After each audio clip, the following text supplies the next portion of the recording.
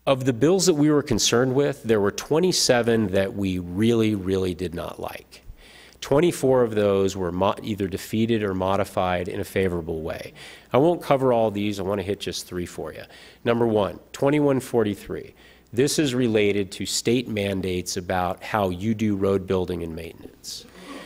Early in the session, this was our number 1 priority to defeat because it removed your flexibility in promoting efficient responsiveness to your constituents. Mike Hendricks, Steve Lichtowski were outstanding at providing a very cogent defense of the existing policy, and we were able to replicate that across many other counties, and that bill was killed within about 6 months of the opening portion of the session. And so thanks for all the good work on that. I appreciate it, Mike. 2521 is about TPT reform. This is Representative Cobb's bill. It did not move forward this year. It's very important to her. We are watching it very cautiously and have been involved because it does redistribute, or has the potential to redistribute, revenues in the distribution base. And I fear it could have adverse consequences to the rural counties. And so we expect it will come back. She's been very open to us working on a transparent analysis of what this means, and we'll continue to work on that item going forward. And then 1479 was a bill where certain interests were trying to shift the costs of court-ordered transportation to the counties, and we were able to defeat that bill. I expect it's going to come back in some degree. A quick list of bills that were favorably amended. 2 big ones related to infrastructure, 2365, wireless facilities, and 1214 on cable affiliates. This is all about the national movement to promote investment in the deployment of the 5G network.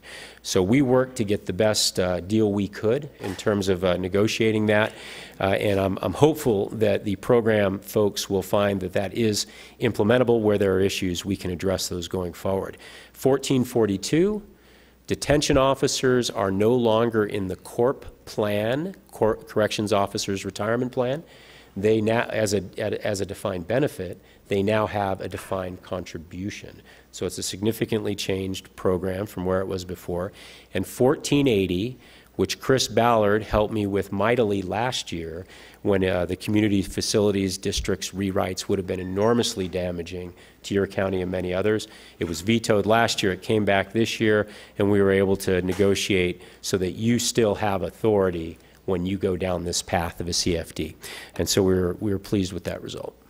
A couple of bills that we didn't like that were signed into law, some micromanagement of home-based business ordinances in the counties, and a change to the consolidated election dates where people going out for new taxing authorities now have to go at the general election. So you'd have to go in 2018 if you were going out for a new taxing authority. Each of these items were killed early and then brought back late and got to the finish line, unfortunately, and the governor signed them. This is the scorecard, $9.6 million in net new financial relief, 24 bills that, defeated or amended that would have harmed the counties. Moving from where we've been, I want to talk a little bit about where we're going. This is my how I am spending my summer list. And at the bottom, you'll see that dealing with the Department of Juvenile Corrections is a top priority. We have got to get to a spot where the counties are no longer paying for that state agency. We are meeting with members and key policy staff on that now. Transportation advocacy, the engineers are working on a roadway needs study, the county engineers, that we will then use to facilitate our advocacy for new resources for transportation, and the EORP or pension crisis. It continues. I know you know it well. It's a challenge to your budget and every other budget out there in the counties. We have got to continue to press on some additional relief because there still is liability looming in the next legislative session. Also, we're doing analyses of all the county financial situation to see where we are having problems. And as you know well, we are engaged with the governor's water policy stakeholder effort. We welcome issues that are relevant to you going forward. We have a deadline of August 18th. It's not a hard deadline, but I prefer that you do send items to us by August 18th that you'd like us to take to the legislature. We'll consider those items in October at our legislative summit that this year is held in Maricopa County, and we are being told that it's on the governor's calendar and he'll be joining us, so we're looking forward to that. And I think, as you all know, we'd love to have every one of you there. It's a great opportunity to get organized for the session and get going to work in your county's interests. So with that, Mr. Chairman, thank you very much for the time. I'd be happy to stand for any questions or comments. Mr. Sullivan, thank you very much for your presentation. Questions? No questions, just thank you very much for that update, and thank you for the lottery money, and we've spoken about her, I believe she's here, Representative Cobb. Since your name came up several times, thank you for your hard work. And is Senator Borelli here? I guess not, but he worked very hard as well, and I want to thank you publicly for that. And we're going to be voting on our priorities later in this meeting, and we have some big ones, so we're going to be working hard with you, and hopefully all of the supervisors will join with us with some of them. And thanks again. Thank you. Supervisor Johnson. Thank you, Mr. Chairman. You paint a rosy picture there, Mr. Sullivan. I believe it's $467 million that the state has swept from counties. Is that correct? Or somewhere it's close? It's probably closer to $500 million. $500 million that we could be using for, all the counties could be using to run their counties. Absolutely. And while you say we got money back this year, we didn't get back all the money. There's still monies being taken from the counties, correct? Oh, absolutely, Mr. Chairman, Supervisor, and I alluded to that on the slide that listed some of those additional cost shifts: Department of Revenue, Department of Justice of the Peace, Arizona State Hospital. There are still several state agencies that have been impacted. And I'm looking at my number here. If we go back to the beginning of the recession, and this is probably a low number, $537.9 million of impact to all 15 counties, $16.7 million of impact to Mojave County. And because of all these shifts of funds, aren't there some counties that actually have to get money from the state to basically continue running? Yeah, Mr. Chairman, Supervisor, two things are going on that are new. One is counties actually having to get credit lines to make payroll. And secondly, counties having to get specific appropriations to fund their general operations. Yes, sir. Thank you. I just want to make sure everybody was clear on that. Thanks, Greg. Yes, sir. Supervisor Bishop. Good morning, Craig. I just wanted to thank you and all of your staff for all of the help that you've provided me over the years. There's never been a time that I didn't call Phoenix and be able to talk to someone from your office, even you, most of the time, and get the information almost immediately that I need, and the research is invaluable. So I did want to just thank you publicly for that. I think you're a big asset to all of the counties, and specifically to Mojave County. But I have to chime in on what Supervisor Johnson said. It does paint a rosy picture when you look at the state as a whole, but then when you break it down to individual counties, those rosy pictures aren't quite as they appear to be if you look at it statewide. And in fact, one of the things that affects Mojave County the most is our HERF dollars. In my district, most of the roads are not maintained properly, and we need those HERF dollars. And when my constituents hear that we got $30 million returned, that's to the entire state of Arizona. Yeah. And then that's divvied out to the 15 counties. And I think you put here that it was $10 million allocated to the counties, and then that's chopped up into 15 pieces, most of which goes to Pima and Maricopa County, correct? Absolutely, yes. So that's my number one complaint, and that's why I picked on HERF, and lottery dollars certainly help too, and it's really nice to get that back. So that's all I wanted to say was a big appreciation and thank you, but I wanted to point out that those numbers, when you hear them statewide, it sounds like it's coming to the county, and it's certainly not, but we appreciate what we do get. Thank you very much. Well, before I say goodbye, I'd like to do one thing. Representative Cobb, if you'll please stand up. I'd like to point out Representative Cobb has done a wonderful job in representing Mojave County. And I believe I can personally say that the reason we got the lottery money is because of her efforts. So let's give her a hand.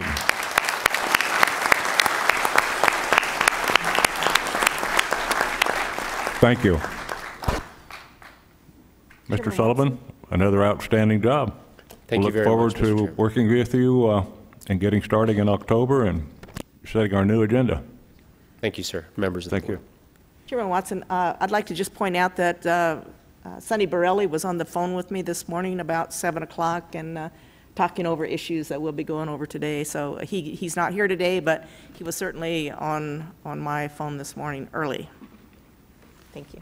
Thank you. Now we'll be moving on to the consent agenda.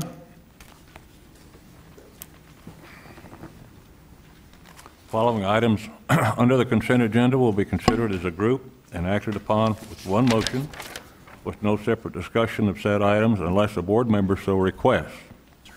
In that event, the item will be removed from the consent agenda for separate discussion and action. To my left, Supervisor Johnson, do you have any items to remove? 9, 17, 20, 21, 39. That would be 9, 17, 20, 21, and 39? Yes, sir. Supervisor Bishop. That about covers it. Supervisor Angus? All right. Chair would entertain a motion to approve items number 5 through 34 with the exceptions of items 9, 17, 20, 21, and 39. There's no 39. So moved. 39 is a public hearing, not a consent item. Let me look at my number again then. 29, wasn't it? 29? 29 then. 29. Going to be picky. I'll make the motion, Chairman Watson. Okay. A second. We have a motion, a second, to approve items 5 through 34 with the exceptions of 9, 17, 20, 21, and 29. Is that correct? Any further discussion? There being none, those in favor signify by saying aye. Aye. Aye. Aye. Those opposed? Motion carried. On to item 9, Supervisor Johnson. Mr. Chairman, is there anybody here from the public that's to speak on this item? I believe there are 2 people that would like to speak. Mr. Chairman, I pulled this off. Staff had a problem with this, I believe this spring, when this location that is asking for a bar and cabins decided to run illegal and advertise for spring breakers, and we had to send health department and everybody else up there, and it got through planning and zoning. The people in the area called me because Supervisor Moss is now a judge, so they didn't have a supervisor to call, and asked me to pull it. They said that they hadn't been informed on this. If you want to hear from the people, either that, or I would just say recommend, well, if you want to vote on it, or send it back to P&Z where these people would have a chance to bring up their objections in the community, because they say they did not have a chance. Oh, we do have 2 people that would wish to speak. Troy Nelson, please come to the podium. Please state your name and address for the record. Troy Nelson, Lake Havasu, 751 Scout Drive, Lake Havasu. I am the owner of this property, and in 2015, when I purchased this property, every time I applied for a permit or tried applying for a permit, I was denied even getting the paperwork accepted because there wasn't an address. So I was told if I bought a septic tank permit, I'd be given an address.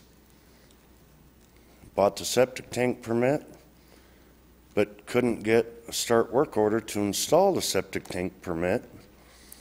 Then, when we did open, and we did open legally, and yes, there's been a lot of issues. I was charged with some charges. There's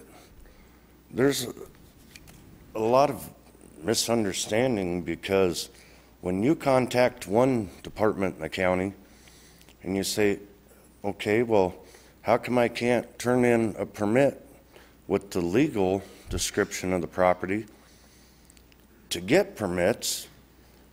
Well, because you don't have an address. Okay, so how do I get an address? I did what they said. I bought a septic tank permit. The county did not acknowledge selling me a septic tank permit, denied they ever sold me one back in end of March when we had a meeting with the county members, or the zoning and building department and EPA and health department. We gave them a copy of our septic tank permit. No one could even answer us why we didn't get an address. To this day, we still have not got an address. You know, we sit here and we listen to how the county doesn't have any money. I've been trying to open a legal business since 2015. I still don't have an address. I was sold a permit that I couldn't, it was worthless because I couldn't get a work order to put the septic tank in. Now, you know, we've got some people fighting us on rezoning. Has anybody taken a look at the fact that, yeah, the property is agricultural residential, but I'm being charged commercial taxes on it? How is that? I mean, the county's short on money. Let me open the business. I've had the business license. I've had the LLC set up. Why am I still fighting a couple of years later? I mean, this was supposed to be voted on today. Now, Mr. Johnson wants to set it aside. Am I going to be here next year or another 2 years down the road? The county wonders why they don't have any tax dollars to use for their budget. They're trying to push business out, not bring business in. Mr. Johnson, your 3 minutes are up, but I'll make sure in the next week or two you're going to have your address. Thank you, sir.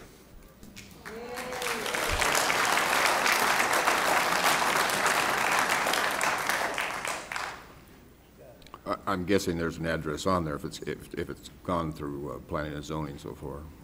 Well, I'm guessing that's been taken care of.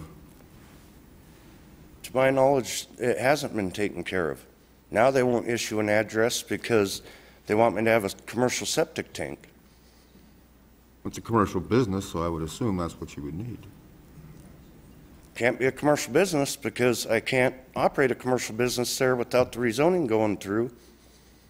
The property is still residential agricultural, so if I'm put off again,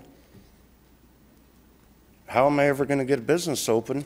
They're not going to issue an address, which should have been issued before we even got to this point. Well, I assume it's been in here, or it wouldn't be to this point. It's already been taken care of, and beginning a commercial septic tank might be part of the requirements under the rezoning. I don't know on that. We can ask Ms. Ballard, but I think that's the only questions we have of you. I think we have another gentleman here, Mr. Chairman. Yes, we have another gentleman. Thank you. Mr. Robert Hippler.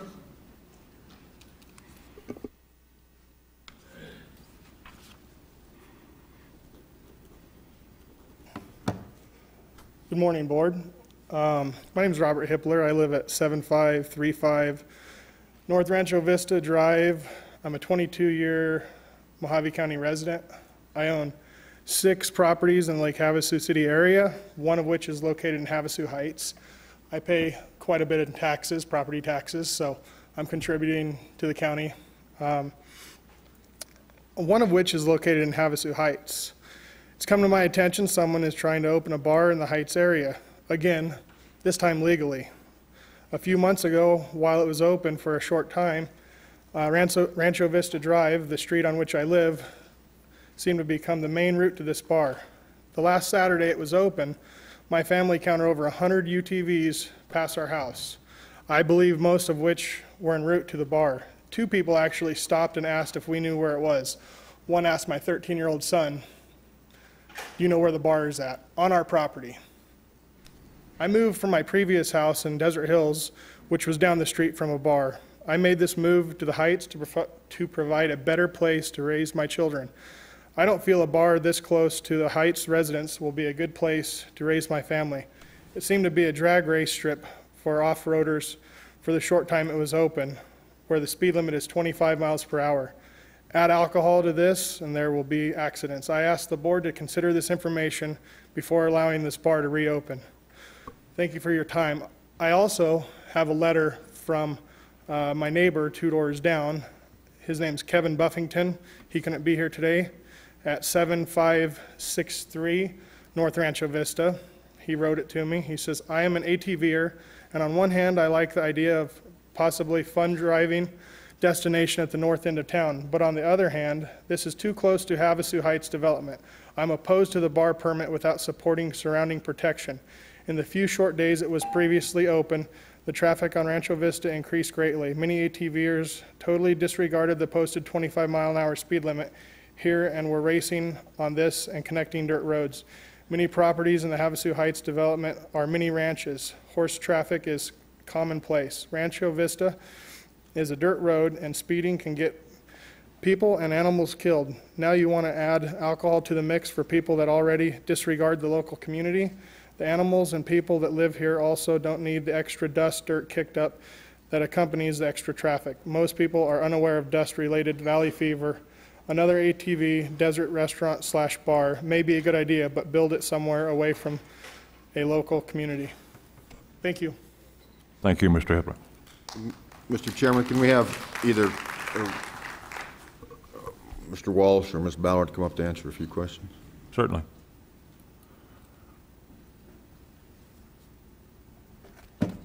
I'm guessing this has gotten through planning and zoning, and I apologize for not knowing much information about this, but it's not in my district.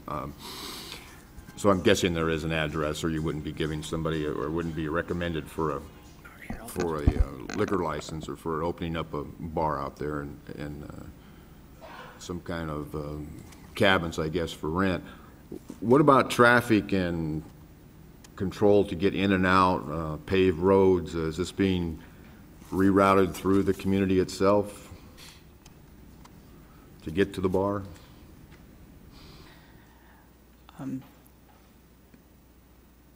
Mr. Chairman, members of the board, Mr. Johnson, I heard several questions in there, so I'll go back and try and answer the ones I remember. And I guess ask the one would be, how do they get to this? How do they get to the bar? Is there are we requiring a paved road to be put in? Are they going through the housing projects? Right now, the access to the bar is down Havasu Heights, and then there, forgive me, I forget the north-south road that's on the back of Havasu Heights. I forget the name of that road. Heights Boulevard. The access from there is basically along a, for lack of a better word, a Jeep trail or a two-lane track. Much of that extent, much of the roadway after Havasu Heights does not have legal access. It is not along a named road and does not have legal access. One of the conditions placed on the rezone is that the applicant must demonstrate legal access to the bar. And because we have this all the time, if we don't have somebody, and I'm not suggesting this man would have to pave 5 or 6 miles of road, but if it's a business that's going to generate a lot of customers and car traffic, now you've got the dust problem that comes up again. Was that looked at or addressed in the planning and zoning meeting? Access was addressed as far as the particle dust that results from traveling on a dirt road. That was not addressed. Okay. I don't think I have any other questions of planning and zoning right now. I guess, does anybody else have a question of them? Or? There's a question about the address. I have a question. We kept hearing that it was open for a short time. How'd that happen? The operators of the Desert Bar actually constructed and built a bar and opened it for business without the proper zoning, without a building permit, without a septic permit. Legally. Yep, and without a liquor license. Was there any penalty for that? The county gives cure possibilities. I'm not sure the liquor board does. So if there was a penalty imposed, it was imposed by the liquor board. The property owner did come into the county and start discussions on how to remedy the violation once he was notified. So it was this period of time that the bar was open. That's what the gentleman who lives in the vicinity was talking about, seeing all the cars. And that was probably without much advertising because it seemed to pop up. It was kind of a pop-up business for the, spring break time? I don't know why the business popped up, whether they were trying to capture a certain market. But yes, it just kind of popped up rather quickly. As I said, any of the regulating agencies were unaware that it was open until it was reported. There was a concerted effort, we went down, planning and zoning went down with building, environmental quality, environmental health, and the liquor licensing board also had enforcement personnel. And then it was shut down? Yes, it was. It was shut down, and I believe the alcohol was confiscated. And that's the owner that we're talking about today? He's the owner of the property. My impression is he is not the operator of the bar.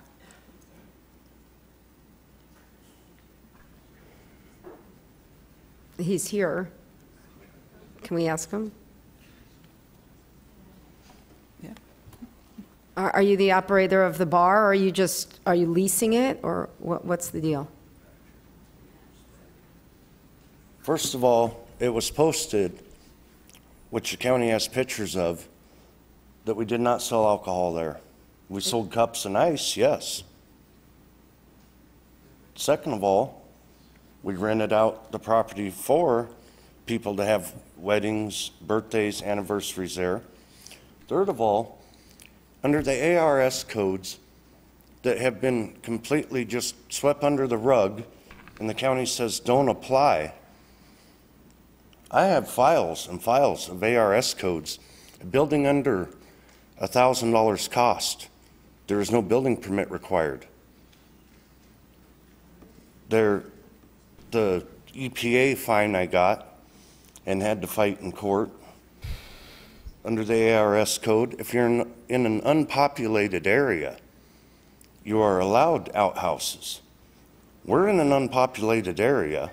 Okay, I think we're deviating from what the original question was. Well, I'm trying to defend myself to what you guys were just told. I completely disrespected the law. No, I didn't. I have ARS codes to back up everything I've done. They've been completely disregarded. I've had to file an appeal, which I'm going to Phoenix now on the appeal because I got found guilty because a judge in Mojave County completely ignored the ARS code. So they can sit and say that I haven't done anything. I've got witnesses. Any further dates and questions? times. No, nothing. Where I sent other people in to try to file my paperwork. Thank you. Next question. Supervisor Bishop. I don't think I have a question anymore. Thank you. Supervisor Johnson, any further questions? No, I don't believe so. Sir, have you been cited by the Arizona Department of Liquor Control? Yes, I have. Thank you.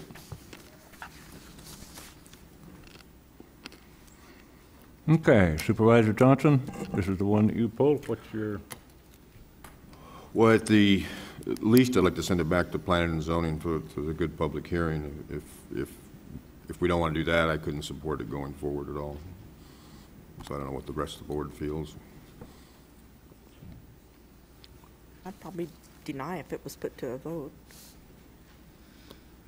I can make a motion to deny it then. Motion to deny?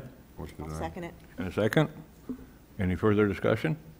There being no further discussion, those in favor signify by saying aye. Aye. Aye. Those opposed? Motion carried unanimously. On to item number 17. Mr. Chairman, I pulled this item. I have some questions of probably procurement and maybe the Parks Department.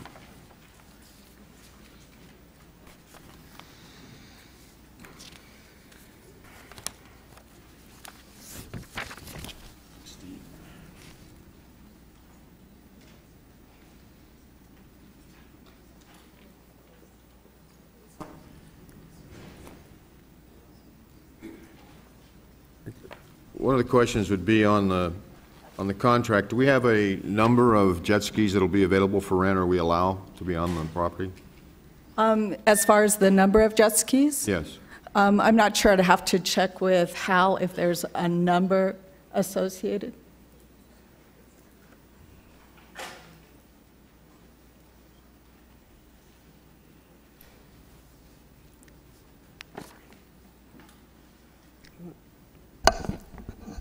Chairman Watson, Supervisor Johnson, the number of jet skis right now pursuant to the contract are up to 50. They've also talked about raising it up to 150. 150 jet skis? Yes. Okay. I asked for some numbers on how much we were getting back on our 10%. And I noticed this is a new owner, correct? Correct. This just came in. And those numbers actually doubled from the previous owner. Correct. You know, at 100 jet skis and at 10%, how do we verify, or do they just, out of the kindness of their hearts, say, here's how much we give you? Do we check to find out how do we know how much business they're doing to get our 10%? We actually have, there's a tracking system in place at Davis Camp, as well as the superintendent at Davis Camp does daily go down there. They were talking to the applicant as well daily, taking numbers down. Okay, the way I would do it, or to keep it, they have an insurance form that has to be signed on every rental. And if those forms were numbered, we would have a numbered, because I can't imagine our people going down. At 100 jet skis, and this, we got $2,000, so that's $20,000. They're making considerably more money than that. Anybody in the jet ski business is not pulling in 100 grand a month. It isn't doing their job. So that's my only thing. I think we need to do a better job of accounting for it. And the one suggestion I would have, I don't know what the board would be, but beyond the insurance forms, which they have to have filled out and signed, that they have numbered insurance forms that we receive copies of, because I believe they're shortchanging us on this. Correct.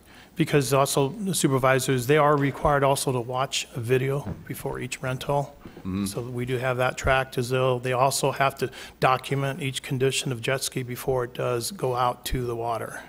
So there is that documentation. Okay. That was the only questions I had. I looked at the numbers and it didn't appear we were getting our fair share of the money.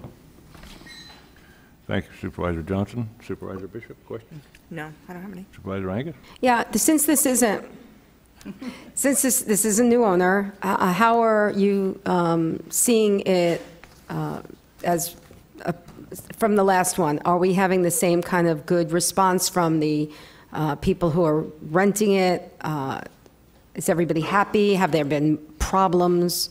No problem. Supervisor Angus, we have been proactively watching, talking to them literally every weekend down there, ensuring that the guests are happy. We have only had one guest that had made a comment to us, and that was actually about 2 months ago. And was it resolved? Right. So far, we've been satisfied with the response we've gotten. I do know that the superintendent, Joe Donovan, is constantly down there speaking with their employees that work down there. Okay. Well, I kind of agree with Supervisor Johnson that if there's a way that we can see it, if he has more history with this than I do, and if there's that much more business, then maybe we should be tracking it a little bit more. Absolutely. Okay. I have a question, Hal, before you Yeah, sure. walk away from the podium there. Currently, there are 50 jet skis, Correct. and they're proposing to bring it to 150 jet skis. They've talked about it this year again, because this has more been kind of a trial, because it's been new for them as well as for us. And it is more jet skis than Best Jets had last year. And, this has been almost like a practice run for the Kabul industry as well. And to see how it's going to go, because they do understand that the guests that do come into Davis Camp, some will rent it. Then we had to work with them for guests that do come into Davis Camp just to rent jet skis. We did want to ensure that they knew where it was, that they still had to pay the park admission fee. I've got a tremendous concern for congestion and traffic and safety. As do parks. If you propose to increase from the number from 50 to any number above that, I would heartily recommend that you consult with the sheriff's office, Sheriff Schuster. He has a vast experience in river safety, and I would watch that very close. Chairman Watson, we are very watching the traffic situation at Davis Camp. We are very much aware. I personally have been in contact with also City Bullhead City PD, and we have actually implemented a second lane, travel lane, to reduce the traffic that are coming off of Highway 68. After this summer season, I've already stated that we are going to be addressing occupancy limits, fee increases, because the number of out-of-state guests we are getting now is substantial. Well, I'm not too worried about traffic, motorized, wheeled traffic. My concern is jet ski traffic on that river. Yeah, the number of jet ski traffic,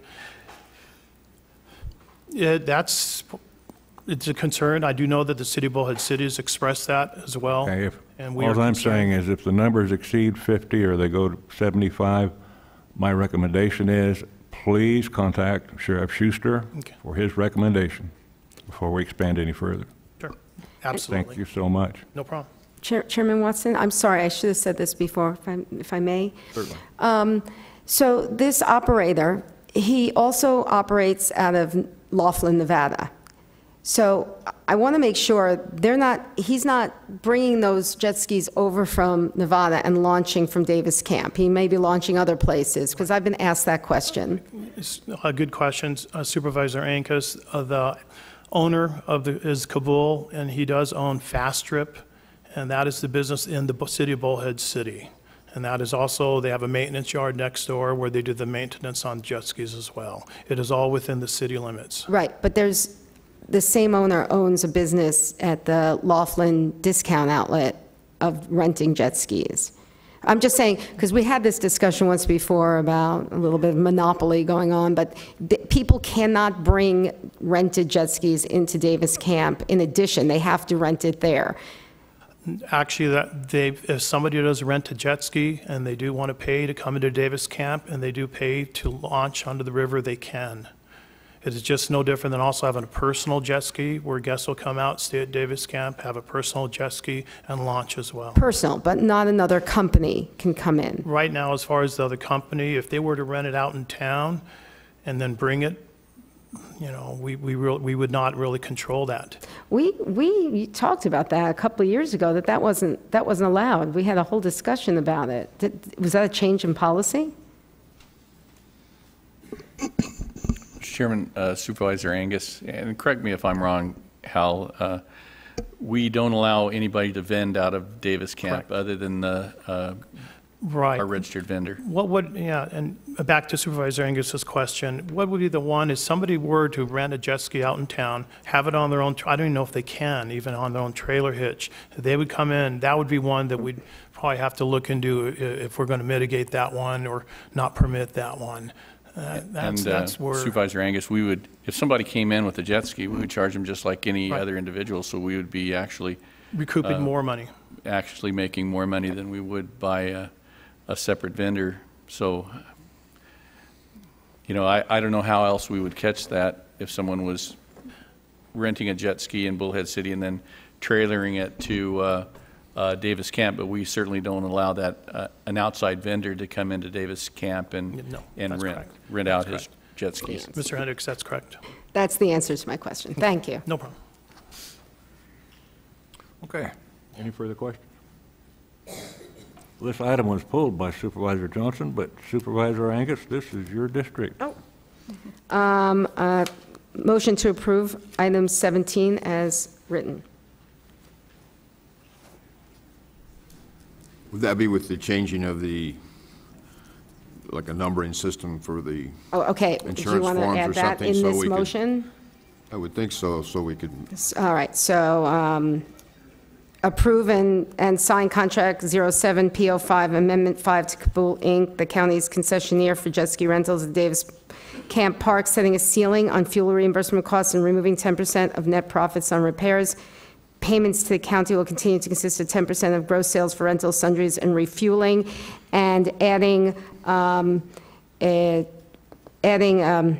reporting system to the supervisors, adding a numbering system, maybe for the insurance forms, that all insurance forms are numbered so that we have a copy. Okay, adding the numbered insurance forms to supervisors' report.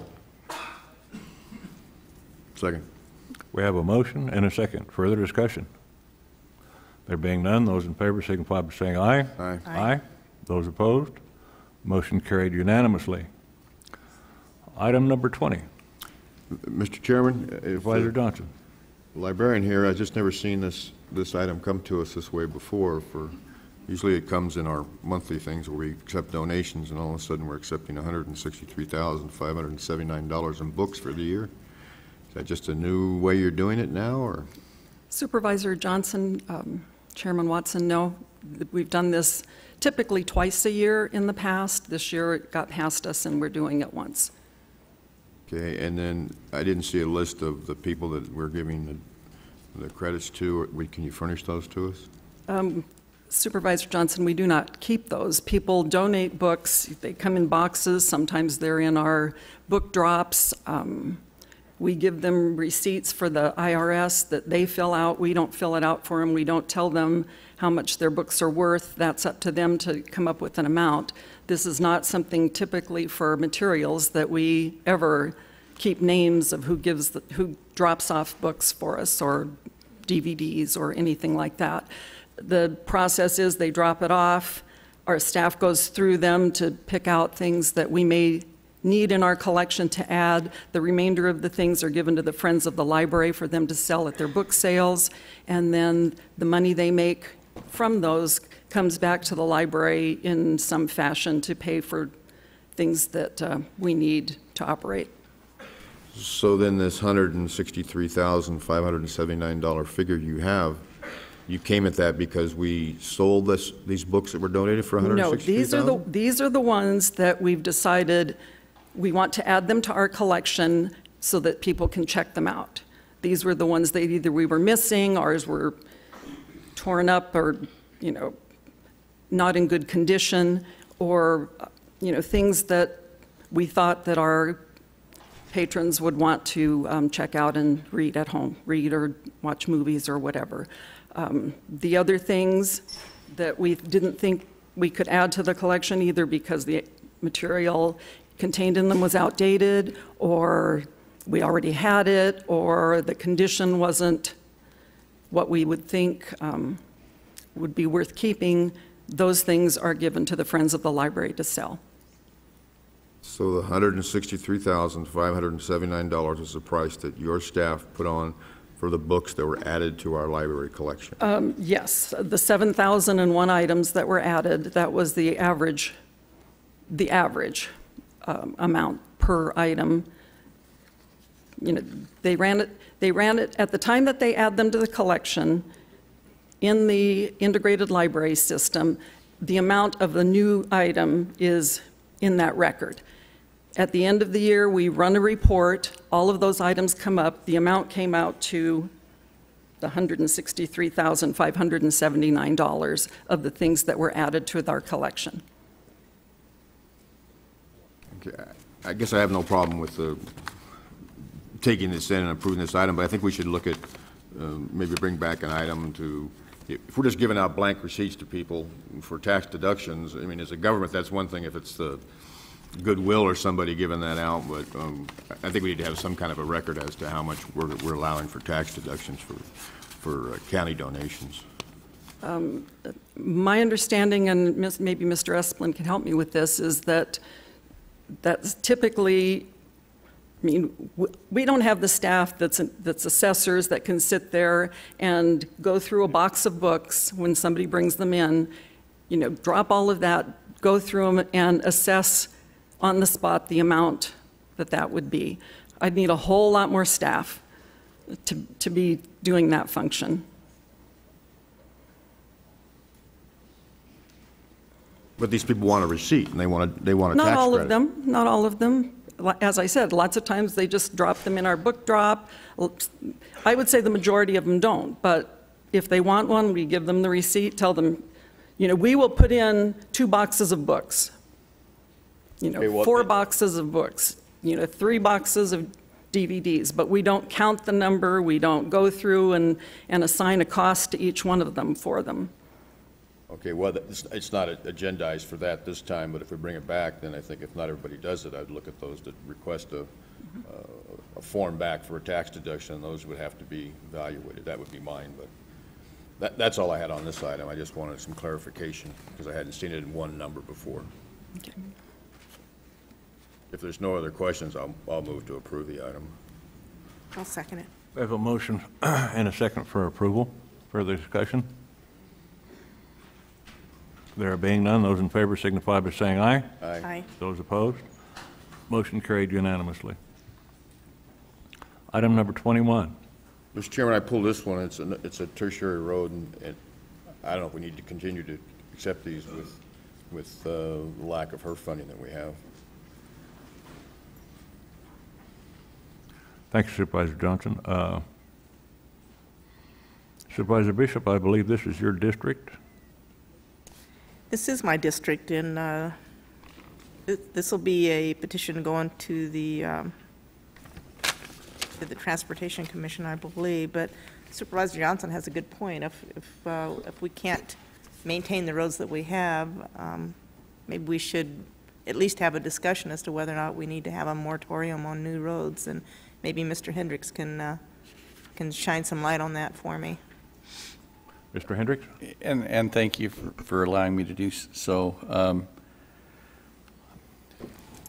We have an established program to go out and work with the community for those people who wish to have their roads maintained to where they have to expend their money to bring the roads up to county standard at no cost to the county, and then we take it through a process. And I believe inherent in that program are expectations by the people that if they do expend their funds to bring the road up, the board would give them a fair hearing and consider accepting the road for maintenance. What I would suggest, you know, the county's in the road maintenance business. What I would suggest is if at some time in the future, if the board wanted to consider stopping the acceptance of roads for maintenance, I would recommend to get a report from Public Works and let the Public Works Director and myself weigh in on the county's ability to continue this program. But then at some future certain date, if the board chose to stop the program, then to put a moratorium on accepting roads for maintenance. But you know, I would recommend against picking and choosing at this time, or arbitrarily stopping the program in midstream because of the potential expectations that these people might have. So that would be my recommendation. Thank you, Mr. Hendricks. Mr. Chairman, I guess my problem is that we've gone through the budget this morning, had a presentation from Mr. Sullivan about HERF funds and everything else, and this is a tertiary road that somebody wants us to grade. There's no improvements done on this. I've been letting them kind of slide through when because I hate to pull every agenda out, you know, but it's just, when we're getting to such a tight situation with our money, and it is a tertiary, it's not, you know, which only happens every once in a while, but we can't have Public Works coming to us and complaining about not having enough money to be able to take care of the roads, and we keep adding more roads onto their backs. That was all. Thank you. Mr. Latowski, I've got a question for you.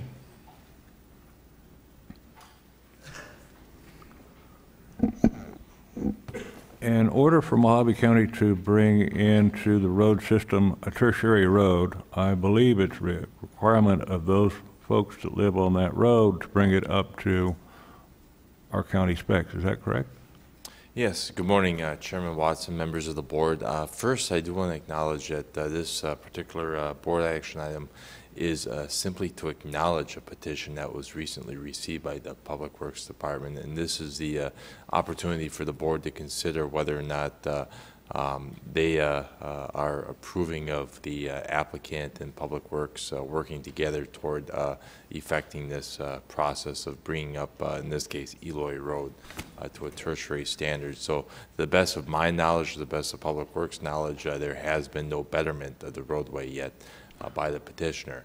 However, that process would then initiate if the board were to support the item. But to answer your question, absolutely, it lies with either the applicant or really any member of the public that wishes to improve a roadway that is under active county petition, but improve it to such a standard as already prescribed and adopted by the Board of Supervisors, and then that particular improvement would be inspected by Public Works staff, both by our engineering staff as well as our road division staff, for compliance with those standards. After which the department makes a recommendation to the board. This is the second step for the board to formally accept the roadway in for maintenance. And as County Administrator, County Engineer Hendricks referred to, there's a separate process for tertiary, which just falls under, and of course there's a separate process for the regular road maintenance. My second question is, the applicants for this section of road, have they expended any dollars?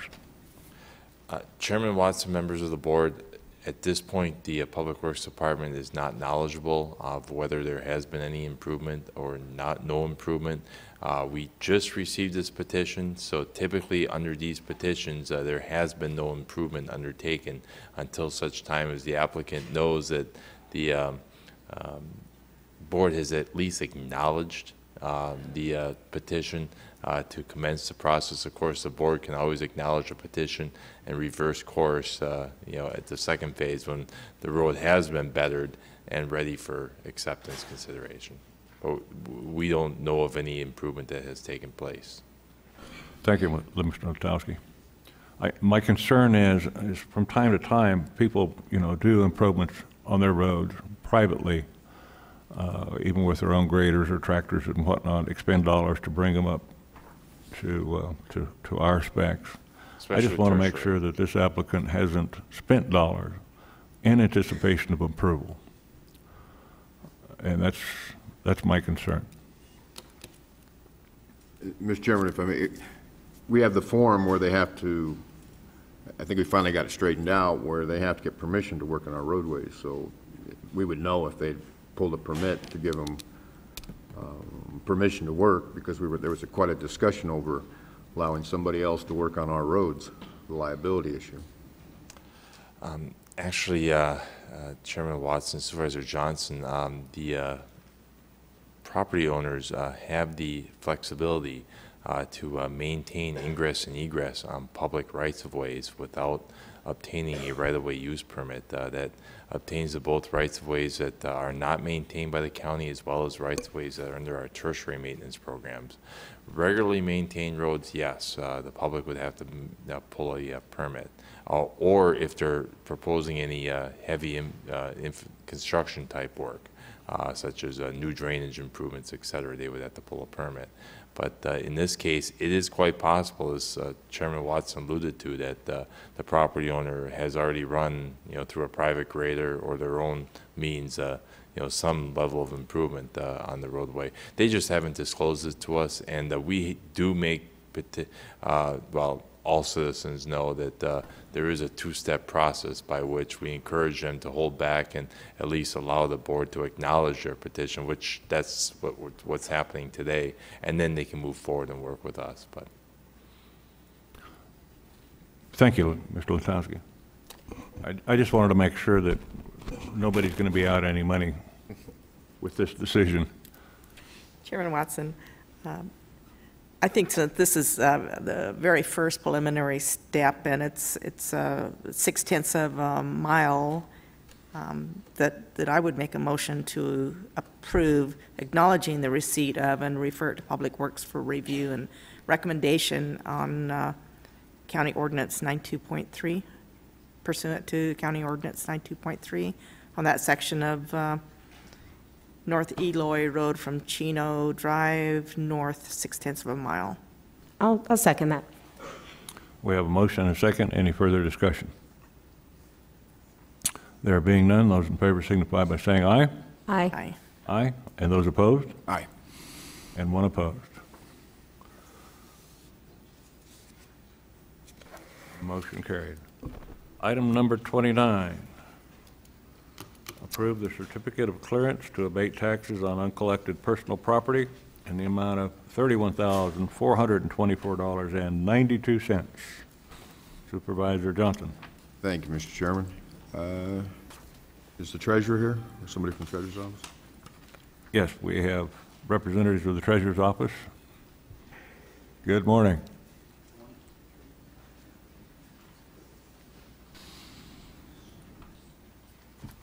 I usually always have a problem with these, and the question I would bring up again is, I thought we were taking care of these, and it's not your department, I know we send it out to have it done, but these are years old, and if this is on personal property, if the personal property was gotten to the day it was delinquent, we had a chance of recovering it, because there's a Dutchman trailer from 2010. I think the other one was let me look it up. Was commercial equipment for Sierra Resources.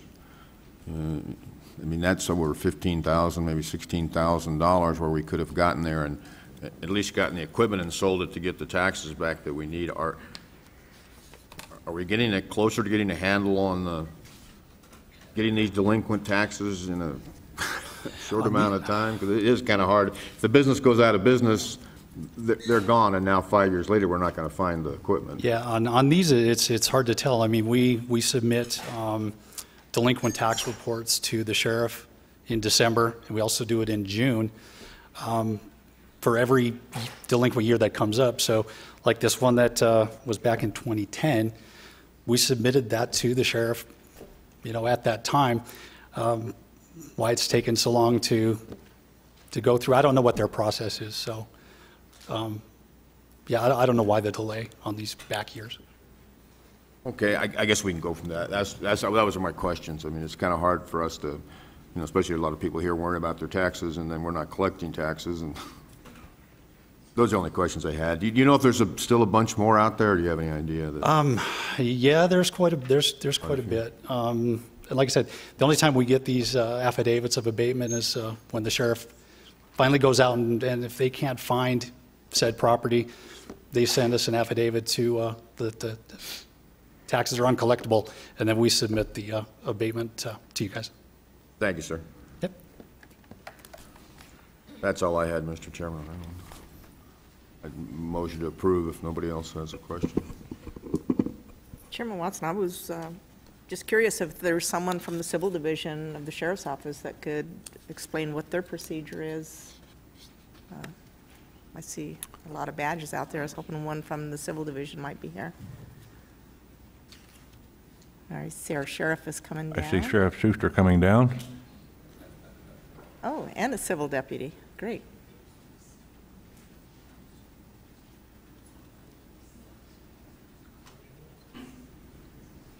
So, gentlemen, I think my question is, whatever the process is, can it be tightened up? Is this the best we can do, or? Supervisor Bishop, when we get these delinquent taxes from the treasurer or the assessor site, we are processing them very quickly. They shouldn't be submitted to you unless we've done the research and cannot locate the people that owe the taxes. So I'm not sure why it's Chairman Watson, distinguished members, we'll strive to improve, and I will get with the folks involved to make sure we can streamline the process. Going back to 2010 is before my term, obviously, so we will make every effort to get it done as quickly as possible, and we're not going to point blame, but we get them done in a timely fashion. Perfect. Is that pointing blame? Because these are, just to clarify, these are personal property, so, and these people with personal property be given a break by the state with the $50,000, they're given free and clear to begin with. So it's usually high dollar equipment, and if they're going out of business, we have to act quickly because they're obviously selling all their stuff off, so. Completely understood, Supervisor Johnson. We'll take note to it, and we'll try and improve as best we can. Thank you. I have a feeling that this problem is not your department. It's part of a reporting situation from the Treasurer's Office to your department. Very possible. I'm sure it's just a paperwork issue. I'm not going to account it to the fact that I have very low staff at this point, but we'll take care of it nonetheless. I understand that. Thank you very much, Sheriff Schuster. And I think the sheriff could look at that because the sheriff's department took on that responsibility because it used to be the constables that did that. I think it's by statute. And the sheriff's office decided they wanted to do it. So if that's a problem, it could go back to the constables.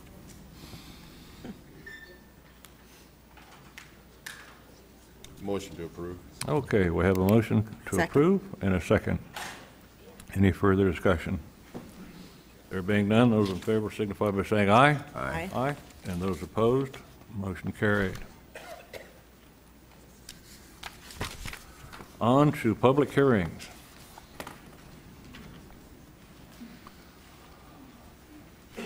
Item number 35. At this time, I'll open the public hearing for the discussion, possible action for the adoption of Board of Supervisors Resolution number 2017-9093 to amend the Mojave County General Plan from neighborhood commercial land use designation to general commercial land use designation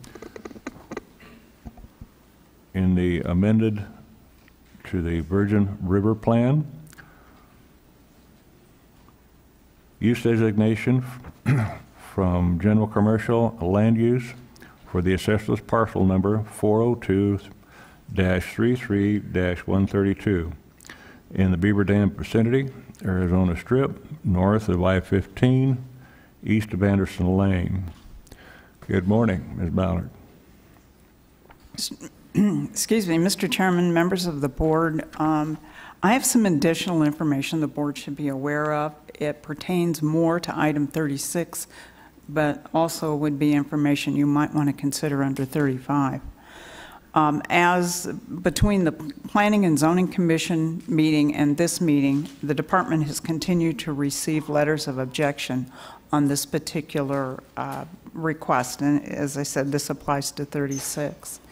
Under 36, state statute says that if 20% of the property owners representing 20% of the property within a 300-foot radius of the area being rezoned object to the rezone, then it will take a 4/5 vote of the board to approve the rezone.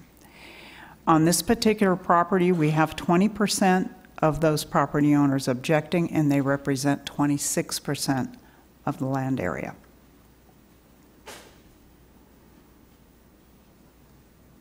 So it would require either a unanimous vote today, because 3 out of 4 is only 75%. That would be correct, Mr. Watson. Item 36 will take a unanimous vote of the board to approve the rezone. And we have, how many people are protesting?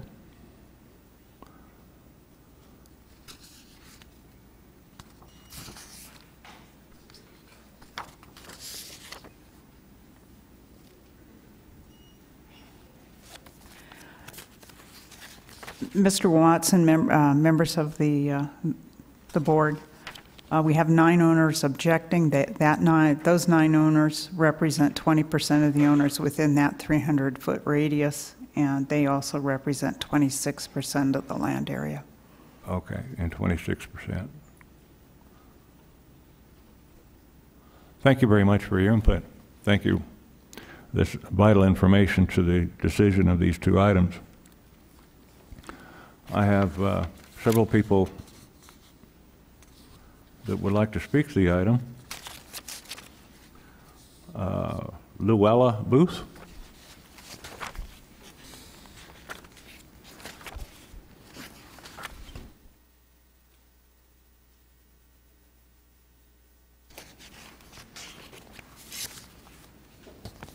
Good morning, Chairman Watson and supervisors. My name is Luella Booth. I live at 3866 East Cocopelli Drive. I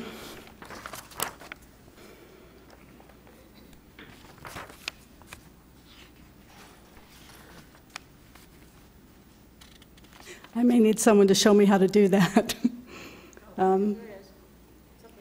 Okay. This is the parcel 402-33132. That is considered in both items 35 and 36. In 35, it's proposed to amend it from neighborhood commercial to highway commercial. This area here, and this is my house. Within 100 feet of the property line. Excuse me. And so my husband and I are concerned that any increase proposing to commercial, any increased commercial industry coming in will negatively affect the residents who already live there.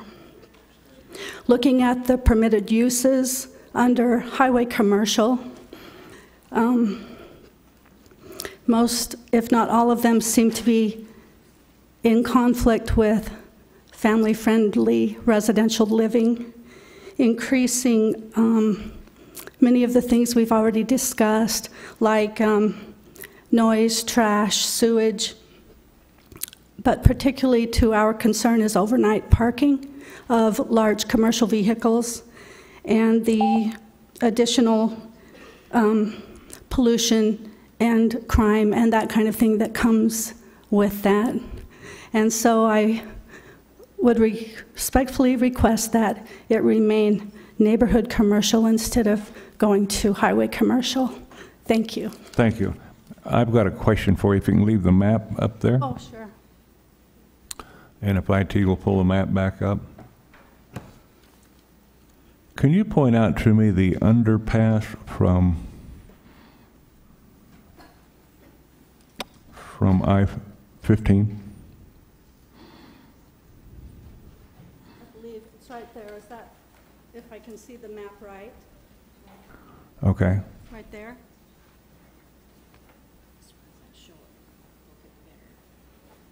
The underpass would be right here. Mm-hmm. Okay, thank you. And ma'am, where's your property? Mine? Yes, ma'am. Her property is right here. Right here. Thank you. Yes. Thank you. Thank you for your assistance, ma'am. This underpass in Littlefield is one I have a great concern over. So thank you for pointing that out. Okay. Thank you. You're welcome. Thank you. Glenn Anderson.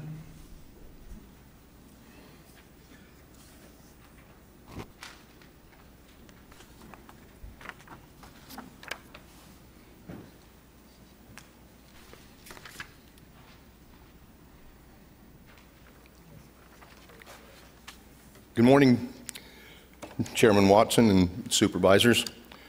I'm Glenn Anderson. I live at 320 North Anderson Lane in Desert Springs, Arizona. And I'm here today, and I'm probably one of the longest residents. There's several others that's lived in this area. And in the past, we had another truck stop that we tried to shut down in this area. And we look at it as this way. Some of us residents, we feel right now that with this rezone that we want to do on the partial that we're here for today, and I have to definitely agree with you, Chairman Watson, with the I-15 tunnel. No matter what goes in on this property, there's a lot of issues in there, and we feel that with the convenience store that's going in this area is going to cause a lot of truck traffic to come into this area, and it's really going to affect our quality of life and our area right there. And our roads are unimproved. They're not owned by the county. I basically take care of most of those roads with a home drag and stuff. And if this, as we're all here to protest this list today, we're in favor of certain things, but we feel that things are happening there that we don't hear the true story on with the developer, what they're going to do in the future, what they're going to do now.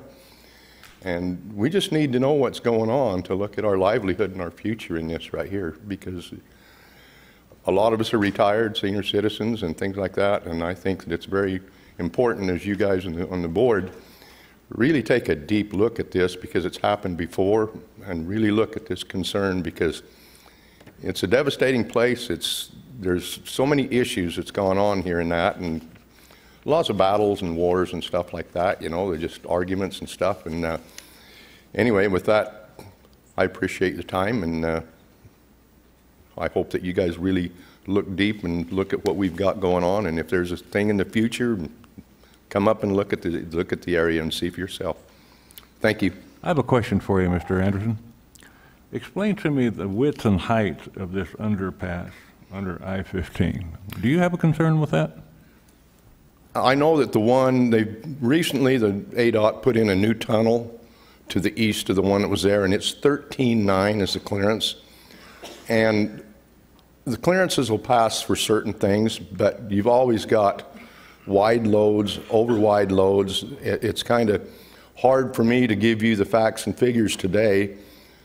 And the thing I would like to mention is on the ends of the approach to this tunnel, it goes under I-15, double trucks, triple trucks, wide loads, different things like that. We're always going to have a problem with that, because it's kind of in a, I don't know if you was familiar when you was up there that time, if you've seen that, but for trucks to turn and to go under there, and that all, one objective we have is when they get on that partial right here that we're at, if I can make it back up here again, is the road that completely goes around that partial.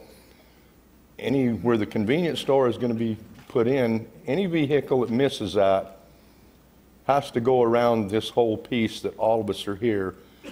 And the dirt, the noise, tearing up the roads, these are big trucks and stuff, and that it's quite unimproved, you know, and when it's wet, it really tears the roads up in that area right there. So that's one of my concerns, to do that and that around that partial. But to get with the actual figures on that overpass and the tunnels right there, it's an underpass, not an overpass. It's going to be a bottleneck. One direction southbound is not as bad as northbound, so that will help answer your question. Huge concern of mine, and I'm trying to educate folks on the dais here that on I-15, triples are the norm, and you'll see many triples trying to make these impossible turns. It would be a situation where there'd be a great deal of congestion and a great deal of wear and tear on the roads that aren't maintained by Mojave County. Mm-hmm. Thank you very much. Thank you.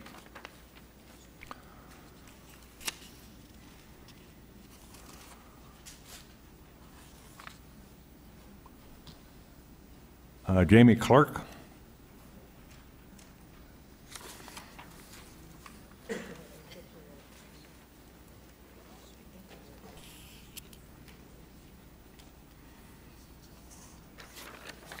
Good afternoon, Chairman Watson and Supervisors. My name is Jamie Clark. I live at 3820 East Cocopelli Drive, Desert Springs, Arizona. I'm going to put the same map up for you. Although my property is not located within the 300 feet required, I actually live downslope of this area, which concerns me more because of the water runoff. And if you were there when they did the tunnels, you know the groundwater is already there. And if they pave that 30 acres, I'm going to end up with so much water in my yard, I'm going to be swimming. Again, it really needs to be looked at as far as whether or not what they're planning to do on the property is going to be feasible for the conditions that are there, the lack of drinking water, the lack of the sewage. Everything needs to be taken into consideration. The traffic obviously is always going to be a problem because of the access. And I know that when they work on the freeway, because I commute back and forth to work every day, it's a mess when they're just holding things up. When they start working on that bridge, it's going to even get worse. I just think that this is something that really needs to be considered by the county before they decide to make any improvements and allow businesses to go in there. It just doesn't seem feasible. I mean, agricultural residential is fine. If they need to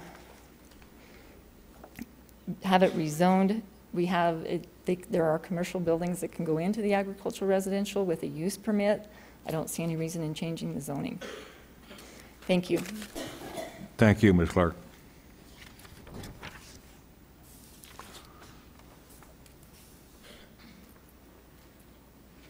Deanna Anderson.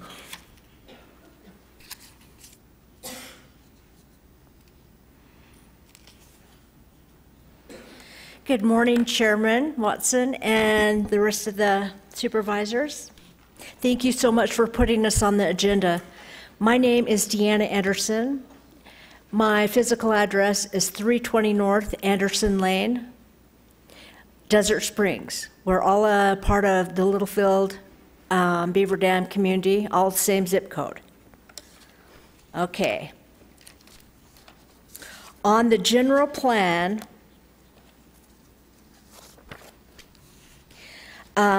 we would like to keep it, or I know I personally would like to keep it neighborhood commercial and not let it be rezoned general commercial.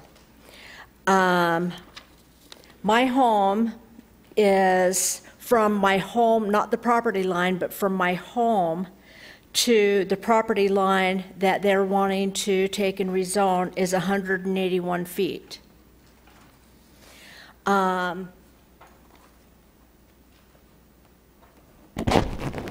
If we can go back to this map. Okay, my house is right here.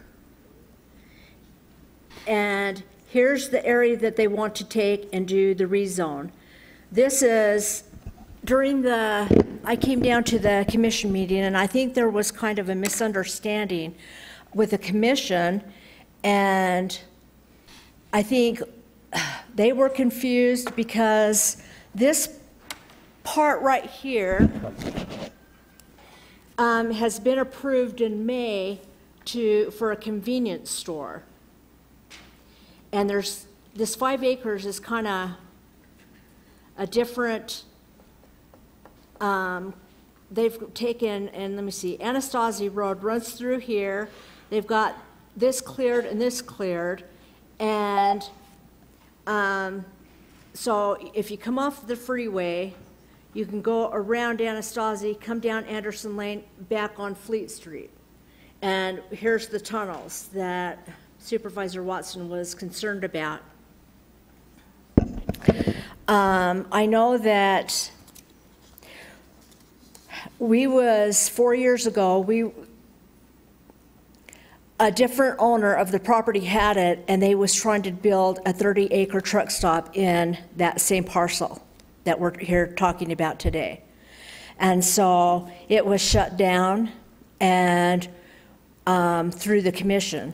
Now, when I went to the meeting with the commission this time, they was confused between the two parcels, didn't seem to realize that there was two different parcels that we were talking about. That the parcel that's already been rezoned for the community, or the convenience store. May I continue, please? Certainly. Thank you. And the parcel that they're here for rezone.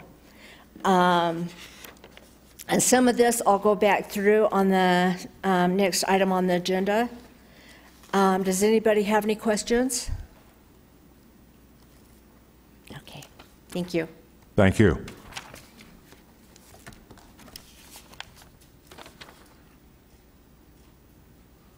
Mr. Joe Nicotera?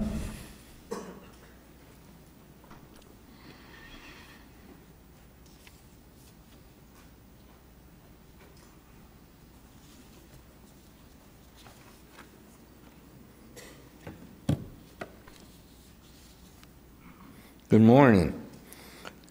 My name is Joe Nicotera, and I live at 318 Anasazi Place in Desert Springs,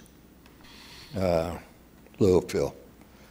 I would like to thank you for letting me speak here today, and I am here to voice my opinion on the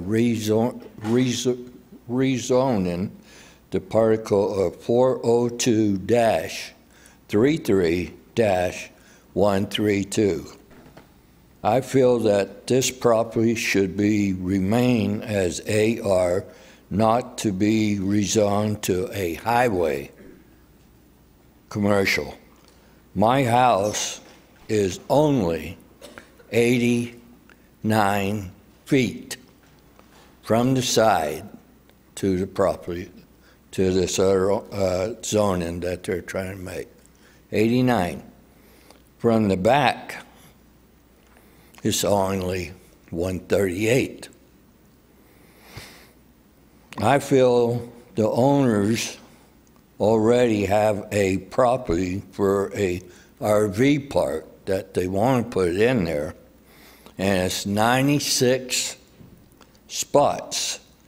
And I don't think they need another particle rezoned for the same thing. Again, I would like to say I do not want the rezone, please, to a highway commercial. I think AR zoning is much better for a neighborhood. And if they would, can I continue? If they would try maybe 1 or 2 homes at an acre lot, I think they'll sell. And everybody would be happy.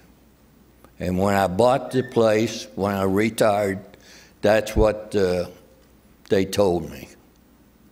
Thank you for your time. Thank you, Mr. Nicotera.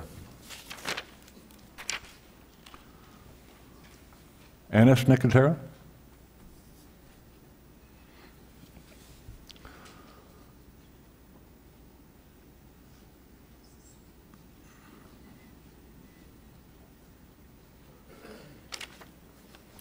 Good morning, Mr. Chairman and members of the board. I'm Annis Nicotera. I live at 318 Anasazi Place in Desert Springs, Arizona. I'm here to voice my opinion about the rezone of the parcel 402-33-132. I would put this back up here, and I will show you where my house is. Like my husband just stated, that it is only 89 feet from one side of the house and 134 from the others, from the back side. We are impacted by this on 2 sides. We have, the neighborhood as a whole has put in a lot of time, effort, money, blood, sweat, tears, whatever you want to say, to keep this community in a very nice way. And we feel that if this is rezoned to highway commercial, and I know they say they want to put in an RV park. Back on 10/9 of 2013, parcel 402-32140 was rezoned to C-12M for a neighborhood commercial RV park. Well, that parcel is only 669 yards from my to the property they want to rezone now for an RV park. I don't feel like that is something that is necessary, and I just feel that if this, may I continue? Certainly. If this RV park does not materialize and it is zoned highway commercial, they can put in whatever they so choose, and we have no say over it. And our life is very much impacted. Thank you. And while I'm here, I have a letter from my next door neighbor that was not able to attend because of medical circumstances. May I read his letter? Certainly. Go ahead. Okay. As long as it's a single page. Pardon? As long as it's a single page. It is. It is. This is from Taylor. Hang on. My name is Taylor Burt. I live at 332 Anasazi Place, Desert Springs, Arizona. I do not want the parcel 402-33132 to be rezoned in any way. When I purchased property here, it was zoned residential. I thought in the future the land around my property would eventually be homes and neighborhoods that would be a good environment to raise my children, not businesses. The portion of the parcel where the RV park was proposed was acceptable, but for the portion directly behind my home and the Nicoteras home to be rezoned as well is completely unnecessary.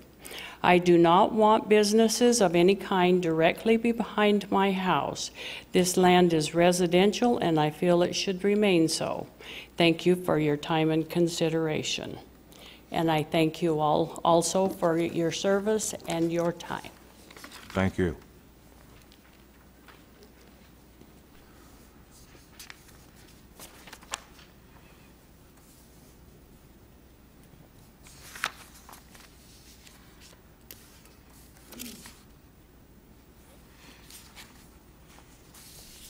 Okay, we have a Chris Grassi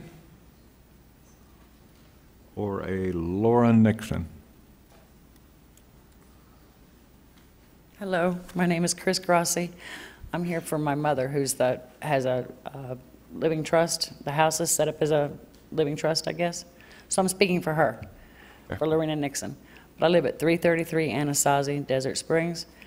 They've pretty much said everything that I would like to say, but I definitely would like to not have them rezone it, to leave it as is and keep it residential.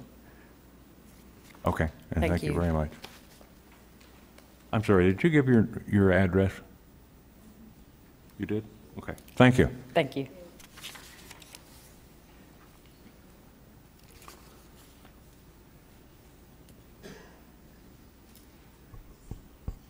Sean Berry.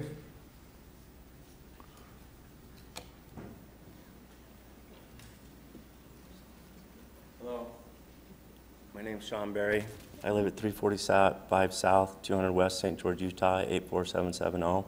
I represent the builder, Twin Rocks. I'm here if you have any questions or concerns that I can address.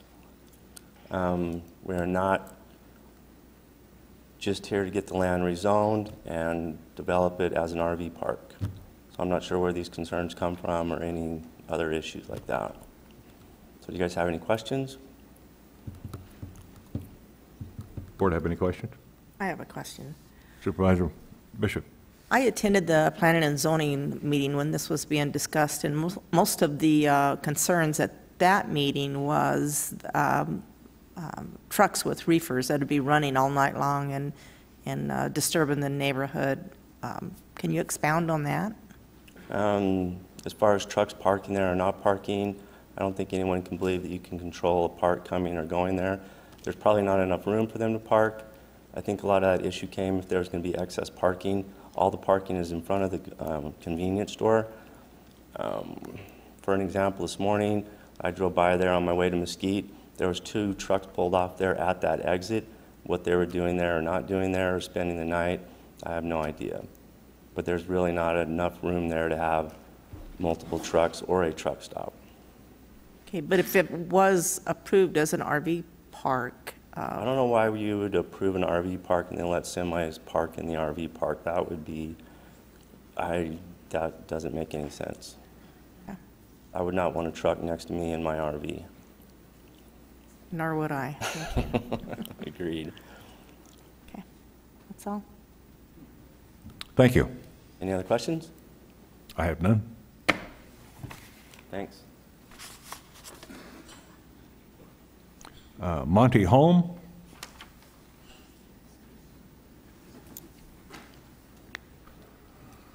Morning, Chairman and members. Thank you for allowing us to come. I am the owner of this land. I've owned it in one form or another, other than for a short time, for almost 20 years. I own other land in the area. I sold the land. It was lost and came back to me on 2 different occasions. It's back to me now. Back at the time that these folks were concerned about that truck stop coming in, that was not mine and it was not us at the time. That was one of those interim people. We have other land in the area, and we've tried for these 20 years to do different things. This is land right on the freeway. You can't really build homes there. If you build homes right on the freeway, I mean, we can try, I guess, but our goal has been to, or right next to the freeway, I should say, but we've tried for many years to accommodate our neighbors there, and we do represent 80% of the owners, and we represent 76% of the land that's there, and we've owned it for a lot of years. We are building a gas station, and that gas station, if I can put it up there, has nothing to do with this piece of property. But the gas station is what they've been mostly concerned about. I'm not sure how you do this, maybe right there. That's the gas station that is already submitted to Planning and Zoning for approval. There is 0 plans to build a truck stop there. That is not our plan. We had a meeting on June 26th with our friends, with all of the neighborhood, all of those who are here, and they indicated a concern that they were afraid we would expand it into a truck stop. Well, there's a big truck stop going in 9 miles away in Mesquite that I think is already approved. In fact, I know it is, but we have no intentions of trying to compete. May I continue for a moment, Chairman? So we have no intention in this truck stop, in this gas station, to try to compete with the truck stop down the road. We think this is going to improve the neighborhood, and if you look behind this property, that's where we want to put a RV park, simply an RV park, and we plan to do a high-end RV park, an RV park that has park models. It'll be a 55 and older type RV park. There will not be, under any circumstances, parking. Land for parking is, we've had a huge investment in the area for a lot of years, and land for parking is costly. And we don't want parking there. We would like an RV park there, and we want to do it to a nice standard.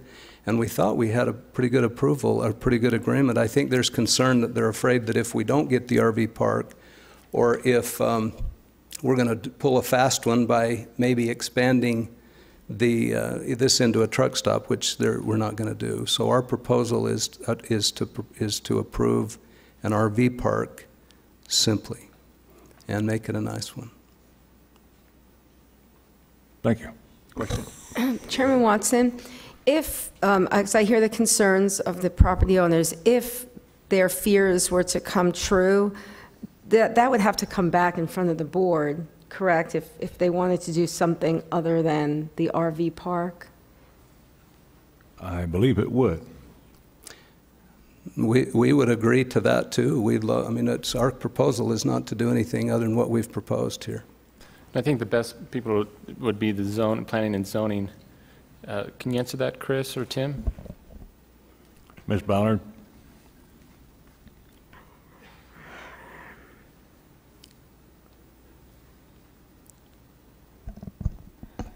Mr. Chairman and members of the board, on item 35, the change in the general plan designation is a change in the general plan designation. So if that's approved, it would go from neighborhood commercial to general commercial.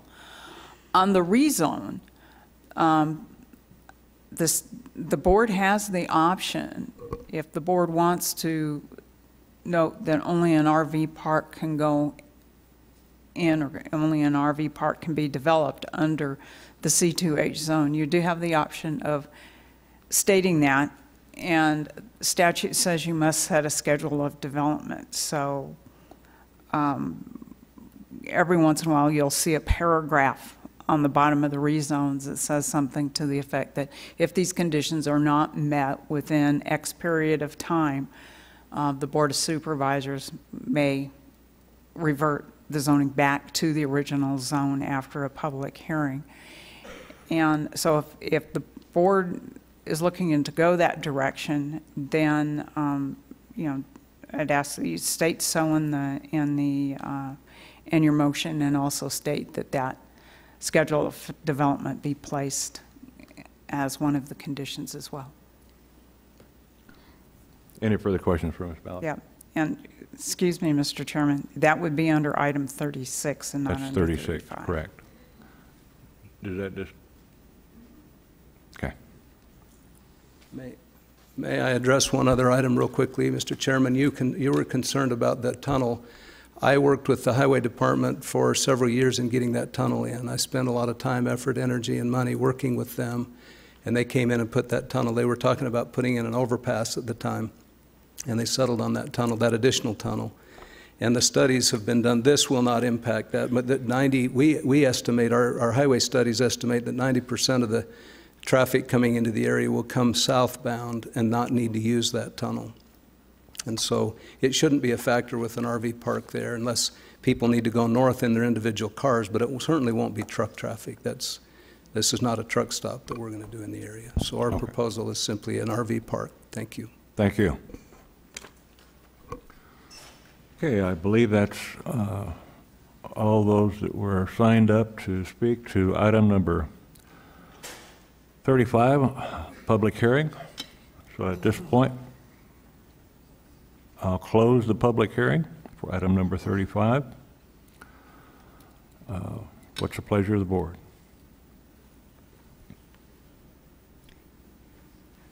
Chairman Watson, this is your area. Thank you. I was hoping you would mention that. There's a lot of personalities involved and a lot of concerns, and I see both sides, but I would follow your lead, and with that, I'd be prone to approve it, but it's your area. A couple of comments I'd like to make. This is a fairly large piece of property in a very small community, and there are uses that I'm sure that can be put to use there.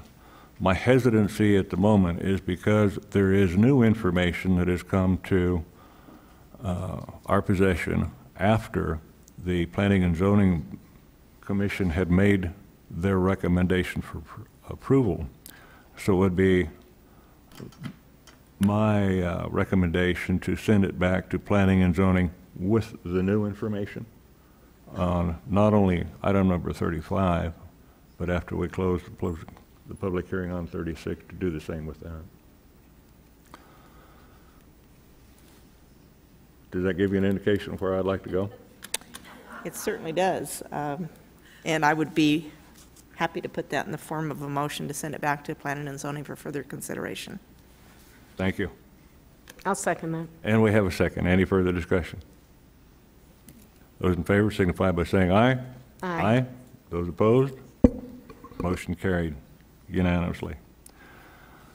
Okay, we'll go on to item number 36 for the public hearing. We'll open the public hearing for the discussion, possible action for the adoption of Board of Supervisors Resolution number 2017-094 for the rezone of Assessor's Parcel number 402-33-132 from an agricultural residential zone to a C2H highway commercial zone to allow for an RV park in the Beaver Dam vicinity, and Arizona Strip, north of Interstate 15, and east of Anderson Lane, Mojave County, Arizona. Mr. Chairman? Supervisor? If it's your intention to send this all back to planning and zoning, I would just make it known to the people that you're talking for no special reason.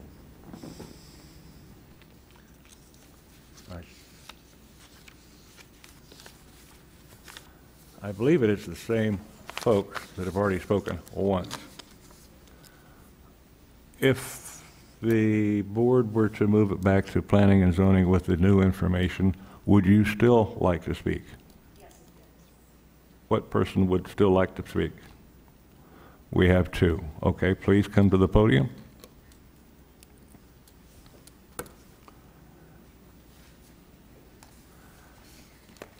Thank you, Chairman Watson. And your name again, please? Deanna Anderson. Deanna, Would you like my address again? Please. Okay, I'm at 320 North Anderson Lane, Desert Springs. Once again, I'd like to bring up the map and talk about something that was discussed in the Planning and Zoning Commission meeting. And that is the parcel that they're talking about wanting to put the travel plaza in. It's a convenience store travel plaza.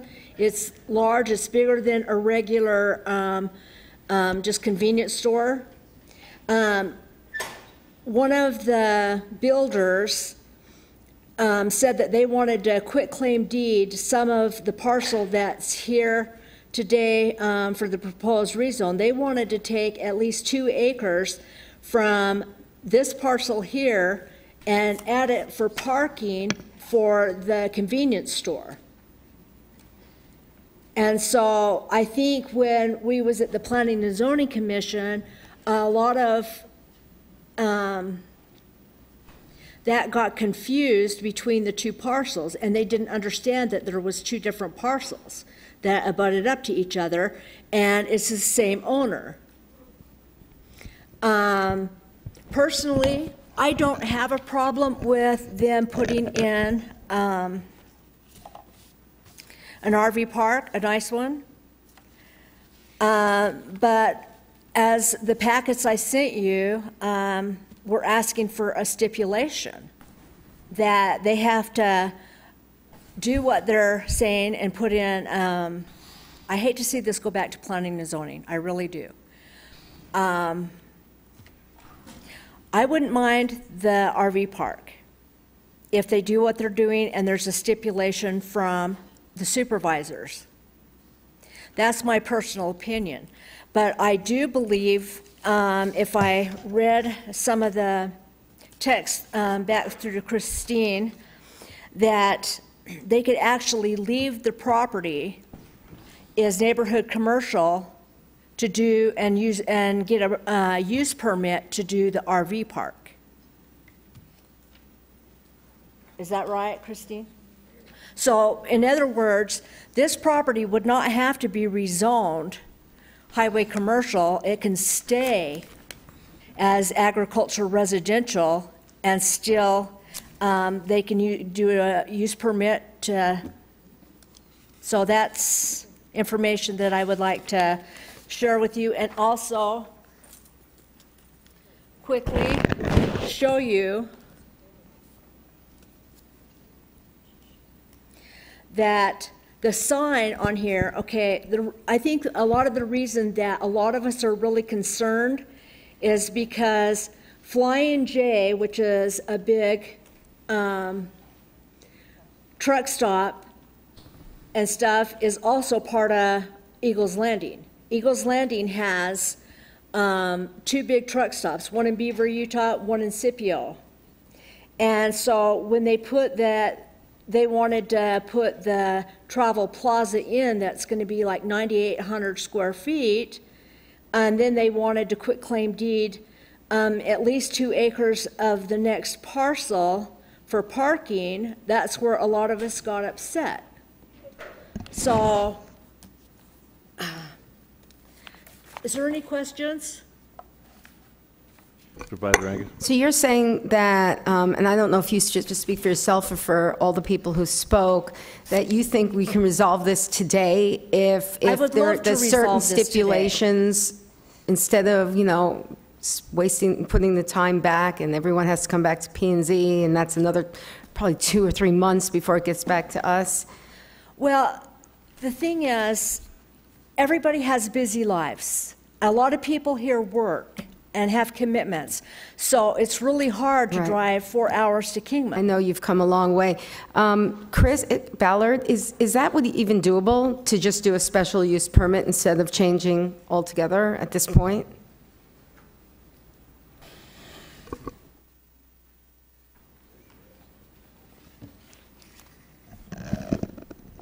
Mr. Chairman, Supervisor Angus, and members of the board, the current zoning for this parcel is agriculture residential. That zone does allow a use permit for an RV park. Ms. Anderson, however, is correct. We do have in-house the site plan for the convenience store to the east. And the back side of that convenience store does include 2 acres of the property that you're now considering as part of its, let's say, developed area or developable area. The applicant would either need to address that separately, that 2 acres separately, or they would need to resubmit a corrected site plan that took that 2 acres out of consideration. It can't be done today. But I have a question, Mr. Chairman, if I may. Supervisor Johnson. Ms. Bauer, what we have in front of us is permit to change it so they can put an RV park in. Right. And everybody seems to have the idea that this guy is just he's getting this so he can go and destroy it and put in whatever else everybody has made up in their minds. But we could have passed this today by just saying, that he has whatever X amount of days to start construction or finish the project, and it has to be that or brought back, and it goes through, correct? It's necessary to rezone it. That's correct. That's now, what's in front of us is the rezone. It's not necessary to rezone this for an RV park. It's not your land, ma'am. It's his land. If he wants to rezone it, he has the ability to bring it forward. It went through planning and zoning. What's in front of us today is for the rezone. Now, if I could place on the record, because I think this is a point of confusion with at least the speaker, is the fact that, yes, it is possible to do a special use permit. However, on the board's agenda is a rezone. So the board cannot consider a special use permit today. That would have to come back from the applicant to the department. That is correct. Okay, we had one other. Any other questions? I think you've answered everybody's questions. Thank you. Okay, I would also like to say, I hope we can resolve this today. It would be wonderful. It cannot be resolved today. The reason being, we have to follow our agenda to the preciseness of the identifying parameters, and it is for a rezone and not for any other item. Okay. That's why it cannot be done today. Okay, thank you for explaining that to me. You bet. One moment, please. We had one lady over here wanted to speak.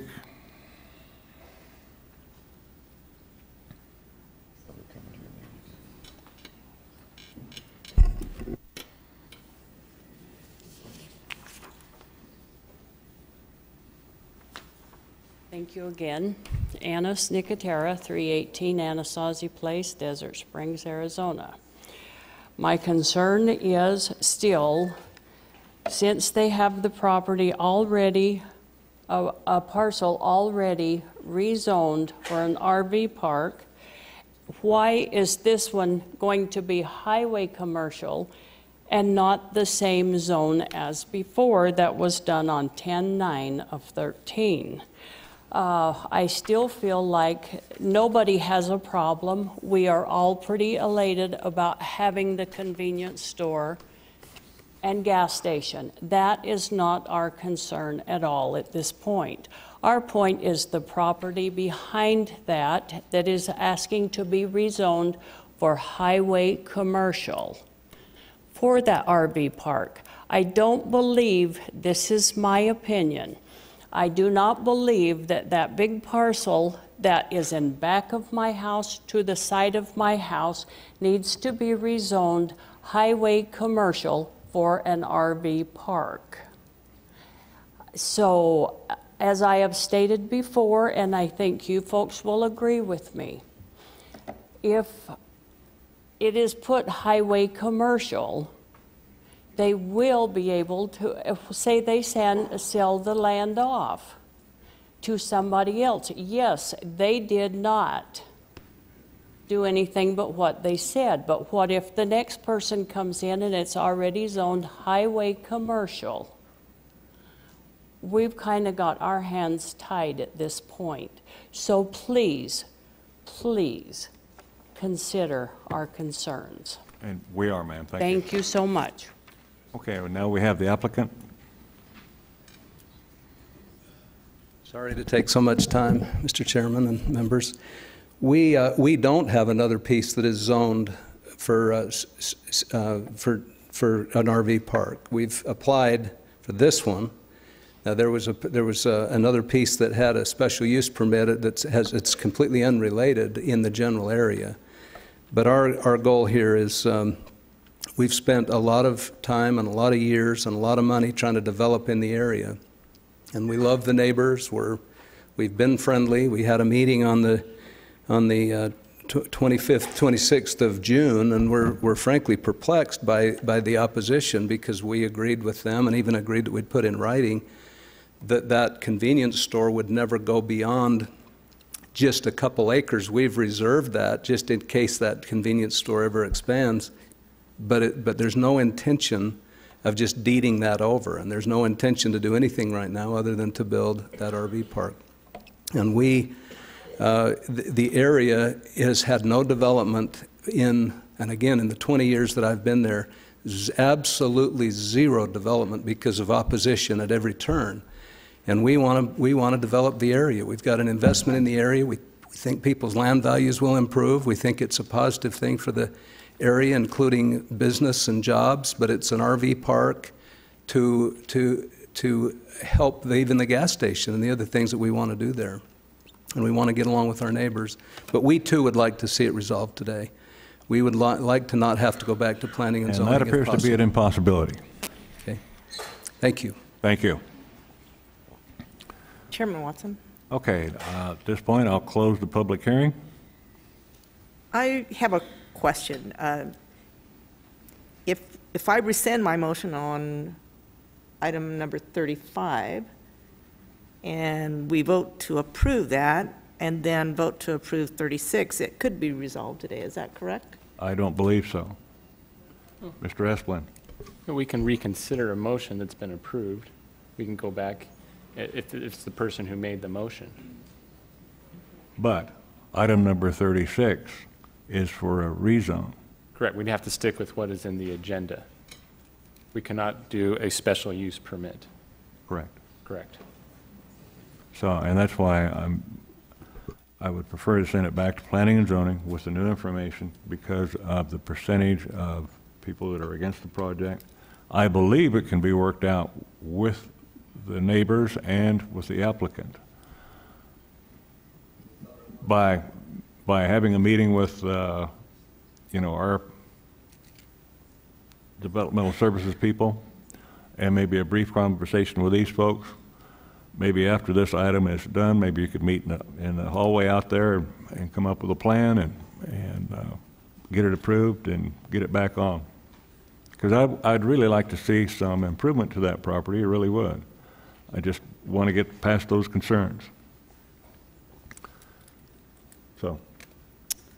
Okay, with that being said then, I'll go ahead and put that in the form of a motion to send this back to the Planning and Zoning Commission in regards to the adoption of Board of Supervisors Resolution 2017-094 for reconsideration. And a second. We have a motion and a second. Any further discussion? There being no further discussion, those in favor signify by saying aye. Aye. And those opposed, motion carried unanimously. On to item number 37.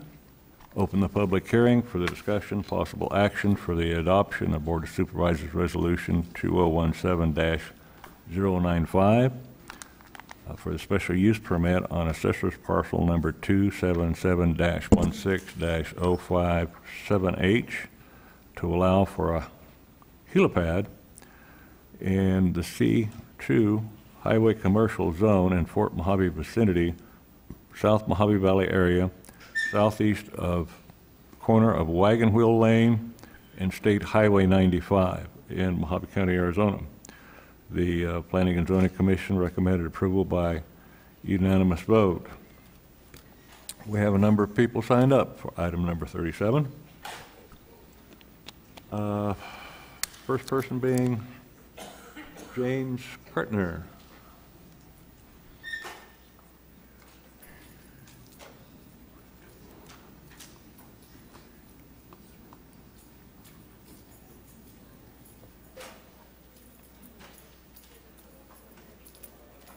Morning, Good sir. afternoon. We'll keep this short. My name is James Carton. I live at 2581 Box Ridge Lane in Bullhead City, Arizona. I'm also the fire prevention officer for Fort Mojave Mesa Fire Department. We just came out to say we support this. We are in favor of putting this helipad in on the corner of Wagon Wheel and the highway. And that's all I have to say. Thank you so much for making it brief. You're welcome. Raymond Rhea.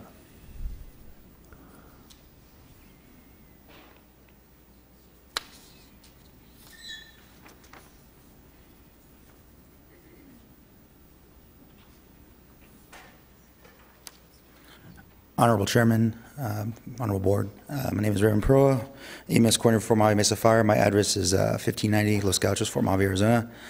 Just make it short also, just going to let you know that we're in favor of this also. Thank you. Thank you. And thank you for your brevity.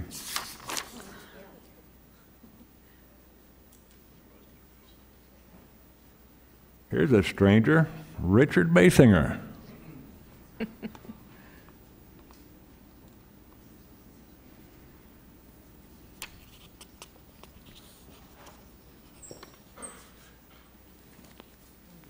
I now get to be the first to say good afternoon. And thank you, Chairman Watson, members of the board, and staff. Well, I will be brief. This has been approved. That's a no. This has been approved. I represent the landowner, the Carter Trust, who is the applicant for the helipad on the property. Tri-State has been servicing the area for 11 years approximately. There is a need for the helipad. I would like to defer for having that shared by Elisa Farrell, who can better explain explain the need that Tri-State Care Flight has for that. So with that, I'll turn it over to her. I will be available for any questions you would have. Thank you. Hi, good afternoon. My name is Alicia Farrow. I'm the area manager for Mercier in Southern Nevada and Tri-State Ms. Farrell, will you give your address, please? in Northern Arizona, 2806 Camelback Lane, Henderson, Nevada. Thank you. Tri-State Care Flight has been based in Fort Mojave for about 10 years. We're owned and operated by Air Methods, and we have a network of helicopters in the immediate area. We have aircraft base in Bullhead City, Fort Mojave, Kingman, Henderson, and Mesquite. Tri-State Care Flight has been the primary helicopter service for Valley View Medical Center, where we have a helicopter base for the majority of the time since we opened. Recently, Valley View decided to go with another vendor, Classic Air, on August 1st. When they did that, we were displaced from the helipad that we had sat at for 10 years. Our crew quarters are right adjacent to the hospital on Wagon Wheel Lane, right by the lot that we're proposing a parking pad for. When we were Due to the changes by Valley View on August 1st, we repositioned our aircraft to the Sun Valley Airport to be able to continue to operate. And our flight crew remains based at their existing quarters on Wagon Wheel Lane. With this, the crew are based about 3 miles from the aircraft, so it delays our response time while the crew drive over to the aircraft. We're asking for that lot right in front of the crew quarters to have a special use permit to be able to build a parking pad there and cut down our response time to the aircraft. Any questions? No question. Thanks. No questions. Question? I have no questions. We have anybody in opposition? No one in opposition. Then I would discontinue the ones for it at this point then. Okay. We have a Phil Carter and Alicia Farrow. Are you folks in favor? Yes. Okay. At this point, I'll close the public hearing. Motion to approve. We have a motion to approve. Any further questions? There being none, those in favor signify by saying aye. Aye. Those opposed? Motion carried. Item number 38, open the public hearing for the discussion, possible action for the adoption of Board of Supervisors Resolution number 2017-096 to amend the Mojave County General Plan from a medium-density residential land use designation to general commercial land use designation for assessors parcel number 324-19-820 and 821 and 822 in the Kingman vicinity in the northwest of Powell Avenue on Neal Avenue, Mojave County, Arizona. The Planning and Zoning Commission recommended for approval by unanimous vote. I have no one signed up to speak to item number 38, but just in case, I'll ask the audience, would anybody like to speak to item number 38? There being none, I'll close the public hearing for item number 38. Motion to approve. We have a motion for approval of item number 38. Any further discussion? There being none, those in favor signify by saying aye. Aye. Aye. Those opposed, motion carried. Item number 39, open the public hearing for the discussion, possible action for the adoption of Board of Supervisors Resolution number 2017-097 for the rezone of assessors parcel number .19-820 and 821 and 822 from a general commercial zone to a commercial manufacturing open lot storage zone to allow for vehicle storage in the Kingman vicinity, northwest of Powell Avenue on Neal Avenue, Mojave County, Arizona. I have no one signed up for item number 39. Does anyone in the audience wish to speak to item number 39? There being none, I'll close the public hearing for item number 39. Motion to approve. I have a motion and a second for approval. Any further discussion? There being none, those in favor signify by saying aye. Aye. Those opposed, motion carried. On to item number 40. I'll open the public hearing for item number 40 for the discussion, possible action for the adoption of Board of Supervisors Resolution number 2017-098 to amend the Mojave County General Plan, assessors parcel number 324-02-002 and -104A from a medium-density residential land use designation to general commercial land use designation to allow for open lot storage and outdoor display of construction materials in the Kingman vicinity, Mojave County, Arizona. This was recommended for approval by the Planning and Zoning Board by unanimous vote. I have no one wishing to speak to item number 40. I'll ask the audience, is there anyone in the audience wishing to speak to item number 40? There being none, I'll close the hearing for item number 40. Motion approved. We have a motion and a second. Questions? There being none, those in favor signify by saying aye. Aye. Aye. Motion carried unanimously. Item number 41, I'll open the public hearing for item 41.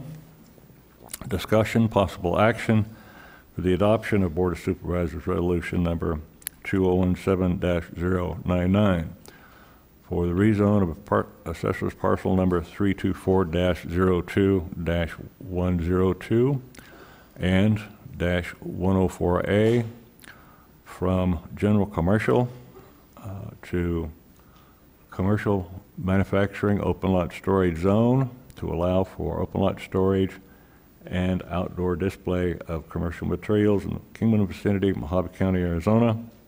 This was passed by the Planning and Zoning Commission by unanimous vote. I have no one signed up to speak to item number 40, although I will ask anyone in the audience wishing to speak to item number 41. There being none, close the public hearing for number 41. Motion approved. We have a motion and a second for the approval of item number 41. Any further discussion? Being none, those in favor signify by saying aye. Aye. Those opposed, motion carried. On to item number 42. Open the public hearing for item number 42 for the discussion, possible action for the adoption of Mojave County Ordinance number 2017-02, setting forth an amendment to the Mojave County Ordinance number 2015-04 to include Appendix A, fee increases for services provided through the implementation of the Mojave County Building Code. I have no one signed up to speak to item number 42, but I will ask the audience, is there anyone in the audience wishing to speak to item number 42? There being none, I'll close the public hearing for item number 42. Motion approved. Second. Discussion? Certainly. These fees, which are substantial, I believe need to be addressed publicly.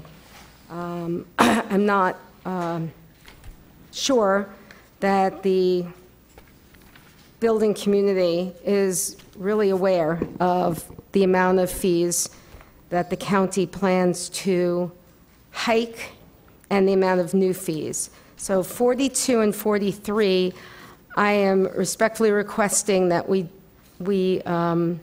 do a public workshop on them, so everybody understands what's in store and what's needed. I don't have some information. I want to know how much we brought in from the past, how much we expect to bring in from these new fees. It was just missing a lot of information that I think needs to be public.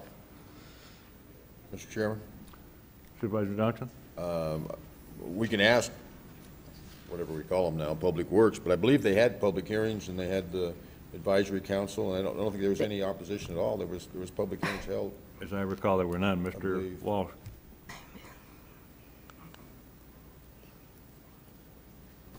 Chairman Watson, members of the board, this item was brought to the Building Code Advisory Board at their May meeting?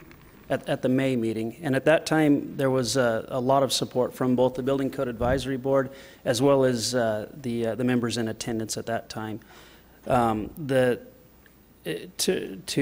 address the amount of fees brought in, right now, building department basically operates. They're a general fund, I guess, but we basically operate. We bring fees in, and we operate within that budget. What this fee increase will allow is for us to hire some new personnel in order to provide that improved service. Right now, building department and building department, we shoot for an expedited turnaround for all of our builders, and that's really gained a lot of goodwill, if you will, from the builders in the area. We try and get our plans turned around to them, if at all possible, within a week, if not soon after. And that's really brought a lot of goodwill from the building community. What this will allow us to do is to maintain that, if not improve, And unfortunately, none of us have a crystal ball at this time to know where the economy is going. But if it continues to improve and we start to see an increase in building permits and construction, hiring these new positions will allow us to maintain that level of service that we've established now.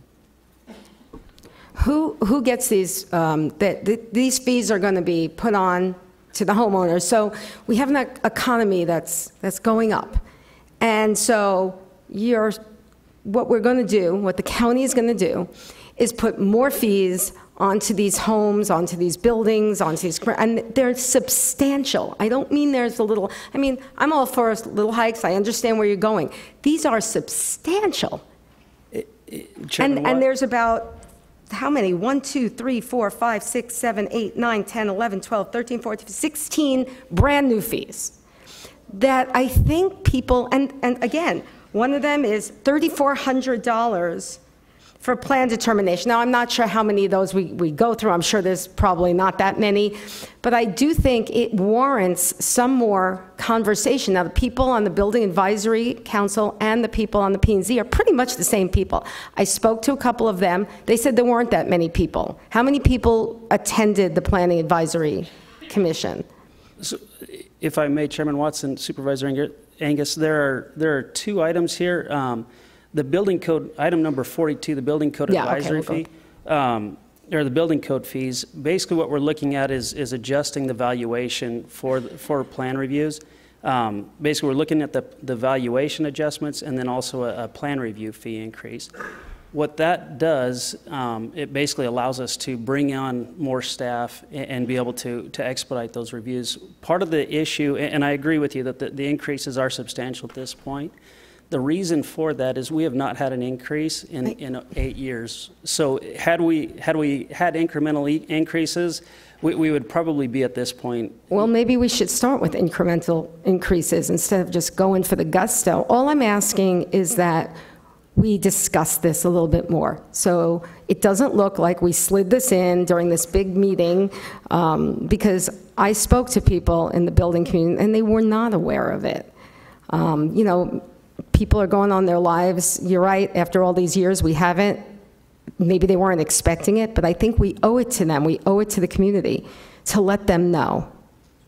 So that's all I'm asking, is that we have some kind of public workshop or even bring it back to another meeting so everybody in the community can talk about it and know about it, and then we can speak about it in public a little bit more.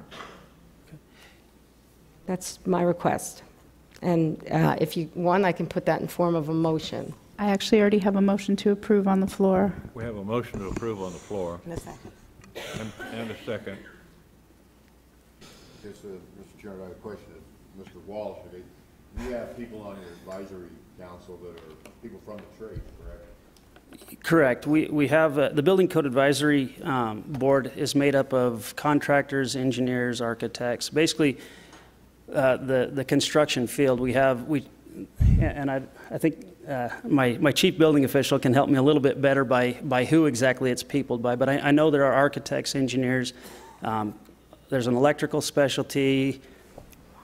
Help me out here. That's part of their job is serving on that advisory code to go back and then notify the people from their what is going on and get their input when they do it, correct? I would assume so, yes.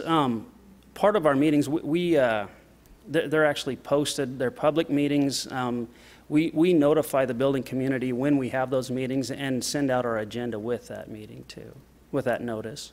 I think I had the same concerns as Supervisor Angus had when I first saw it, but like they said, it hasn't been brought up in numerous years. And by statute, we can't charge more than what it costs us to provide the service. So actually, the taxpayers have been subsidizing the homeowners and the builders who have been using the service for these last 8 years. That's correct. That's a good point. Yeah. Chairman Okay. Watson, I want to just make a short comment. I think these proposed fees were also reviewed by our former OMB department, and it was their recommendation, and of course the building advisory meeting, they approved it, and our planning and zoning commissioners were also in support of it. So I think because the fees have not been raised in 8 years, And like Supervisor Johnson said, our taxpayers have been subsidizing these fees. So I think it's time that, that we look at these fees, and I did second this motion. And I wouldn't be opposed to putting it off until maybe January the 1st to give everybody a chance to become aware of this that are not already. But I think most of our building community is already aware of it and is expecting it. So that's all I have. Okay. Any further discussion? I just want to, the OMB is a government organization whose job it is to make sure the government wheels turn. They're not looking out for the private sector. I am vehemently opposed to passing this today. I do think it needs to be spoken about. It has to be in the newspaper. People have got to realize, and let's make our argument. Let's make our argument in public instead of doing it like this. I understand, you know, it's supposed to work this way. P&Z, I think 3 out of the 5 people, or however, they overlap. They're like the same people. There's high-end developers, and I went to the rank and file builders, and they don't know because they're too busy trying to make ends meet. And, you know, maybe they're okay with it. I just think as public officials, we need to just slow this down and make sure everybody knows, or else you're going to have a revolution. You're going to have phone calls. Mike Hendricks is, you're going to have phone calls off the bat. And maybe I'm wrong, but I don't think so. I think I know this community pretty well.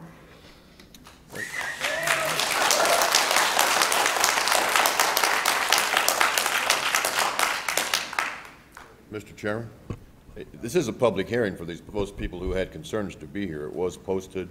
We have building advisory people in Lake Havasu. I know I'm guessing Bullhead and Kingman have them too, who follow these issues and get them out to their members. So I've heard not one bit of opposition to any of this.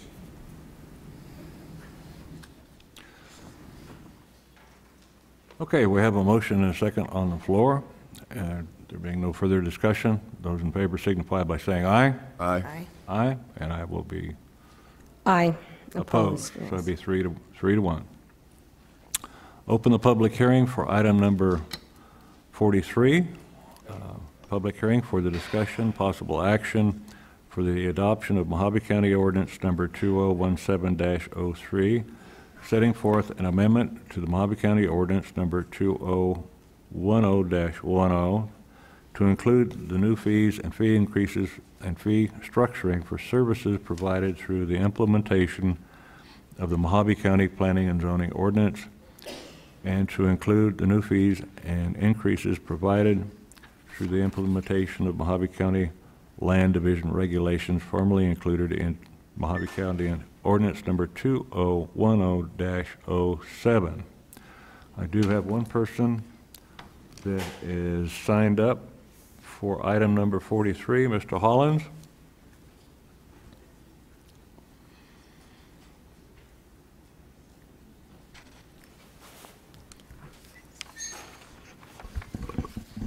My name is Wayne Hollins, 4825 North Mormon Flat Road, Golden Valley, Arizona.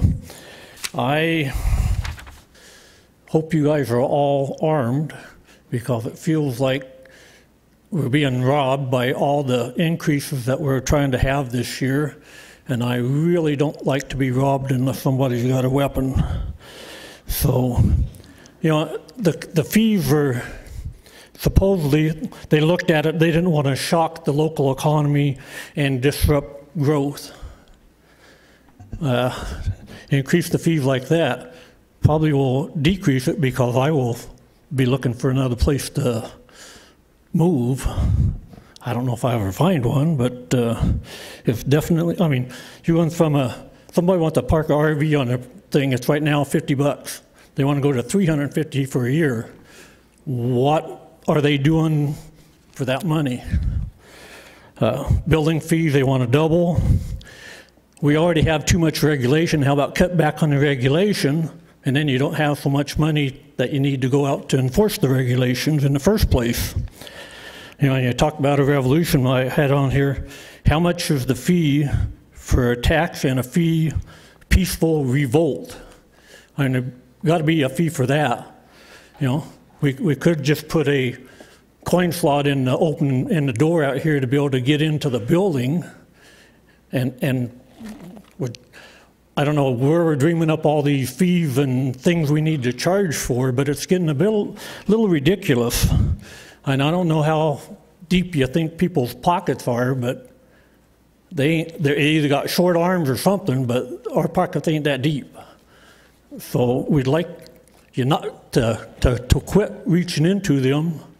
You know, I'm usually pretty liberal about if you need money or whatever, tell me, and if I can do it, I'm all for that. But I think tax increase, property tax increase, fee increases, what else you going to increase? You ain't increasing my pay. Where's this money going to come from?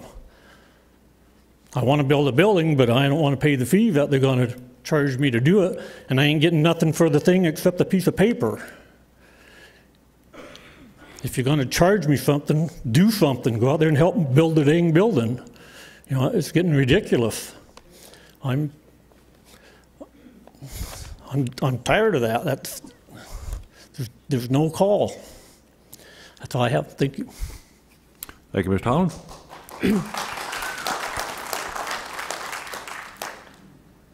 That was the only person signed up to speak to item number 43. Chairman Watson, would you compromise with me and at least have an open for these new fees? These aren't hikes, these aren't existing fees that are going up. These are brand new. Would you at least compromise and put this off for another, even till the next meeting, so we can talk about it and let people know? If we could have Mr. Walsh explain what these fees, they're a little bit different than the other ones. All right.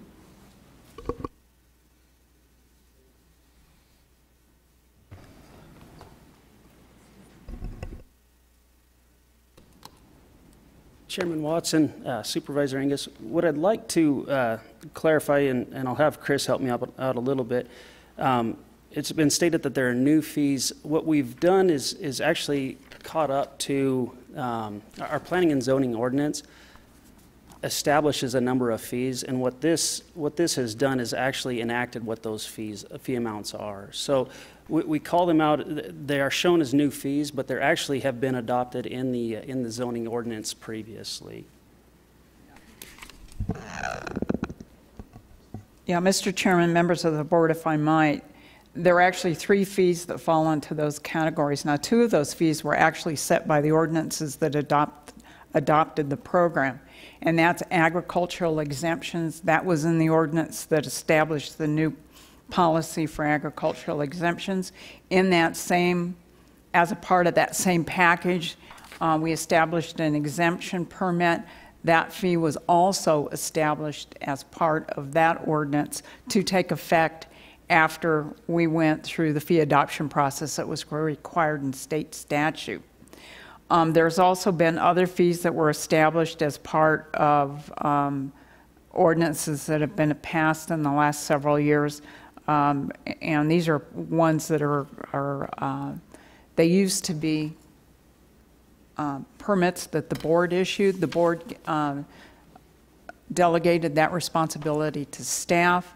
Those include kennel permits that don't require a use permit, accessory residence, things like that. So we did establish a fee for those because they do take processing time in-house. But the other, I think there's a total of 16 new fees.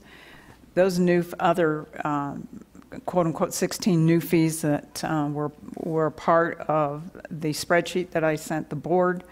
The other 13 13 fees on that spreadsheet are indeed new fees. Can I ask you a question? How many years, that gentleman that was sitting here for that RV park, how many years did that rezone take? How many years? Yeah, how long has that been going on? That rezone has probably been going on about 90 days. All right, but from the beginning when he started his process, because he said he was going for years, this has been going on. It may have been going on years he may have been applying, or excuse me, not applying, but doing things like acquiring the property. But things that he had to do with the county. With the RV park? Mm-hmm. we have only seen that at RV park for about 90 days. He may have been doing other things with other entities, engineering firms, etc. Now, there was at one time a truck stop proposed for there. That was a couple of years ago. Several months ago, we approved the convenience store. This board approved the rezone for the convenience store. We're now reviewing that in-house for site plans. Thank you. Chairman Watson, if I may, I appreciate Supervisor Bishop bringing up, I failed to mention it, that Planning and Zoning and Development Services has been working with OMB and Finance since about 2014 in reviewing our fees, where we're at, how much the actual cost to do business is for the department. And in doing that, in addition to reviewing what it actually costs us to do the business, we've also looked at what neighboring communities are charging for similar fees. And what you're seeing before you is basically a balance of those two. We've tried to basically capture more of what it actually costs to do the business, but have been cognizant of what is comparative in neighboring cities and counties. Did you know that Bullhead City stopped charging for their commercial permits, and it's been so successful? There's so much more business coming in that they've making it permanent, I believe. So, you know, again, if I thought that this was going to speed things up, but it just seems like it's going to be more stuff, more things people got to do, more money they got to give, more plans they have to do. It's more government.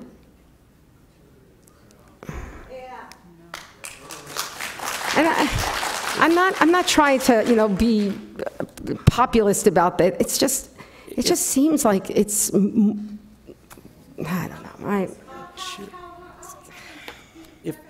Thank you, Mr. Wolf. Thank you. I will entertain one more, Mr. Bass. You're not signed up for this. If you'll make your comments extremely brief.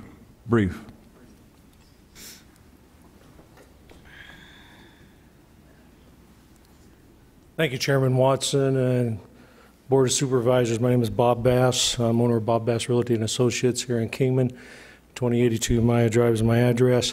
This rate increase does take me by surprise. I just texted 9 of my builders that I work with, and all of them said they're not aware of any increases.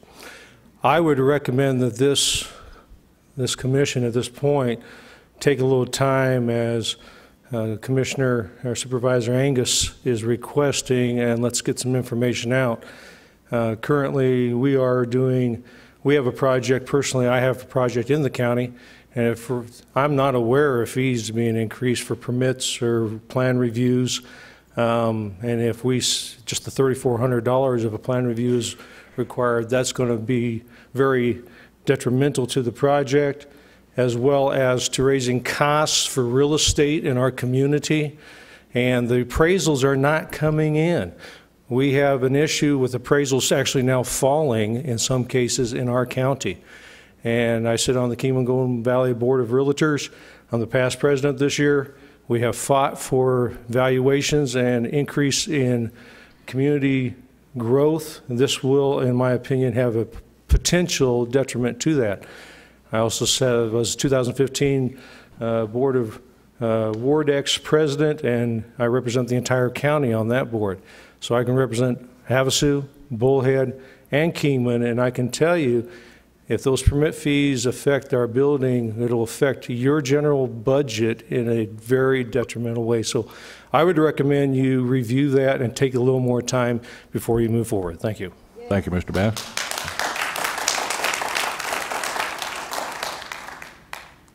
Okay, at this point, I'll close the public hearing on item number 43. Chairman Watson, I just want to make a comment that, you know, a lot of people are here because they want to make sure that they have their voice in the budget process, so they don't want any taxes. They don't want, obviously, any increases in fees, but the sheriff's office needs more money, and we need more roads and services, and I'm perplexed.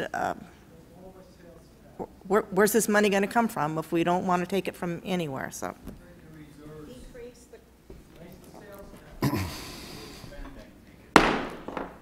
Please. Thank you. Do you have a motion? Yes, I do. I'll make a motion to approve item number 43. Second. We have a motion and a second. Questions or comments? Just one more time, I'm going to talk to you.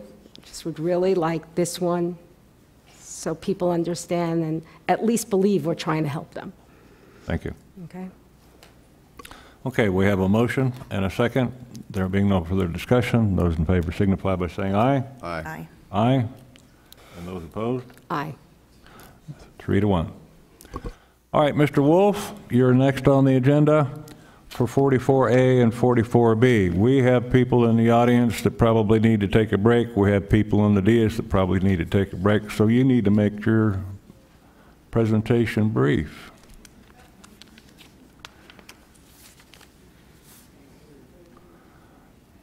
After Mr. Wolf's done, we're going to be taking about a 45-minute break. Chairman Watson, members of the board, what we're doing today is a requirement of the CDBG program. Whenever a project is canceled and the monies are transferred to another project, we have to have a public hearing before the board, ask for public comments, and that's the first part of the item. Okay, so we'll open the public hearing for item number 44A. As amended from the fiscal year 2015 CDGB projects and contracts. No actions are required except for public comment. And no one, to my knowledge, has signed up for 44A. Does anyone wish to speak to 44A?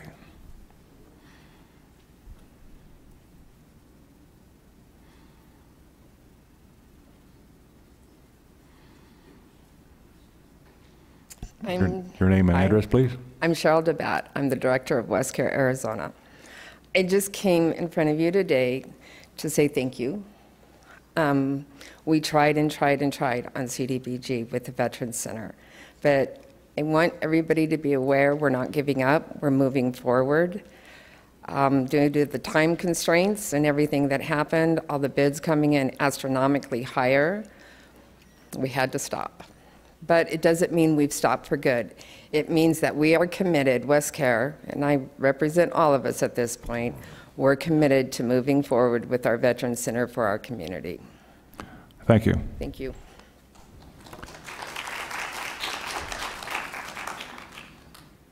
Okay, that completes the public hearing for 44A. No action is required.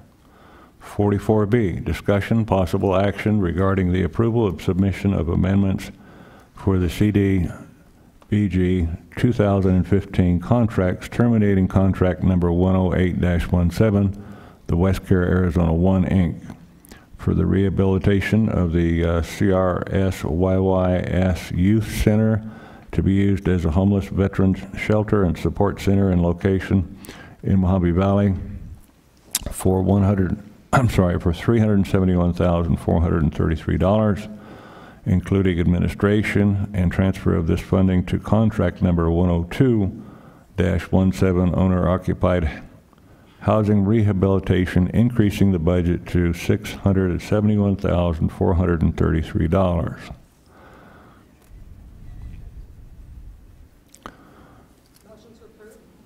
We have a motion for approval. I'll second it. And a second? For discussion. A motion and a second. Any further discussion? That's a discussion. Supervisor Johnson. I guess, Mr. Wolf, you know, what bothered me, obviously, I wasn't in support of this when it started, but obviously we didn't do our due diligence in getting the first pick here, because obviously they couldn't fulfill what they said they would do. And this is the first time, to my knowledge, that we never picked a second and a third, or a second or a third person to, in case the number one fell out. And that's why we're back here today. I have to say that I have to compliment Mr. Wolf and his department, because if it wasn't for their reputation, that money would be gone right now. That's a special consideration that they've given these people to save that money. So I agree with what they're doing. We should have done it right the first time. Chairman Watson, if I may. What happened with this first project was not a fault of anybody. It wasn't a fault of the county. It wasn't a fault when, in fact, if you want to say, when you first went in and did the scope of work, I mean, the county starts with the scope of work, right? Nobody knew about the fire suppression issues. Nobody. Not WestCare, not the county. Nobody did. So to start laying blame is disingenuous at best. It just happened. And again, we can kind of liken that back to what we were talking about. If we didn't have all of these governmental permits and this and that, and you have to do this, maybe we'd have a veteran center. But we don't. But I know WestCare is planning on moving on with it.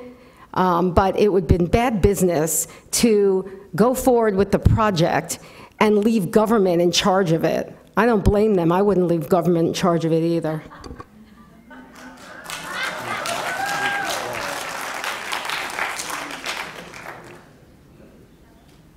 Mr. Wolf? Is there a question for me? At least it wasn't Mojave County. It was the fire department, so.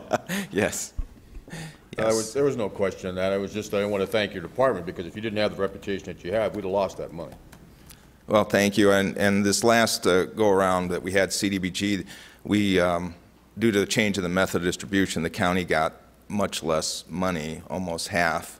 So I think there was really not, and all the money was needed for that particular project. But it is something to keep in mind, to always keep some money in housing rehab and small contract in case the major one falls through. Thank you, Mr. Wolf. And thank you for running an outstanding department. You guys do a great job. Supervisor Bishop? Thank you. Thank you. Could I ask Mr. Wolf to, for the edification of the audience, to kind of give an overview of what the owner-occupied housing rehabilitation is all about, where this money will be going to now, and who that's going to help? We already have a contract that we won. What Supervisor Johnson was alluding to is a competitive grant for CDBG. It's called State Special Project, and what that grant pays for is needed health and safety repairs for owner-occupied homes, primarily elderly, disabled. They all have to be low income. There's a priority for veterans, and we fix whatever needs to be fixed for them. Okay, so this is good. The money is not going where we wanted it to, but it's going to as worthy of a source. It's going to help people in all 5 districts. Correct. That are low income and need a little hand up. So thank you. That is correct, Supervisor Bishop. Okay, we have a motion and a second. There being no further discussion, those in favor signify by saying aye. Aye. Aye. Those opposed? Motion carried unanimously. We'll take a 45-minute break and return.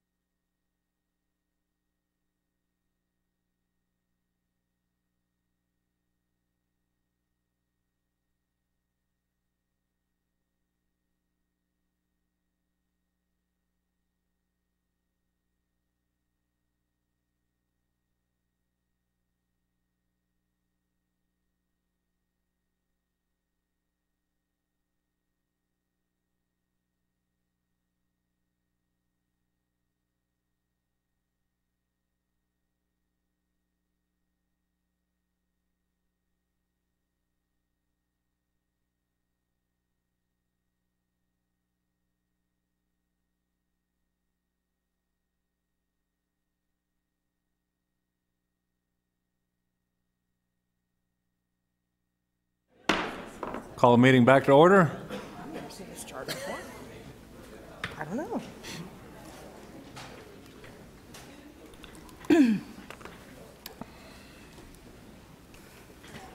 Please take your seats or hit the exit. Okay, we're on the regular agenda, item number 45. This is for the discussion of possible action. Select a preferred lessee for the BMX track facility and direct staff to develop a long-term lease agreement with selected party for the operation of the BMX track facility on a portion of the county leased Bureau of Land Management land at the southeast corner of Hancock and Highland Road in Bullhead City, with said agreement to be brought back to the board for consideration and approval. This was continued by the board at the July 17th meeting, and Supervisor Angus, this is your close? Mr. Letowski.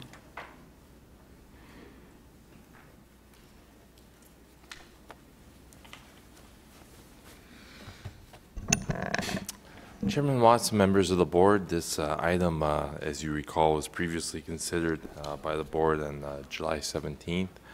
And at that time, the board directed staff to interact with Bullhead City as well as the applicants and to bring back at least a staff recommendation. But most importantly, I do want to brief the board on the interaction with Bullhead City. We thought that that was important, and it is in your backup for item 46. And I'll just capture a couple of points that the city manager, Toby Carter, communicated to me. First of which is the City Recreation Commission did consider this item at their Wednesday, July 19th meeting. Give great kudos to the city. They actually considered this 2 days after the board meeting. And in that commission meeting, Chairperson Hakam said, quote unquote, we'd love to see it come back, that mean the BMX come back, based upon the right conditions that would protect our city too. Whoever they choose, we wish you good luck and success with it, and we hope you take care of it. Mayor Brady and City Manager Carter spoke about the BMX track, and the Mayor Brady as well communicated that he has great history with the BMX and wants to see a successful operation. And in summary, City Manager Carter had represented that the city supports the BMX track and its associated uses, and the city has no comment on the management agreements. We are excited to see renewed interest in the facility for the betterment of the community, and just the city can be of any assistance to let them know. So they were certainly in support. Thank you. Questions for Mr. Letowski? No, but I do have a comment. I, too, met with the two applicants and spoke to Bullhead City and their Parks Commission, and I want to thank everybody who came forward and gave their opinions, and thank you for your work. Thank you, Mr. Letowski. I have a couple of people signed up for this item. Mr. Terry, Robert Terry.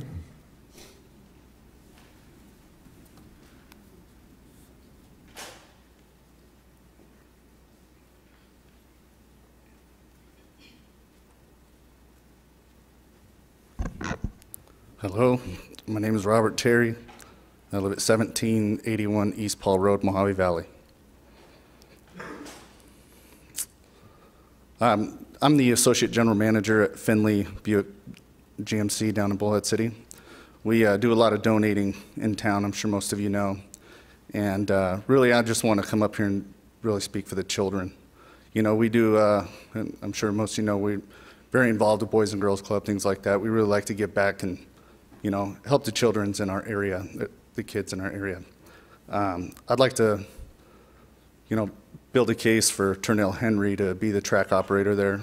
He's a Hall of Fame BMX rider. He's been doing it over 40 years. I've, you know, we at Finley have donated to his program for a few years now, and just to see the results is, you know, they speak for themselves. So I just wanted to give my opinion on the matter. Thank you. Thank you Any very much. questions? Good.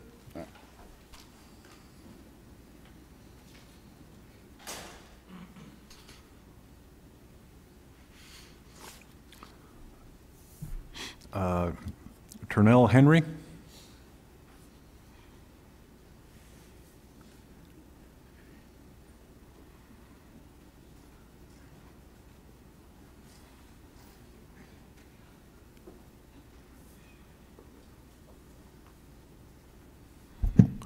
Good afternoon. Good afternoon. Chairman and board members. My name is Turnell Henry. I reside at 8512 Sable Beauty Street, Las Vegas, Nevada, 89131. Reason I'm here is for the renewal of that lease, that it is on that track that has been sitting there for like seemingly ever. I have a letter of recommendation through the USA BMX Association, through their, I would say that he would be their marketing manager.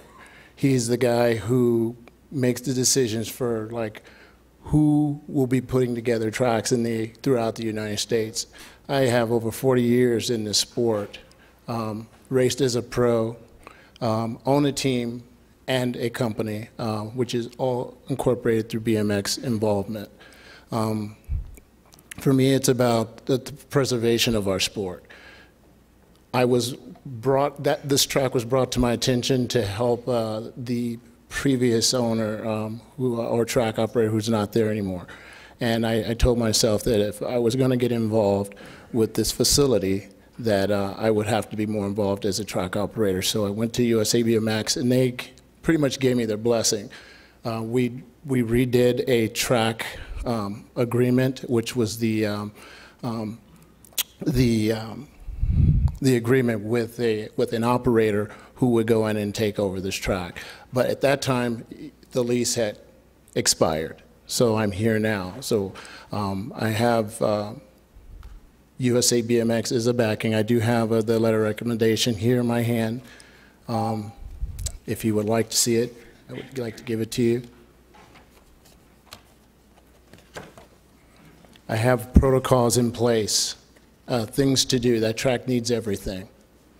And I have construction companies and equipment companies, electricians and plumbers all involved, ready to upgrade this land. My business, I will be coming out of pocket myself for some of this investment.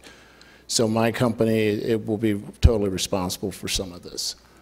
There will be donations as well. So should I give this to you? If you'll give them to the clerk, please.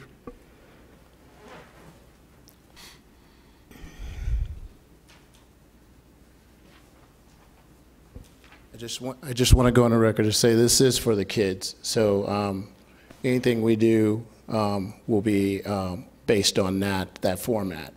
I am a coach as well, so I've trained thousands of kids, and I just want to say thank you for hearing me out. Thank you. Thank you. You're welcome.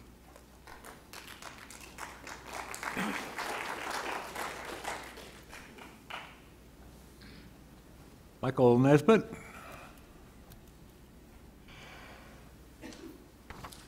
Good afternoon, Chairman, Supervisors. Michael Nesbitt. I reside at 5301 Covina Road, Fort Mojave, Arizona. I've lived in this community for 21 years. I was a part of the BMX track since probably the first week it opened. I went down the very first race I held, fell in love with it. I've been at that facility ever since. I've moved away, went in the military. Upon coming back, I realized the track had diminished greatly. There was literally 2 kids that would show up to ride the track. The maintenance wasn't being kept up on the track. So I got involved and was going to take over the track, and upon realizing that, I had found out the lease had expired.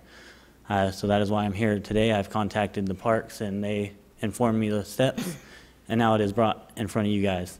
My plan for the track, like Turnell said, it needs a lot of work. There was break-ins, things stolen of that sort. I've been in contact with tracks that have closed down recently in California and been able to acquire the stuff needed to run the track. There's a hydraulic ram that drops the gate, air compressors, things of that sort that are no longer at the facility that were there. I have not been to the track in some time. You guys, the last meeting, put it off to the city. I went to that meeting, and upon that meeting, they mentioned how bad the shape of the track was. I have driven by it daily. I never actually stopped. When I went in to see, I was shocked. The track it needs a lot of work. There's weeds that are almost as tall as this thing just sitting on the track. So my first plan, if granted a lease, I have all the tools, equipment to go in there and take the weeds out, redo the track, get it up and running operational. I'd probably say I can get it operational in about 2 weeks' time. By the end of the year, I would like to do a full reboot of the track, and that would give me time to get donations and things of that sort to get that done. Also, one of the problems when I was at the track, it's a dirt parking lot. The track was literally put in a wash. So nothing's been done. There's a dirt parking lot, and my grandma wanted to see me race, actually. She's very crippled. She could not go into the track because there's no handicap parking, one, and it's sand, so no wheelchair access, nothing. I've gotten the okay to get some millings put down on the parking lot to allow for handicap access. That way, grandparents or whatever, if they want to come see their kids race, they should be afforded that opportunity. Upon the past recent weeks, I've realized the pipe broke at the track. I've contacted some people and I got the equipment, the piping, everything to fix the water main.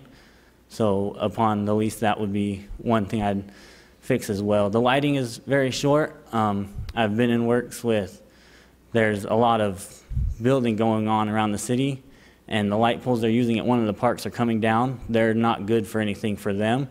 They told me I could use those for the track. They're too tall right now, but when they take them down, they have to cut them, so it works out in my favor. They cut them to my size, and since they can't sell them, it would be a donation. That would be the plan for that, and may I continue, or? Briefly. Okay. So that would solve the issue with the lighting. Everything I'm gonna do would be volunteer work by myself, family, friends. I've been in this community a long time. My parents have been in this community a long time. They have a lot of resources, a lot of connections to get donations from. So upon that would be how all that stuff would be done.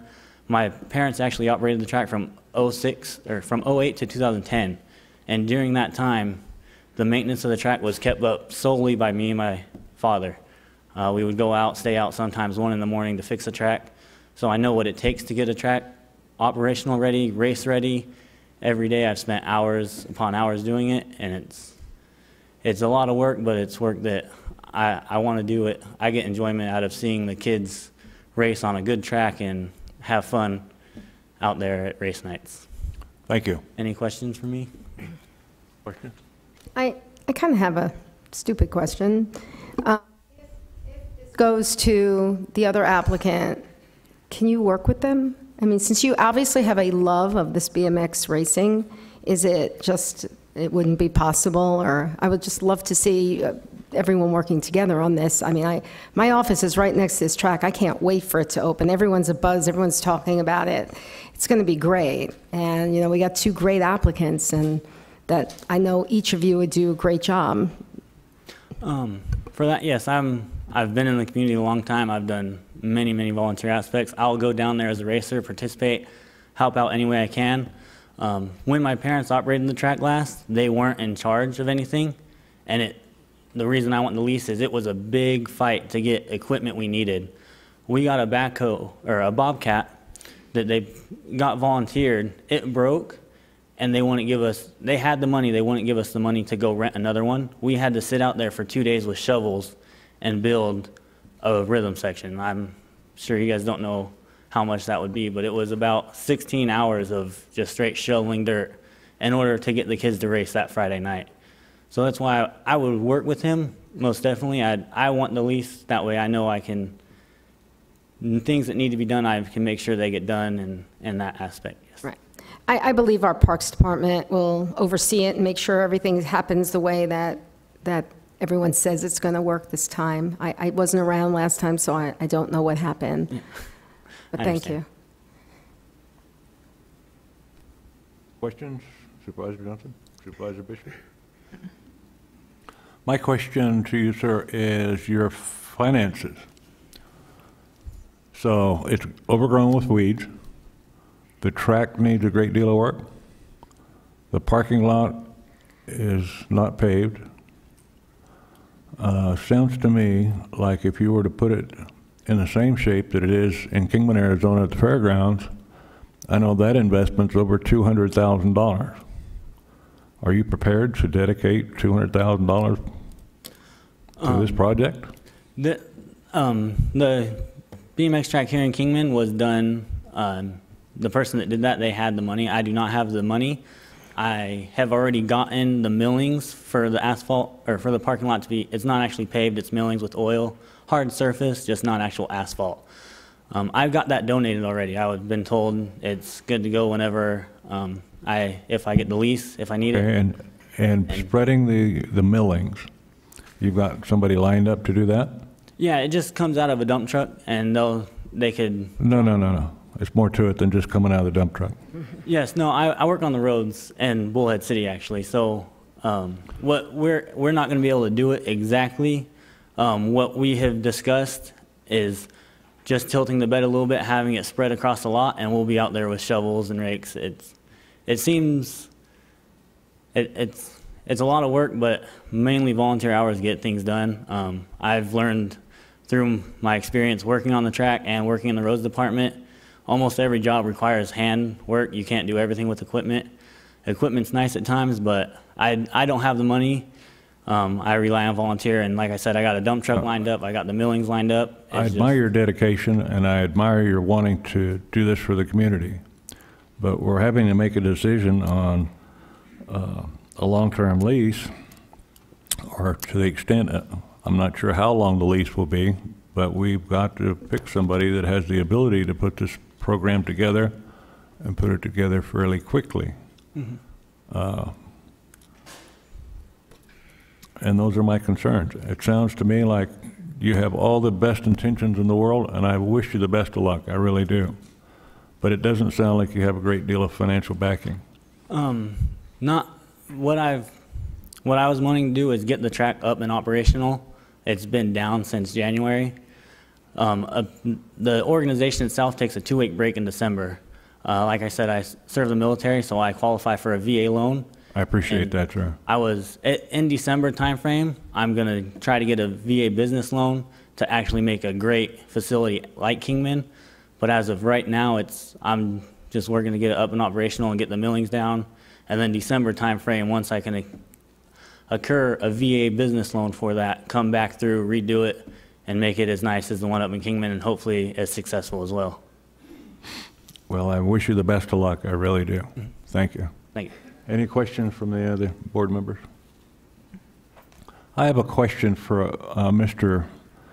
Turnell Henry. If Mr. Henry.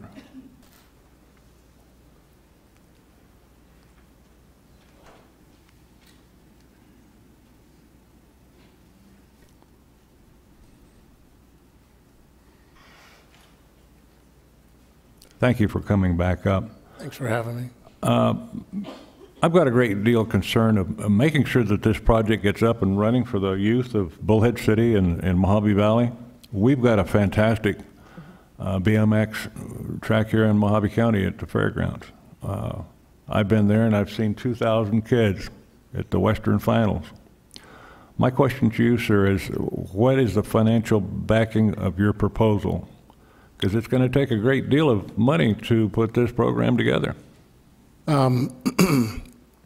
As I said before, I do have I have a business of my own, which is an LLC, Custom Ops. I do have connections for how can I say, the maintenance and the uptake or the upkeep on a track like this through the USA BMX. So I work with those people. That is the association, and they are going to come in and give that track an initial facelift. I have dirt lined up. First and foremost, the track is built with the wrong composite. So the composites of the dirt, the composition of the dirt is wrong.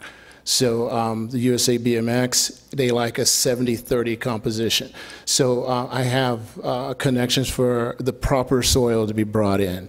The USA BMX also, they're going to give me a track build. So they're already poised and ready. Before this lease actually canceled or expired, we were ready to go in and start working on this track and getting it up to snuff. So okay, so what I'm hearing from you is BMX USA BMX is going to be putting the track into usable condition. They are going to come in with, I'm coming in with professional track builders and designers for this track. And it's being sponsored by BMX. It's coming through the USA BMX and myself, my own company. Okay. That answers my question. May I ask something? Mr. Tennell, well, first of all, thank you for sitting through this whole thing. And I know you sat here 2 weeks ago as well and didn't get to speak, so thanks I tried. So the only thing I'm a little confused, and I still don't think I got a straight answer. Are you going to be at these races, or are you just sort of lending the BMX cachet, so to speak? In the beginning, yes, but now what I was told is if I'm going to get involved here, this is what I do for a living. So I don't have another job to go to. I go all over the world. I talk to different track operators. My job is to preserve this sport, so that's what I do. So when I'm not there, I will have a board and crew there. So if I'm not there, my board, my crew will be operable. They will be. It's your name and your company. Yes. Okay. Yeah, I have, for me, it's not about volunteers, it's about paying somebody to be there and get this thing done. And you believe that this, I'm sorry? You believe that this track could really be, I'm not going to say world class, but well, it could be it's too small to be world class, but it can be a really good facility. You have land in the back of this facility that is also, I was told that would be available, which you can expand the track. The USA BMX, they're poised and ready to come out and look at this facility, this track. Like I said, it needs everything. Even the building there is not right. You have a garden tool shack there that houses all your equipment. It needs Conex boxes and things of that sort. These are the things that we're going to provide. Chair will entertain a motion.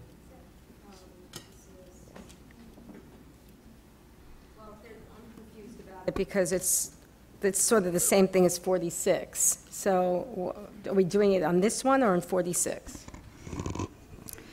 45 is the original item that came before the board on July 17th, so we continued it. However, Public Works did go ahead and submit a secondary item instead of providing that back up to this item. So what do you suggest we do?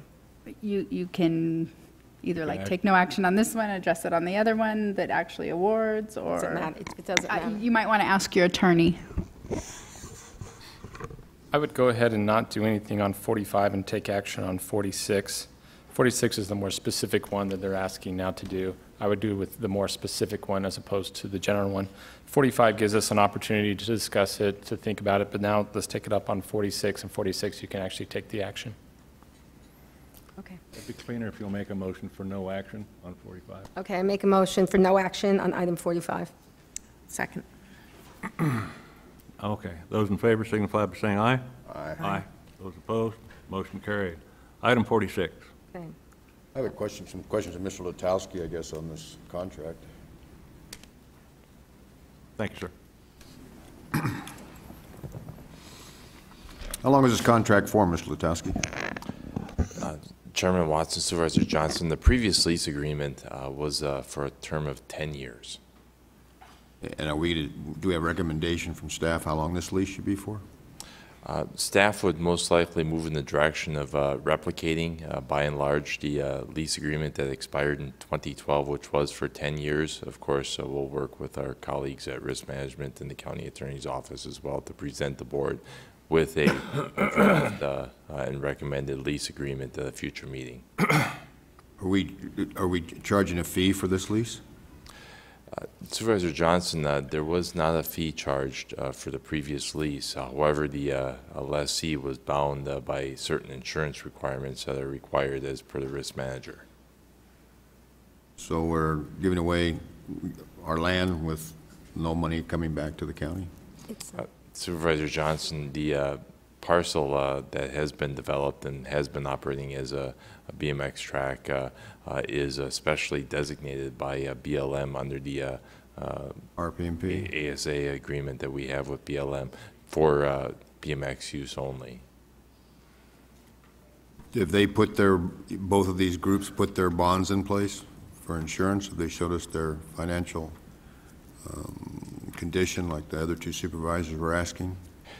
Supervisor Johnson, that would be part of the lease negotiation that would be forthcoming after the board directs staff on a recommended applicant to negotiate with. What kind of insurance requirements are you asking for BMX? Well, that may be a better position, Supervisor Johnson, to be answered by a risk manager. However, off the top of my head, I believe we've required in the past, $1 million and $2 million aggregate. I think it has to be more than that. When we ran the when we ran the BMX in Havasu, surprising to me is the fact that because of the start, more kids can be hurt, and like $500,000, just one kid eats it up in a second. If they get hurt, it's actually more for insurance than motocross. I guess those are my things. I'd like to see some kind of financial, we're going to set it up, or some kind of bonding or something to make sure we're covered on this. If you're going to have a 10-year lease, it'd be nice to have somebody come back within a year to report back how it's. Chairman Watson, I actually asked that question to one of the applicants, and I was told that that's part of being the BMX. They supply the insurance. Maybe Mr. Chenell can answer your question. Yes, both applicants did make reference to USA BMX offering, as part of sanctioning these events, some sort of sign-off or waiver. Nonetheless, I think the question arises, and we've all been there. I've practiced myself in other sports. There may be times where there may be practices going on that aren't necessarily sanctioned events. So those are some of the issues that we would vet out during the negotiation process. I just know that we need to really protect ourselves, because another thing that we did that met resistance at first but was actually a good thing in the end was that we had signed releases from both parents, because there's a lot of divorced parents now. So somebody sends their kid over to stay with the spouse in Bullhead, and they go out and break their arm and then send the kid back. While it is a hassle to begin with, at least we know that both parents have given permission and we're not sued. Mr. Chenell, does BMX take that into consideration? Do they have the child sign a waiver? It's not a waiver. It usually comes through the membership itself. So when they purchase the membership, they're covered under the membership. They offer or provide a $5 million coverage policy, an insurance policy that covers anyone that comes onto the track that doesn't participate, like a parent or a relative, or if they were to fall on the bleachers or something. So the insurance covers that. It covers the riders. It covers anybody who works there, landowners. It's all under that. They are the insurance providers, and it's a $5 million policy. So they have to be a member, and they can only be a member to ride. You won't have cannot ride that track without having a membership. There are programs that I have in place that will help kids that can't afford to do this sport that we have to bring in. So I have these protocols in place, and what they do is kids who can't afford to be on the track. I have a couple of companies that are going to donate equipment and bikes. I'm going to do the clinics and bring these kids up, which I've done time and time again. That's what I do for a living. Thousands of kids have gone through my hands, and then that's what this is all about. But it would cover only the riders, and when you sign up, those members get that membership and that coverage. Chairman Watson, I have a question of Mr. Lukowski. Supervisor Bishop. Mr. Lukowski, how will the Parks Department be involved in this track? if at all? Chairman Watson, Supervisor Bishop, the Parks Division essentially administers the lease agreement. However, with regard to the lease, it virtually defers all responsibility for operation and maintenance of the track to the lessee. But the Parks Division will be involved in looking after, especially if we become aware of any code violations or similar things. I hate to speak negative or even indicate that in the future, but nonetheless, if those type of issues become part of our, if we become knowledgeable of those, we'll certainly take the appropriate actions through the Park Division. Okay, so that's only if it's called to our attention or becomes a Exactly, problem. right. Okay, I think if we ask our risk management to verify that $5 million insurance policy would be appropriate, that sounds good to me, but I think I'd like to see the lease time period, at least for until a relationship is established. I don't think it should be longer than 5 years, but. Mr. Chairman, along those same lines, I was, it stated that the previous lease was 10 years. I just want to make sure that I was clear. I'm looking at your April 2017 board agenda item, and it talks about that the previous lease was on August 1st, 27, and then it expired on August 30th, 2011. So that's a 4-year lease period. I was wondering what it actually was. County Administrator Hendricks, I do not have the lease in front of me, but that's something staff can. And to address the other, I believe it was for 4 years, but that's what I'm reading, unless it was a mistake made on the board action form. But generally, especially on a lease where there's no revenue stream coming into Mojave County, we have a provision that states that Mojave County can terminate the lease without cause given a certain day's notice. And if this lease had that provision in it, it really would be inconsequential for the duration if you wanted to go longer than that. So that would be standard practice. Thank you, Mr. Hendricks. Well, the item is specifically for direct staff to develop a long-term lease. So if we want to direct staff today, let's make sure that we put those items in that we're concerned about. Supervisor Johnson, Supervisor Bishop, Supervisor Angus, either direct staff to put the lease together or go on to another item.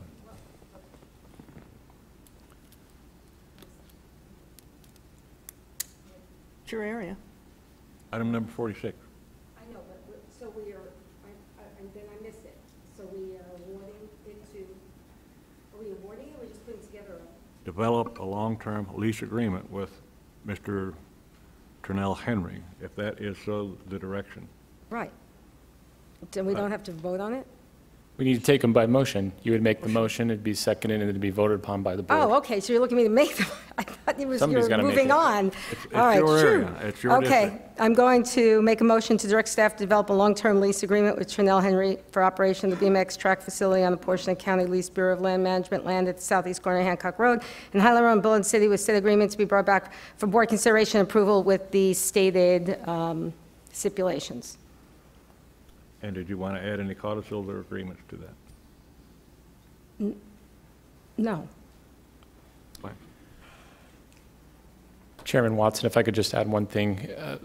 When we're talking about insurance, there's all kinds of different limits, whether it's individual or comprehensive and all kinds of different coverage. So when you say $5 million, we really have to look at all the details. So I would just recommend that the insurance portions be reviewed by risk and it not be set at $5 million. We may want $5 million, but it may be because we want comprehensive coverage at $5 million and other things. That when you look through a contract and you look at the insurance, there's a lot of different types of coverage and so forth. So just keep that in mind too. And that's why we're directing staff. Thank you. For their complete perusal. Excuse me. Correct? Excuse me. Thank you. Excuse me. I have a representative from Sarah Park BMX.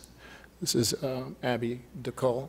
She is the track operator for the Lake Havasu track, and she has... I have a copy of our insurance and what our city of Lake Havasu entitles and what we have to have covered. I have actually a copy of mine on my phone, what our city of Lake Havasu requires for insurance for our track. I guess I could put it up here, and you can see. There's no need for that, ma'am. Okay. We're not going to be able to read that on your telephone. And It clearly tells you what. We have a motion on the floor, and I'll second the motion.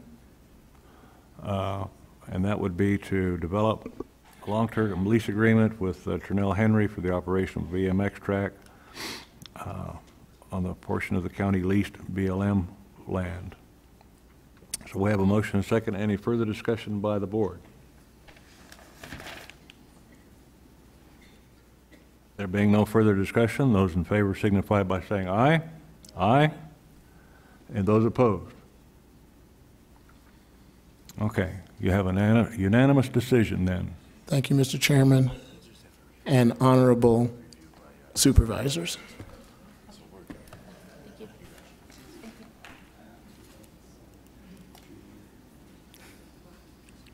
Moving on to item number 47, the discussion of possible action for the Board of Supervisors' acknowledgement of Public Works Department policy and procedure on nighttime and off-peak maintenance and construction work.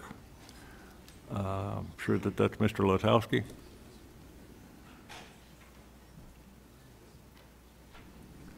Chairman Watson, members of the board, at their June 5th, 2017 meeting, the board expressed interest in Public Works developing a policy and practice toward guiding on shifting, especially heavy construction work, to potentially completing at least a portion, if not all, during certain nighttime hours.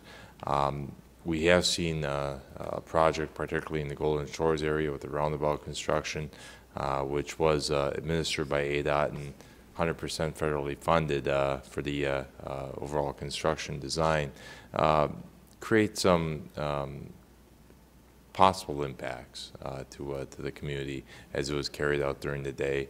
We've also seen a successful example where we closed the Oban Highway for the very heralded accelerated bridge construction of over Sacramento Wash. But taking a step back, staff very skillfully crafted a policy and procedure. It was led by Les Henley, who has a very distinguished career with Clark County, performing numerous major projects, including the County 215 build-out and McCarran Airport work. And what we see as staff is an opportunity here to, in fact, pursue such a policy and procedure. And we'd like to put forward a policy by which we create an additive alternate to construction invitations for bids, which invites a contractor proposal or bidder proposal on the additional costs associated with performing certain work during nighttime hours. We do think this is appropriate from a staff standpoint, where there are no residences in proximity to the work, and we usually don't have a congestion problem, but where there may be an issue with traffic impact. But most notably, when commercial businesses along the project may be negatively impacted by construction during their normal business hours. Now, the trade-off is, and this would be purely for staff to consider very carefully, would be the fact that nighttime construction offers lessened visibility to motorists, as well as certain availability of construction materials and construction rentals during overnight hours versus pretty much standing availability during normal daytime hours when businesses are open. And then there may be some environmental effects as well due to certain paving operations during especially winter months in higher desert areas that might be problematic. But nonetheless, we do have a policy in place, and we just requested the board to consider acknowledging such policy that we put forward. And in summary, it would be basically placing as an additive alternate to our IFBs, when appropriate, not necessarily all construction IFBs, that we solicit a cost, an additional cost, if the contractor were to consider doing the work at night. Thank you, Mr. Letowski. I have a question, Mr. Chairman, of you. Yes. I guess part of your procedure and your restrictions on residents and commercial is actually what I was trying to get I thought we were trying to accomplish. I mean, I'd rather have somebody be working in my neighborhood for a 24-hour period and be gone as to be there 3 days tearing up the streets for 3 days. I guess that was the idea. I don't see a difference if there's residents or even a commercial building, because if the company's working 24 hours a day, they're there and gone. I mean, because they just don't stay in front of your house. Hopefully they move on down the road at times. That was all I had. Okay. Supervisor Angus, any comment? Supervisor Bishop? I'm good. Chair is looking for, entertain a motion for the acknowledgement of the Public Works Department policies on nighttime off-peak work. So moved. We have a motion? Yes. I'll second the motion. Any further discussion? There being none, those in favor signify by saying aye. Aye. Aye. Those opposed? Motion carried unanimously. Item number 48, Mr. Walsh. Discussion, possible action regarding the adoption and adopt the code enforcement program as presented, reclassifying existing zoning inspectors to code enforcement officers, relocating 2 positions from the Public Health Department to Department Services, along with assigned vehicles and funding, adding an attorney position, 2 additional code enforcement positions, and 1 office assistant senior position, decreasing the post-closure fee by $3 a ton and creating a code enforcement fee of $3 a ton and landfill fees to fund the program. Funding of the enforcement program is to be reviewed annually along with landfill rates, evaluation, and adjustments. Mr. Walsh, thank you. Chairman Watson, thank you. Members of the board. On June 5th, the Board of Supervisors directed staff to develop a proposal for code enforcement program that proactively addresses trash and other environmental nuisances, as well as zoning and building violations in accordance with state statutes, adopted codes, ordinances, and agreements, and propose a funding mechanism.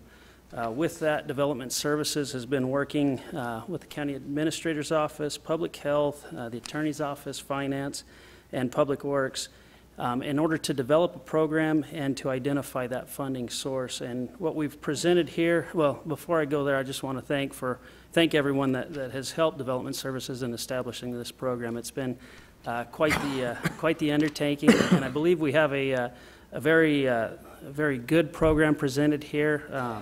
Basically, what we'll be looking at is to increase the code enforcement that we're able to do.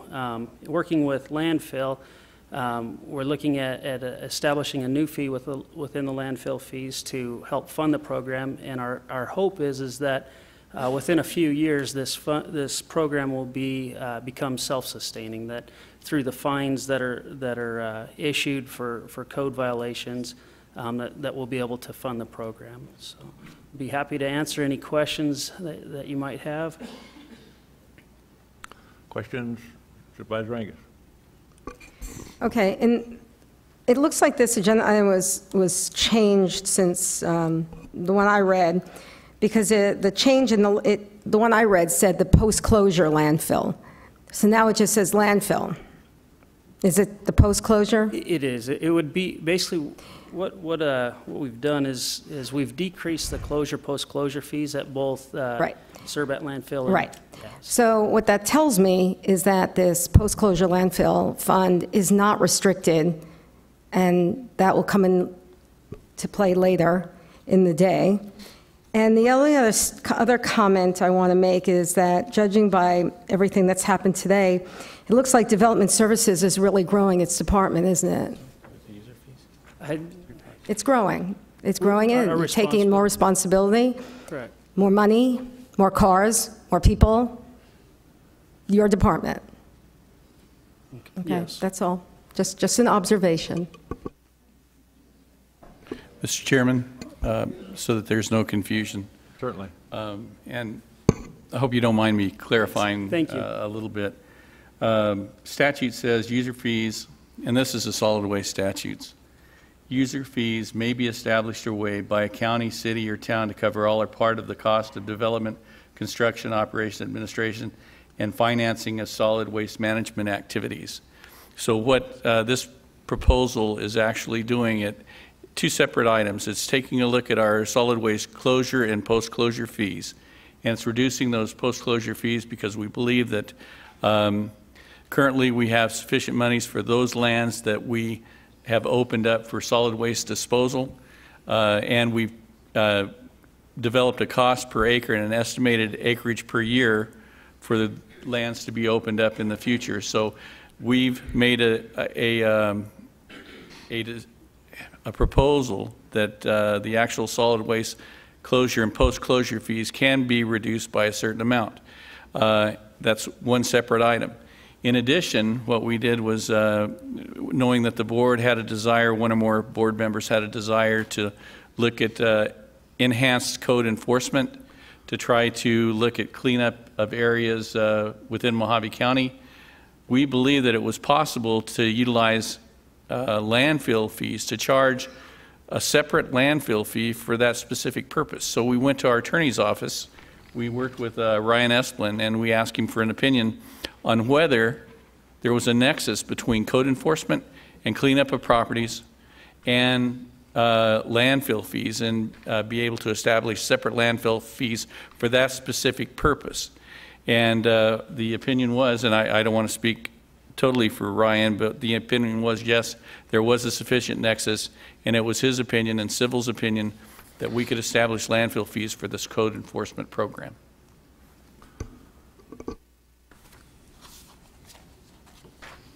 Thank you. Mr. Hendricks. Comments? Thank you, Mr. Chairman. I guess I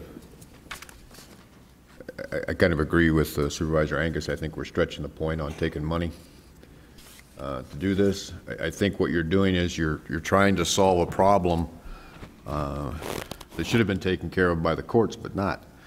What we're doing is we're going from a criminal-based system right now to a civil, and we're going to hire another attorney. We have, in that group of people that you have together, there's got to be 15 people or something to get together every month or whatever it is, county employees.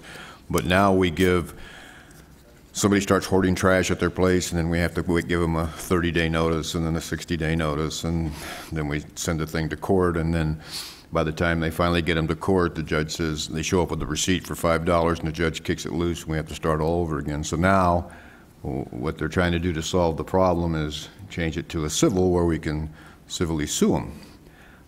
And then we got to get another attorney. I think we have enough attorneys now where we could do it ourselves, but that's just mine. I think if the court system worked, I think we wouldn't have a problem. Thank you, Supervisor Johnson. Supervisor Bishop. Well, I agree with Supervisor Johnson. If the system worked, we wouldn't have a problem, but the system hasn't been working, and we have an opportunity to start this new code enforcement program. And this is a new standalone program that's going to be reactive instead of proactive, and it's going to be an exciting turn in Mojave County history if this passes. The program will finally have the teeth to enforce our codes and ordinances and begin to clean up these areas that have been blight for so many years. And it's the main thing that people complain about when they first come to Mojave County. There's all this trash everywhere, and we haven't been able to control it. So this program will benefit the quality of life for our residents, and it's going to increase the property values and even complement economic development, because when big companies come to locations, they drive around and they look at our neighborhoods, and they look at how we live and what our homes look like. And I can see this program starting with community cleanups that Erase already does, and I can see cordoning off a section of Mojave County, a small section, doing a community cleanup, giving everybody the opportunity to clean up your properties for free. We're going to help you. We're going to bring the dumpsters out there. We're going to help you do this. And then those that don't comply, that are just continual eyesore to our communities, then this program can go after them for violations of the health codes or the code forwards or criminal littering. There's going to be a vast amount of reasons why we can contact them and force them to clean up their properties. And that's going to benefit everybody. And the attorney, I know that's a real stickler point with a lot of folks because we have a lot of attorneys and we have a lot of engineers, but this attorney will be paid for by landfill fees. The attorney will concentrate on a specific area of law. And right now, when we send our cases to the county attorney's office for prosecution, they're so busy with criminal matters that the civil matters kind of get put on the back burner. So that's why I think having an attorney, a standalone attorney, is going to make this program work. So anyway, I've got lots of contacts from my constituents and organizations that go out and clean up the desert that I'm sure are going to be speaking here today, and citizens that are just darn tired of Kingman looking like trash, and Bullhead City and Lake Havasu not being able to get anything done in their areas. And I think this is a countywide program, and I thank you for putting it together. Thank you. Thank you, Supervisor Bishop. I'll echo a few of the portions of Supervisor Bishop. I'm very much in support of this of this program. As a matter of fact, it probably came from both Supervisor Bishop and my office together. We had a meeting with a number of folks. I could see Mike Finnegan in the first aisle right there. He was at that meeting too, as was Mr. Hollins and a number of other folks. We're attempting to try to get a handle on this, not only desert dumping, but wildcat dumping, and then housing situations in which you've got a wonderful house, and then next door you've got a trash house. So we're trying to get our hands around this. And even if this doesn't pass today, I'm hoping that the spirit of the board will try to come to some conclusion on how to solve the problem. Personally, if it were up to me, I think I'd tell the sheriff to let his deputies get a bunch of salt rock in their buckshot, and if they catch somebody, to shoot the sumbitches. So with that, I'd like to make a motion for the approval and the adoption of the enforcement code. Do we have speakers? We can have a motion and a second and speakers. Okay. But I'll recognize the speakers first. Mr. Hollins.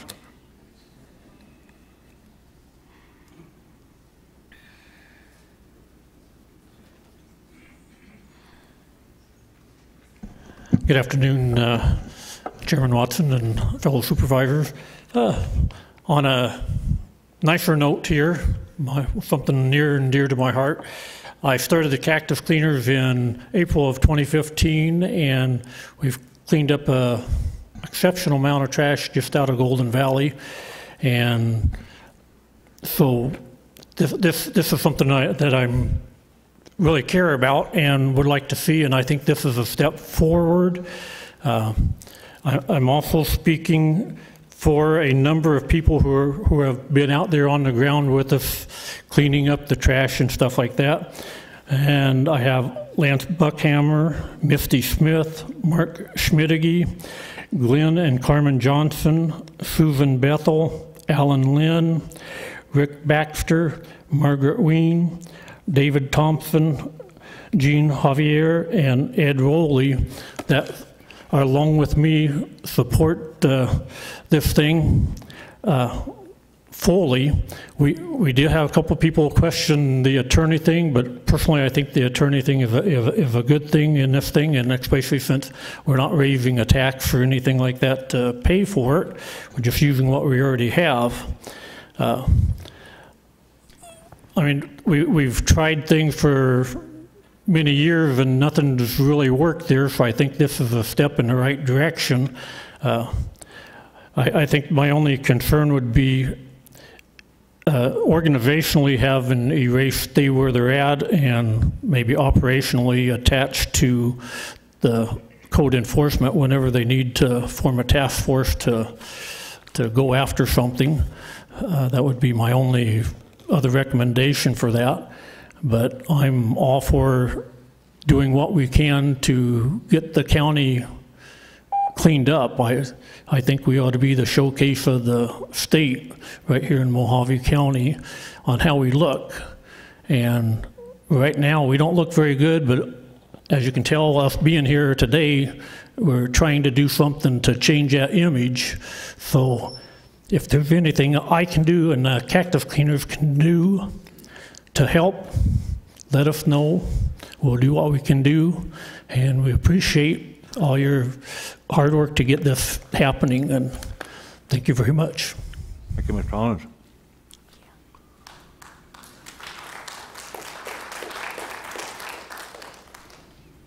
Jennifer Jones Esposito.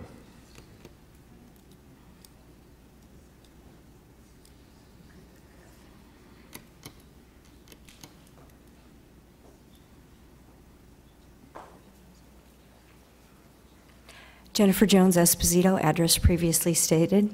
I vehemently disagree with this proposal. One of the problems that we have is if the law isn't being enforced, more laws don't make the solution.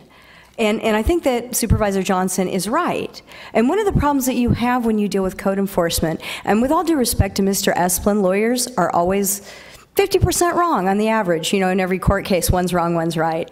When I was in Quartzsite, I beat 3 code officials, numerous lawyers, and I've gone up against Goodwin Sullivan that I believe the county pays $456 an hour. So lawyers are not always right. And I think that this is a misappropriation of funds. But what it tells me is that, as Supervisor Angia said, clearly you're taking in too much funds. Not only that, but apparently, according to this, you have 2 extra health inspectors. Seems to me the health department could trim their budget. But the biggest problem that I have with this is that, you know, there's a due process issue, and if you're cited civilly and you have time to, you know, fix the problem or whatever, that, you know, there's appeals, and the appeals do eventually land in Superior Court, even from a civil situation. And this is an attack to me on the poor, because when I could get in my car and drive around unincorporated Mojave County in any direction, and I could just tick off on my fingers the apparent code violations. But ultimately, code enforcement needs a warrant to go on someone's property. Most people don't realize that. I do. That's why I sued Quartzsite. But you still have to get a warrant to go and inspect. You're still involving the courts. You're still growing government. You've got another attorney. You've got 3 more county employees, all of whom will get lovely pensions. We'll all have to argue about funding. But none of this addresses dumping. The preposition is fallacious. The idea that correlation is causation, that because there's dumping, it must have to do with people accumulating things on their own properties. And it's very easy to target people in Butler and Birdland and Golden Valley and say, oh my gosh, I don't like the stuff you got. But ultimately, if their neighbors haven't filed a complaint, what's the big deal driving through? And for the record, the biggest complaint I hear is not about unsightly properties, it's about bad roads to drive on. So for numerous reasons, don't grow government, don't expand the county, don't create yet another fund, but since you obviously can sweep the landfill funds, I say you do that. Thank you.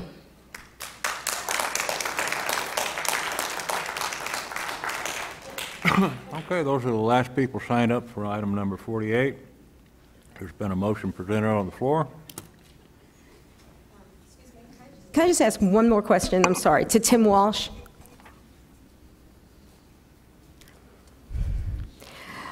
Okay, so I know a race was taken out because at one point you even wanted to take a race in there too. I'm glad that came out. Just for the record, how many meetings did you have with Public Health? Public Health, I believe we met 3 to 4 times. 3 to 4 times. Okay, thank you.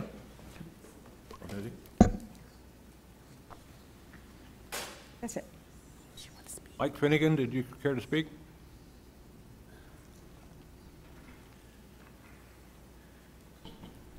Well, I hope I can say something intelligent on this. I've only read a small portion of it, but everything I've seen is I totally agree with it. Just to qualify my statements, I grew up here, left in '65, came back in '95, and looked at all the trash around and got very upset and started going after trash dumpers and the criminals myself and forming an organization to do that. So I've been doing that since '95. But I've seen the trash in many places where it just takes too long to get anything done. Everybody's got their hands tied. They got to go through this item and that item. And the county has such a backlog, and it takes them so long to get something done that hardly ever seems to get anything done. And I think by organizing these, everybody in one group and putting them together and getting a dedicated attorney will be a lot better thing than what's been going on. These places sit around for years, and nothing happens. So by these people all getting together and conveying their information back and forth and talking together, and I think it'll be a great thing. And I totally agree with everything and echo what Chairman Watson and Supervisor Bishop said about it, and I'm for it. I think it'll work. Thank you. Thank you, Mr. Finnegan. I have a question, Mr. Chairman. Supervisor Johnson. We seem to get gotten off there, or maybe I got confused, that got under the trash part of this. It's my understanding what we're doing is going after vacant properties and that sort of thing, health and safety, and those issues that we've tried to take up before. So this isn't, we have a race for the trash. We've got enough money tied up in going out and picking up trash. This is for health and safety on abandoned properties and that sort of thing.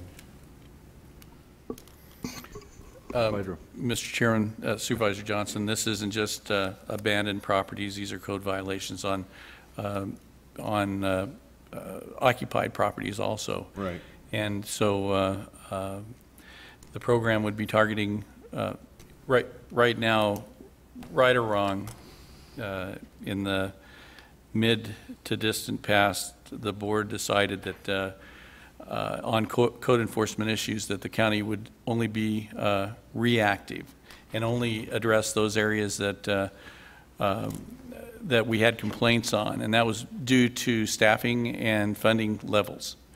So right now the only code violations that the county actually addresses are those where we've had an actual complaint.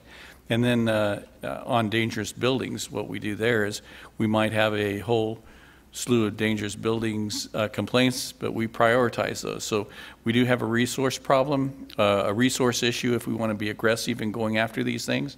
That's why at our past budget workshop we had, I call it one or more supervisors, at least one supervisor that was extremely interested in having staff pursue a program and develop a program to be proactive in addressing these not only vacant property issues but code violations and blighted areas within Mojave County. So staff listening, we put on the board agenda to see if the board had the a desire to have staff go back and develop a program to bring forward in front of the board and to develop funding for this program. So we did the best we possibly could, and I think we developed a very good, very comprehensive program and worked with all the staff administration players to get some consensus. And you know, it's not that environmental health has 2 extra employees, it's that those employees are duplicating efforts in planning and zoning and development services. So we're just shifting those employees over to where we can consolidate our effort. And you know, the proposal included hiring an attorney to be solely dedicated to that specific purpose. But what you're seeing before you today is, I think, Development Services and Tim and his staff did a very stellar job in putting together a program that we believed had the least possibility of failure, best possibility of success, and then allow the board to make a business decision on whether you want to move forward with it or not. And that's why we're here and what you're doing today. Did we previously, we were supposed to be trying to reclaim our losses for cleanups through the, you know, through suing or taking the properties? Did any of that ever pan out? Mr. Chairman, Supervisor Johnson, this program does address, not at the beginning, but as it ages, if the board decides to move forward with this program does have a component with the attorney to go after cost recovery and pursuing properties. So we believe that eventually a large portion of the needed revenue to operate this program will be shifted towards cost recovery from properties. That's all the questions I had, Mr. Chair. All the questions you got? Okay. I see Mr. Penwarden there at the corner would like to speak. Mr. Penwarden, I suggest next time you'd sign up. If I knew this was going to be on, I didn't see it in time. My name's Richard or Dick Penwarden. I'm at 1025 East Edie Circle in Kingman. Some of you are very familiar with what I'm about to say. There's been a situation, I'll give you a classic example so the people here know, and I don't want to hold everybody up. Since 2015, there has been a residence that has had continually a problem. It's been reported to the county, to Gene Bishop as one. Mike Henricks is familiar with it.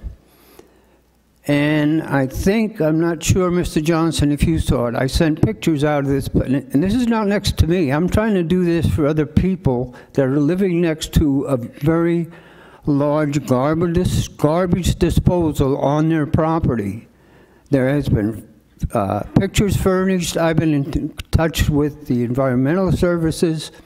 It's gone to court 4 times. And it's been turned back by the judge every time that it's got there. The last one was this last week. And this has been going on since 2015. That's 2 years at the same residence, and it's still not cleaned up. It's still there. And in fact, I hope that there's going to be some pictures maybe put in the paper about it, because somebody needs to pay attention to this. And if you don't do it, it's not going to get done. And your attorneys seem not to have been able to do the job. So maybe they do need a special attorney. This is absolutely ridiculous. It's a shame for the county. It's an embarrassment. That's all I've got to say. Thank you. Thank you, Mr. Penwarden. Okay. Well. Chairman Watson, if I can make one last comment. Certainly. From what I understand, this attorney will also be taxed with recovering property liens that we put on places that we have to abate, so that he'll recover some of our monies back to the county, and that'll be one of his duties. But it would be a specialized attorney that just concentrated on code enforcement, trash cleanups, the things that we haven't been able to accomplish before. I think this new code enforcement program, if it gets passed, will get us closer than we've ever been before. And I think the only other program like this in the state is Yavapai County, and I believe they've been very successful. So with that, I'd like to make a motion. There's a motion on the floor. I missed it. Okay. Chairman Watson made a motion to approve. I will second that motion then. Okay, we have a motion and a second. Any further discussion? There being no further discussion, on this item, we probably ought to take a roll call. Supervisor Angus? No. Supervisor Johnson? No. Supervisor Bishop? Yes. Chairman Watson? Yes. With a tie, it does not pass. Does not pass. Thank you. I'm sure everybody can be pleased, and we'll be continuing to watch Mojave County being trashed and not be picked up. So with that, we'll move on to item number 50, discussion, possible action for the adoption of policy number 2-03, Board of Supervisors email communication. Board of Supervisors shall implement an email communication policy for the Board of Supervisors to ensure compliance with Arizona open meeting laws. Mr. Ryan Espen. Chairman Watson, this is a follow-up from the June 19th, 2017 Arizona Ombudsman presentation that the Ombudsman came and made a presentation to the public regarding compliance with open meeting laws. This is a Board of Supervisor email communication policy that would be applicable to the Board of Supervisors to ensure compliance with the open meeting laws as it relates to email communication. I'll take any questions that the board members may have. Supervisor Johnson? Yes, I'll be voting against this. We have laws in place now. We all know the rules. I don't think adding more is doing us any good. Supervisor Bishop? I just wanted to tell Brian Esplin, thank you for putting this together, and with the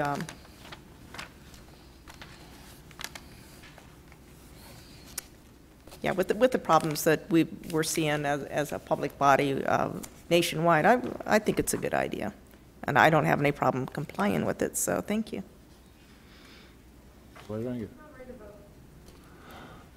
And so am I. Chairman, if I could entertain a motion. I could also add one other thing. The language in there to ensure compliance with the open meeting law, board members should not forward this message to other board members, and board members should not reply to this email. That's something that can easily be put in on the signature line. That's really simple to do, that staff can help you with if you need be. So I think I've already done that on mine. So. okay, yeah. Okay, Chair would entertain a motion for item number 50. I'll make a motion to approve. I'll second the motion. It appears that we probably need a roll call again. If there being no further discussion? Supervisor Angus? No. Supervisor Johnson? No. Supervisor Bishop? Yes. Chairman Watson? Yes. With the tie vote, we do not pass. Does not pass. Thank you. On to item number 51, discussion, possible action, authorize the chairman of the board to develop a position for Mojave County and to provide direction to High Ground, Inc. and Cheryl Sweeney on the critical ground and surface water issues when time constraints or deadlines make it impossible for the board to reach consensus. Mr. Hendricks, would you like to further expound? I know the water issues are becoming more and more critical for Mojave County, and with the hiring of High Ground and Cheryl Sweeney, they're representing us on one of the governor's councils, water councils, that's supposedly attempting to address legislative issues this year regarding water, groundwater, and Colorado River water and surface water, and specifically the Governor's Council is addressing issues for, I believe, Pinal, Cochise, Mojave, and La Paz. So it's important things and important events that are occurring right now, and they're happening at a fast and furious pace. And a lot of times, certain decisions or certain directions aren't decided till just prior to the committee meetings. So what we're asking is that at least the chairman is allowed to make certain determination or provide certain direction to our representatives, and with a commitment that staff, once those directions are made, will email the board so that the board's aware of those decisions or directions immediately, and that I would include those decisions or directions on my county administrator report so that the board would have them officially if they wanted to change those directions at a board meeting. Thank you, Mr. Hendricks. Mr. Chairman, I guess the only thing I would say, I don't know if it would be on the county manager's report, it would be just a ratification of whatever decision you'd made would be under the chairman's name. But if this only applies to High Ground and that water attorney, I have no problem as long as there's nothing else. There's no other decisions being made without the board. Right. Okay. Supervisor I agree. Bishop? I agree. Supervisor Angus? Okay. Chair would entertain a motion. I'll put that in the form of the motion as it's written. Motion? And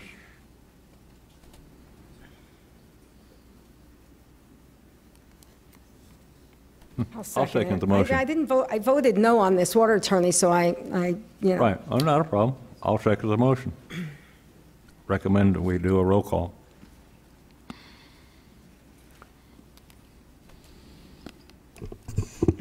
Supervisor Angus? Yes, but I voted no on the water attorney. Supervisor Johnson? Yes. Supervisor Bishop? Yes. Chairman Watson? Yes. Thank you. Passes unanimous.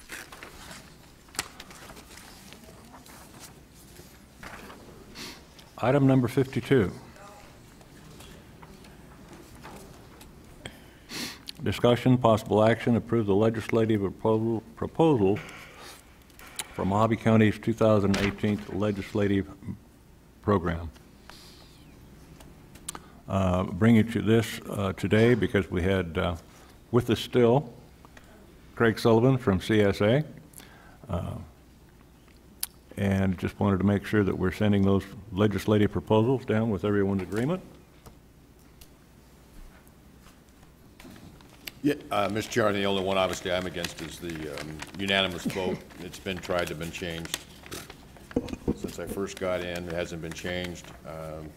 You'll see in 16 the surprise that we came up with when we found out that we couldn't, that the board's power to increase property tax had been limited by the legislature in 16. So I don't think there's any will down at the legislature to do it, but that's the only reason I'll be voting no. Okay. Supervisor Bishop, any comment? Yes, with that legislative proposal that Supervisor Johnson's referring to, I did change it a little bit this year from the last attempt, whereas we're eliminating the three-person boards that some of the smaller counties still have, and this would only affect the 5-member board, so it probably won't pass like Supervisor Johnson stated, but doesn't mean we shouldn't try. Supervisor Angus. Well, I think it's going to pass. I'm going to go down there and work as hard as I can to make sure it passes. So I'm enthusiastically supporting it. Motion? I make a motion to approve the legislative proposals for Mojave County's 2018 legislative program. I'll second it. And a second. Questions? Discussion? There being none, those in favor signify by saying aye. Aye. Aye. Those opposed? Aye. Carried 3-1. On to item number 53, discussion, possible action, acknowledge the receipt of a map and list of Mojave County's licensed channels and associated programming schedules. This is brought to us from Supervisor Angus. Yes. Chairman Watson, I would just like to acknowledge the receipt of the map. I do not wish to talk about this today. So I make a motion to acknowledge the receipt of the map and the list of the county's licensed channels and associated programming schedules. That's a motion to just basically receipt of the map. It's just the acknowledgement of receipt. That's all this is, Okay. because we asked for it. I'll second the motion. Any further discussion? There being no further discussion, those in favor signify by saying aye. Aye. Aye. Those opposed? Motion carried unanimously. Item number 54, discussion, possible action on update on the fish stocking. Supervisor Johnson. Thank you, Mr. Chairman. If IT can put up a few pictures, this is just of the fish stocking for the release we had. And you'll notice the area in the water showing the high ground dividing the river from the inlet or the backwater of Davis Camp. Pictures are up there. Not yet. Down below. Are they up? Oh, okay. It just shows the idea. Now, if you could, when we make donations of taxpayer monies to nonprofits or other governments, we need to ensure that our monies accomplish our goals. The board gave $50,000 to help control the caddisfly problem and aid in fishing. The roughly 22,000 trout released at Davis Camp were stressed enough from the trip, and then they were not stocked until afternoon. Wrong river levels, low oxygen and shallow water, and no way out into the river for the fish. The fish died from lack of oxygen, raccoons, coyotes, and other animals. One look at the flow releases would have shown them that the trout were doomed. So if they can show the videos, they'll just show that they wasted our money. Wow.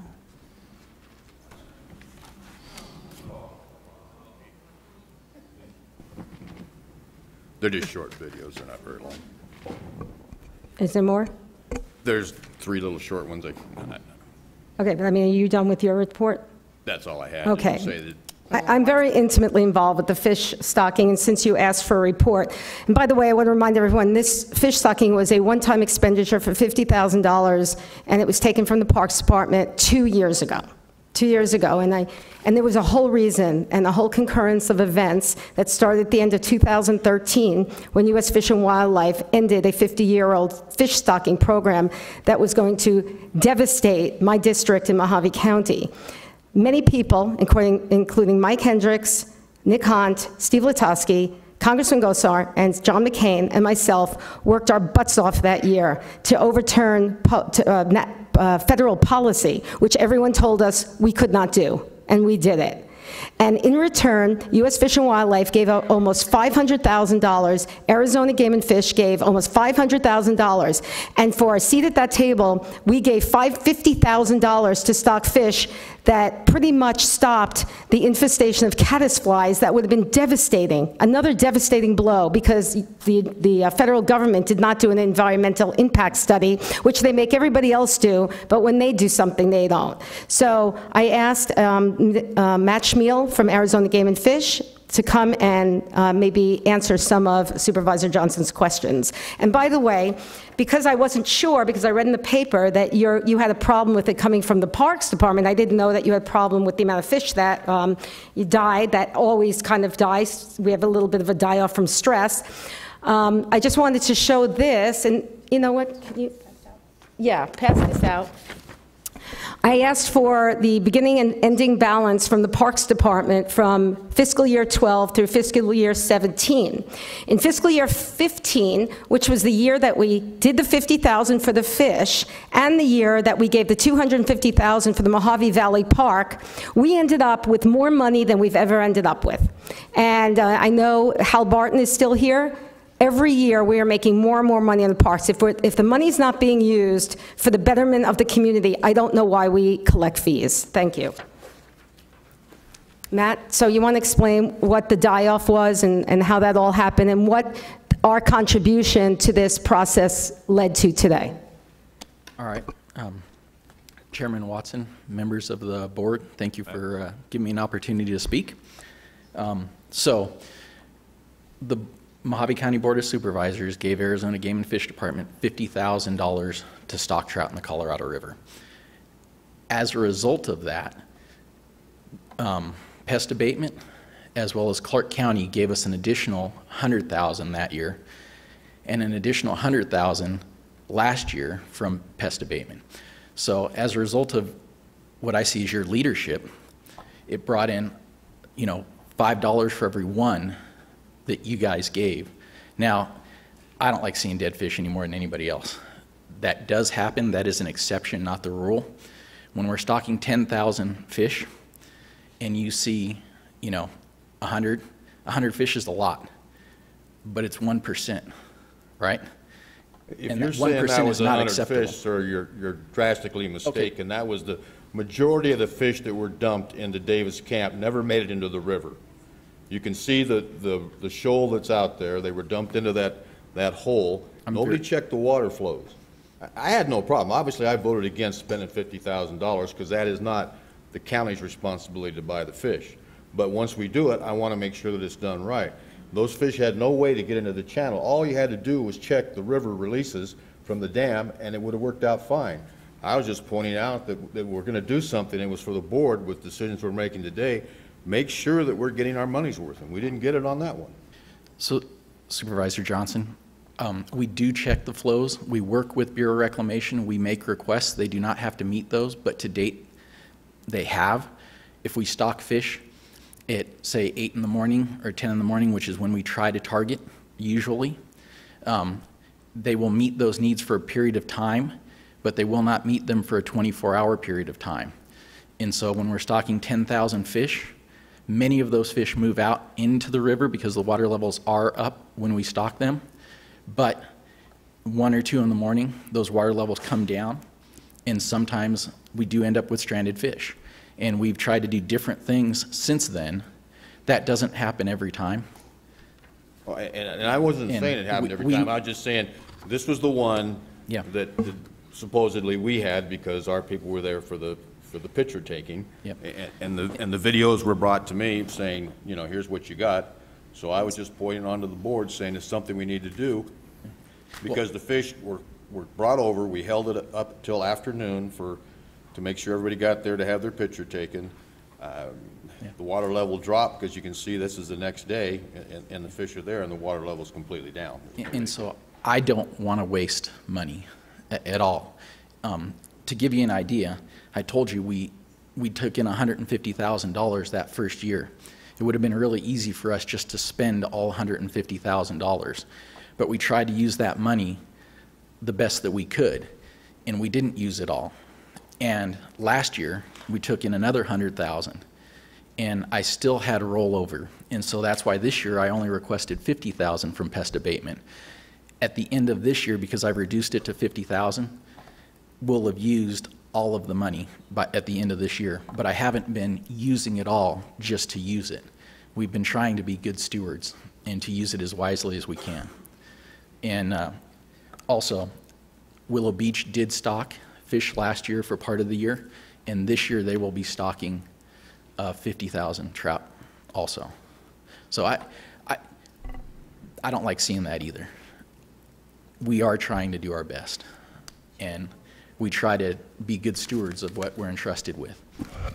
We are not intentionally, it's not from in a desire to waste or just spend. A lot of times you hear people talk about government, and it's, well, you got to spend it or you lose it. And I don't like that mentality.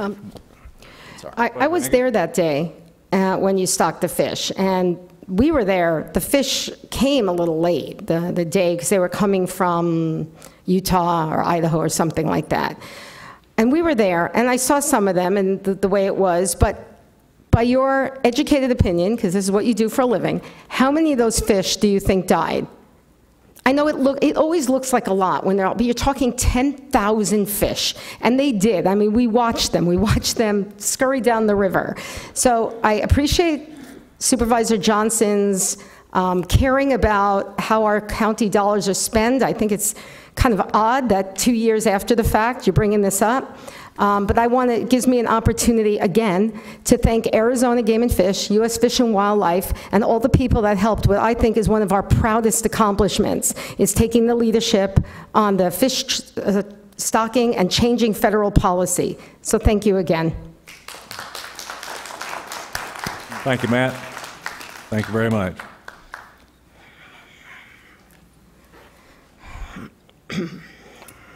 Okay, Supervisor Johnson, did you have any action you wanted to take on this item? No, I would just bring it up. We've got a budget to do, and I just as a report? Thank you. That was it. All right, public hearings. Here we go. You need to take a break? Everybody good to go? Let's go. All right, here we go. Saddle up. Now we go on to public hearings. Coral Lloyd, Financial Services Director, open the public hearing for number 55. Sitting is the Board of Directors for the Mojave County Flood Control District. Discussion, possible action, conduct the truth in taxation public hearing to receive the public input on the Mojave Flood Control District 2018. Ms. Lloyd.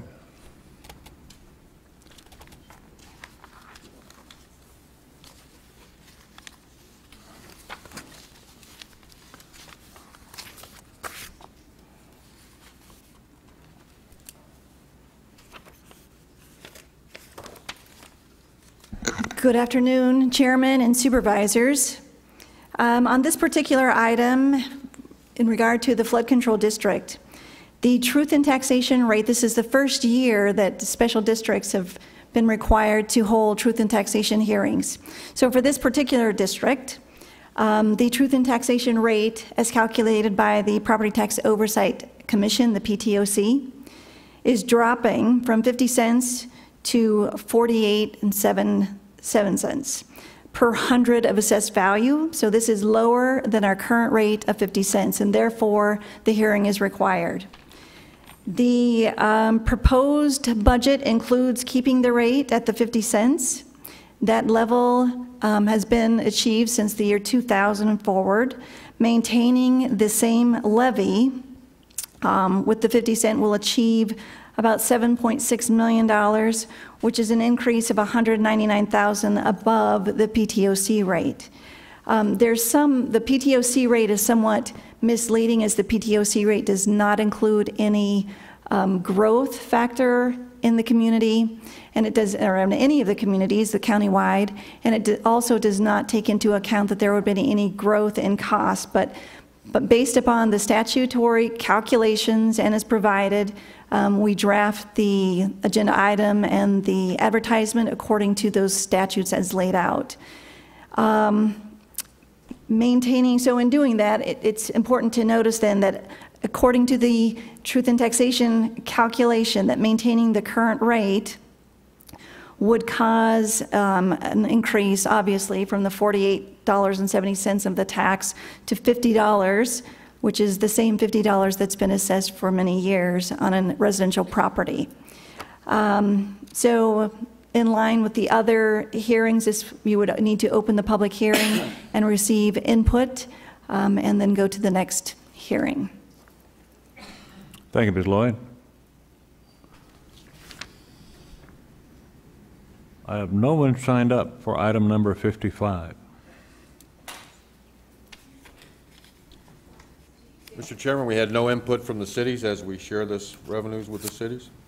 I have received none.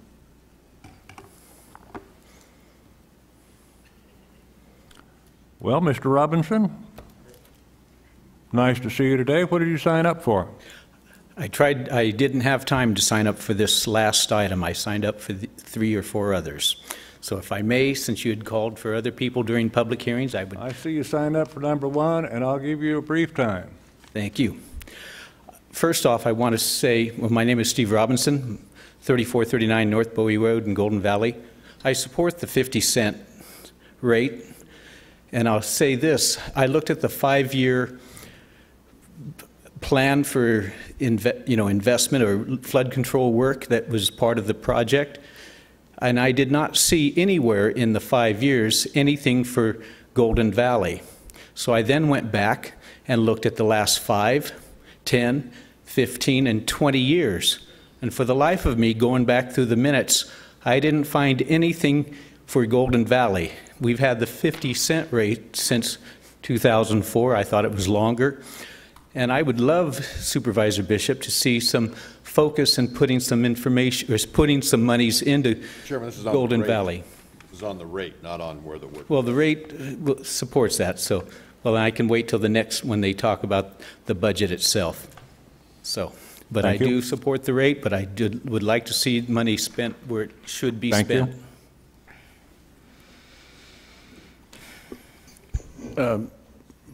Supervisor, I'm sorry. Mr. Hendricks. All right. And I understand this is about the rate. There has been considerable amount of money spent in Golden Valley. So I just didn't want a misnomer out there because, being consistently wrong is one thing, but disparaging the flood control department is another, and I believe they're doing a fantastic job. And if you wanted to hear some of the projects that we've actually done, I believe we're prepared to address that. But let's make sure that's in accordance with what's on the agenda. Because it's not specifically on the agenda, I'm afraid we might be moving a little bit too far off of it. I wanted the chairman and the board to know that information is available, and since we can't discuss it today, I'll go ahead and send that out to the board members. And may I suggest that we compile that to give to each of the board? Yes. Thank you. And to the media. And to the media, certainly. Okay, well, we had Mr. Robinson jump up there. Is there anybody else wish to speak to item number 55 before we close the public hearing? Okay, we'll close the public hearing on item number 55.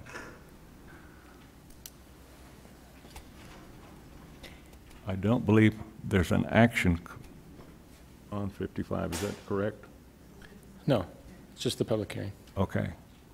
Open the public hearing on item number 56, sitting as the Board of Directors of Mojave County Library District, discussion, possible action, conduct the truth in taxation public hearing to receive public input on Mojave County free library district services for 2018. We do have a number of people that would like, one person that would like to speak to that. Ms. Lloyd, would you like to get up and make your statement first?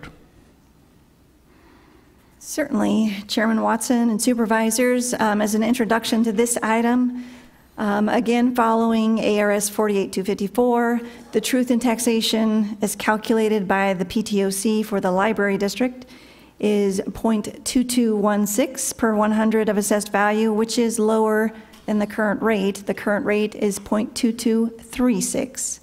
So the proposed rate included in the budget this year is 0.3236, so it's a 10-cent increase over the current rate, which would return it to the value that it had been between 1998 and 2015.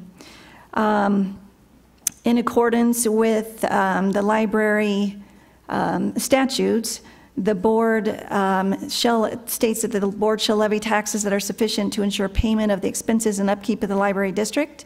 At the proposed rate that was included in our tentative budget, it would generate a levy of about $5.6 million.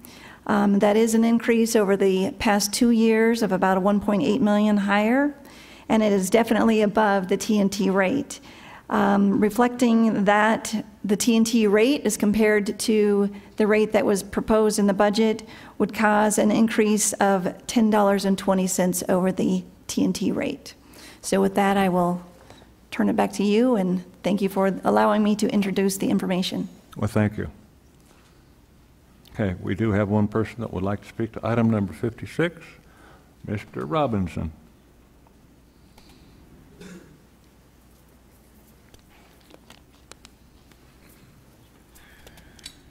Stephen Robinson, address the same. I oppose increasing the rate, and I will base that upon what Supervisor Johnson had said 2 years ago when he said we had more than enough ample reserves. Now, the reserves in the main fund have gone down about approximately $2 to $2.25 million in the last 2 years. However, there's been over $6 million in this building fund, all of which came from the general fund of the library district. 2 years ago, the talk was about remodeling. Then now there's talk about building a new building here in Kingman. We do not need $6.5 million for building an addition that was first talked about. I would recommend you pull some of that money out of the building fund, up to $1.8 million, and transfer it over to the main fund. Not that you'll do it, but I think it would be a good idea for the benefit of the taxpayers.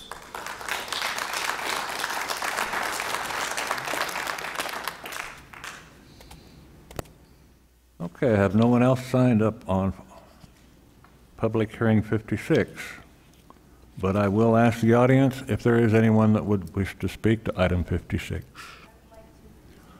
Have your way on down, Ms. Esposito.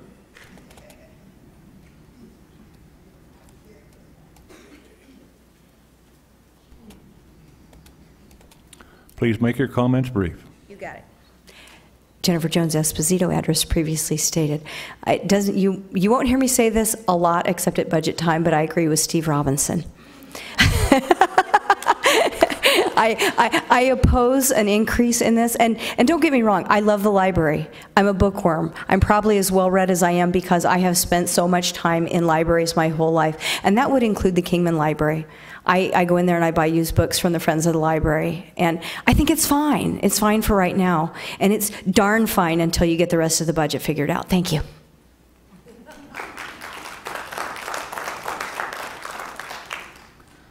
Okay. Now it's time to close the public hearing for item number 56, which have to do with Mojave County Library District. Move on to item 57. Open the public hearing for the discussion, possible action, conduct the truth and taxation final budget hearing, and receive public input 2018 for the proposed final budget expenditures and tax levies. Ms. Lloyd.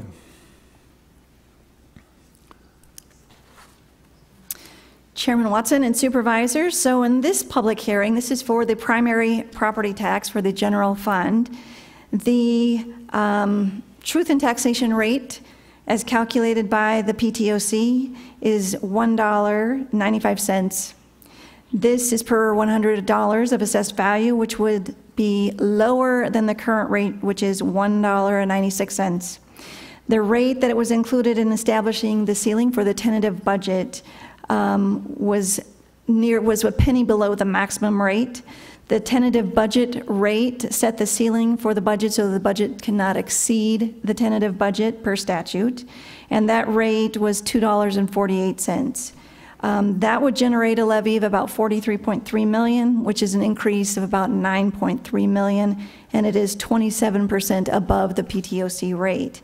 If that were adopted, it would require a unanimous decision. The board, with only 4 members, does not have an opportunity to have a unanimous vote, and therefore the maximum that the board could consider or vote upon would be a 15% rate increase, which is about 27 cents. So if the budget were adopted at the higher rate, this is how we have to advertise it, whether you are capable of it or not at this point, would have been an increase of $53.80 over the truth in taxation rate.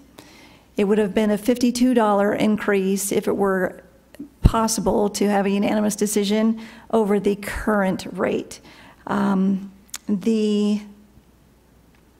With that, again, you know what the parameters are, that if there's any increase between 0, or actually you'd have to, even to adopt the current rate, you still need a majority vote because the T&T rate is below the current rate by a penny.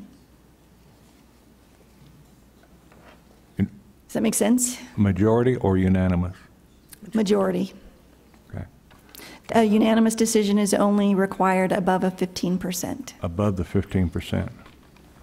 Now, the 15% is $2.23? Yes, I believe so. Okay. I don't have that. Thank you very much, Ms. White. Thank you. Okay, folks, line up. We have 46 people who would like to speak to this item. Bob Bass. And after Bob Bass, we have Steve Robinson. After Mr. Robinson, we have Eva Corbett. If you'll line up, please.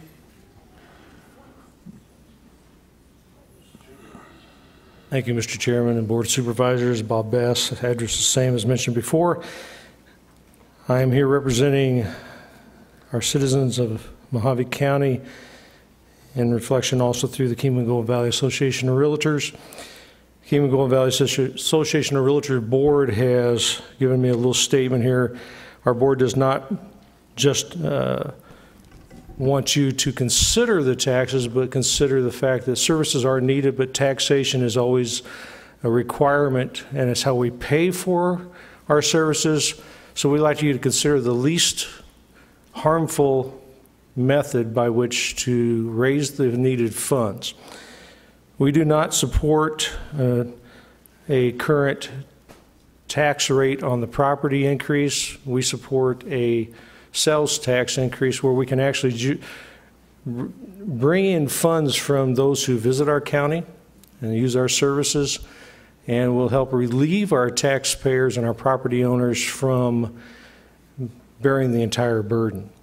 One of the things that's important for us to look at, a tax increase across the board does not just affect the property owners, it affects our rents, affects our commercial properties, affects our goods and services that come to each of us. And of course, we can't have the tax increase that is actually necessary, but our sales tax can bring us an opportunity to reach the goal better, faster, and with less issues for our community. One of the things we also face in our community, in our entire county, are we have a lot of retirees who are on fixed incomes, folks who cannot afford an additional penny in expense. I'm a deacon at First Southern Baptist Church up here on Wallapai Mountain Road, and we've had several of our folks come to me. They say, how are we going to afford our taxes? We can't afford our current taxes. If they have a tax increase, how are we going to do it? So you as a Board of Supervisors, I commend you for the job you have to do. I pray for you to make the right decision, and I encourage you to approach it by a sales tax increase, not a property tax increase. Thank you. Mr. Bass? Yes, I sir. appreciate your comments today. I have a couple questions for you. Yes, sir. Did you attend the school board meeting in which they increased their taxes?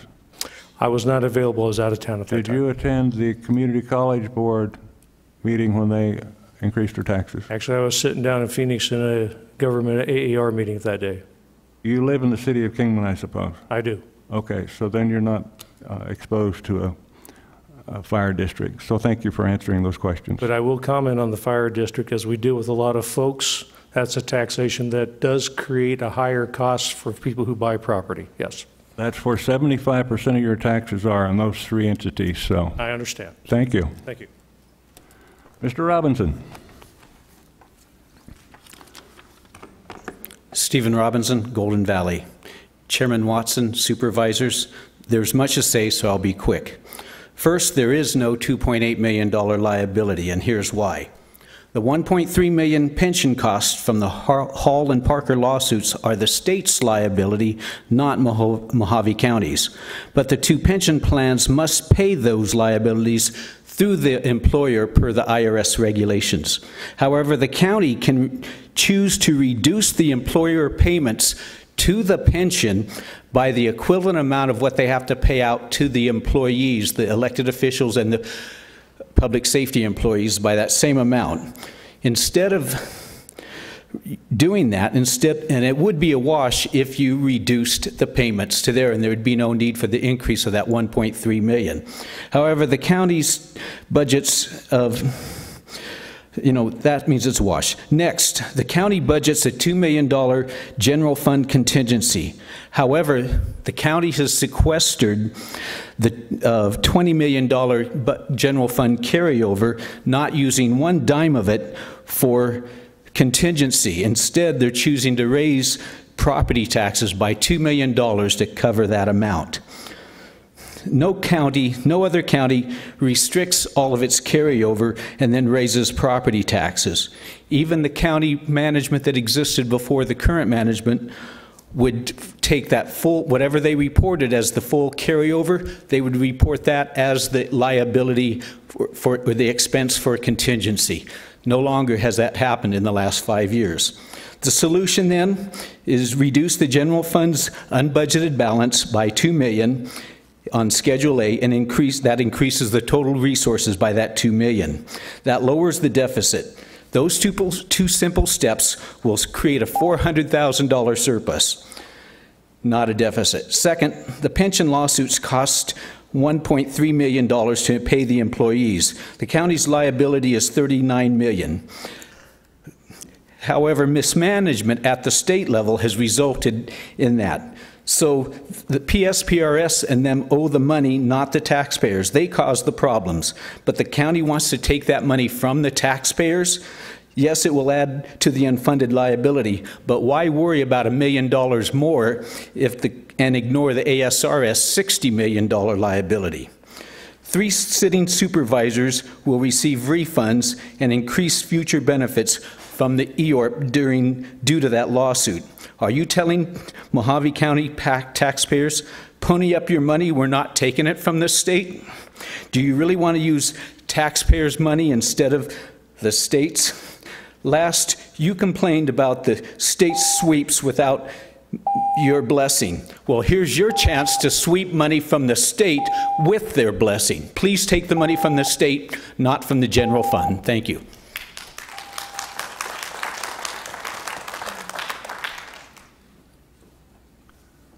Okay, we have Eva Corbett. Then if Ms. Esposito Jones would come down again. Eva Corbett, Casey Bullhead Boss. City. I'm Okay, here. sorry, Eva, go ahead. Okay, my address was previously stated. Proudly live in Bullhead City in Hildy Angus's district. Very pleased and proud. And I am here for the Sheriff's Department. As previously stated, our fellas, don't forget about them, our fellas and gals, because we're doing our best to raise money for the K-9 unit. We want you guys to pony up for their increases. Thank you. Thank you, Ms. Corbett.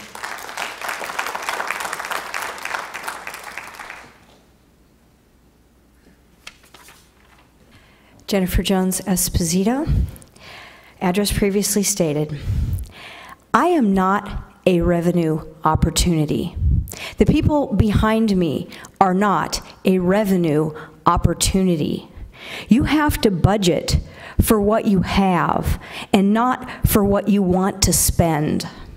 This is not county money we're talking about. This is taxpayer money. This money belongs to all of us and all of the people outside of this building.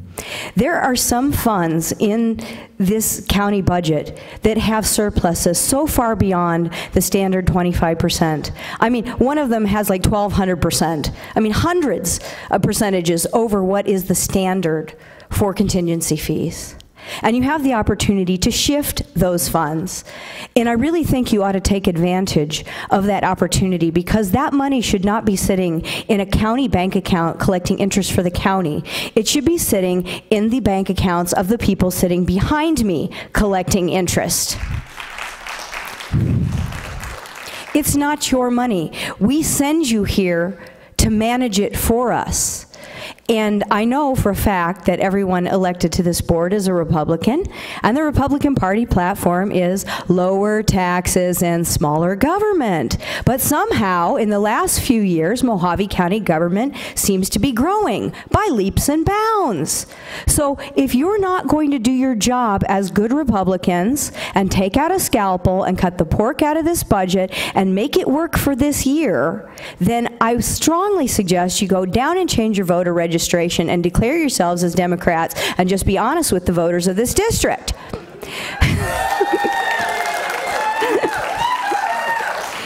Because I know for a fact, having gone over these numbers and looked at all of the different articles and statements, there's enough money here to pay the elected officials' retirement, to pay the public safety retirement, to cover the compression issue for the sheriff, the alleged budget shortfall, and a lot of other things, and still not raise taxes. And my husband and I live on $771 a month. You probably find that shocking. That's his pension. There, I just said it publicly. He has to pull from his 401k to pay property taxes every year.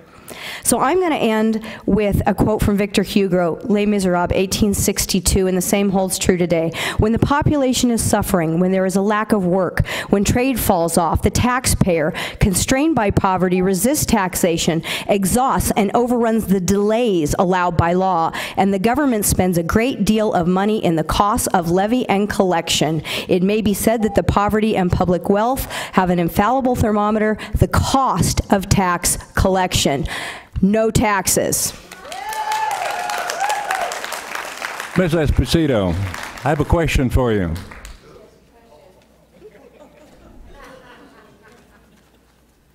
How many employees did Mojave County hire this year over last year? What's the number that you're saying? What number that I'm saying? I'm saying you've grown government. I didn't say how many employees you hired. I'm saying you're growing the government. You're growing the budget. And today you tried to hire 3 more and another lawyer. Do I have the number handy? No, I don't. I'm sure Steve Robinson does. Maybe he could answer that for you. We pay staff to answer that. Why don't you ask them? I mean, we're paying them to answer those questions, right, Gary? Glad to, but when you're making a statement that we're growing the government and adding employees, I just wanted to know what the number was. I didn't say and adding employees. Maybe I said misheard. Government is growing by leaps and bounds, and I think that's reflected in the numbers of the increase of the general fund budget over the last several years. Thank you very much. Thank you.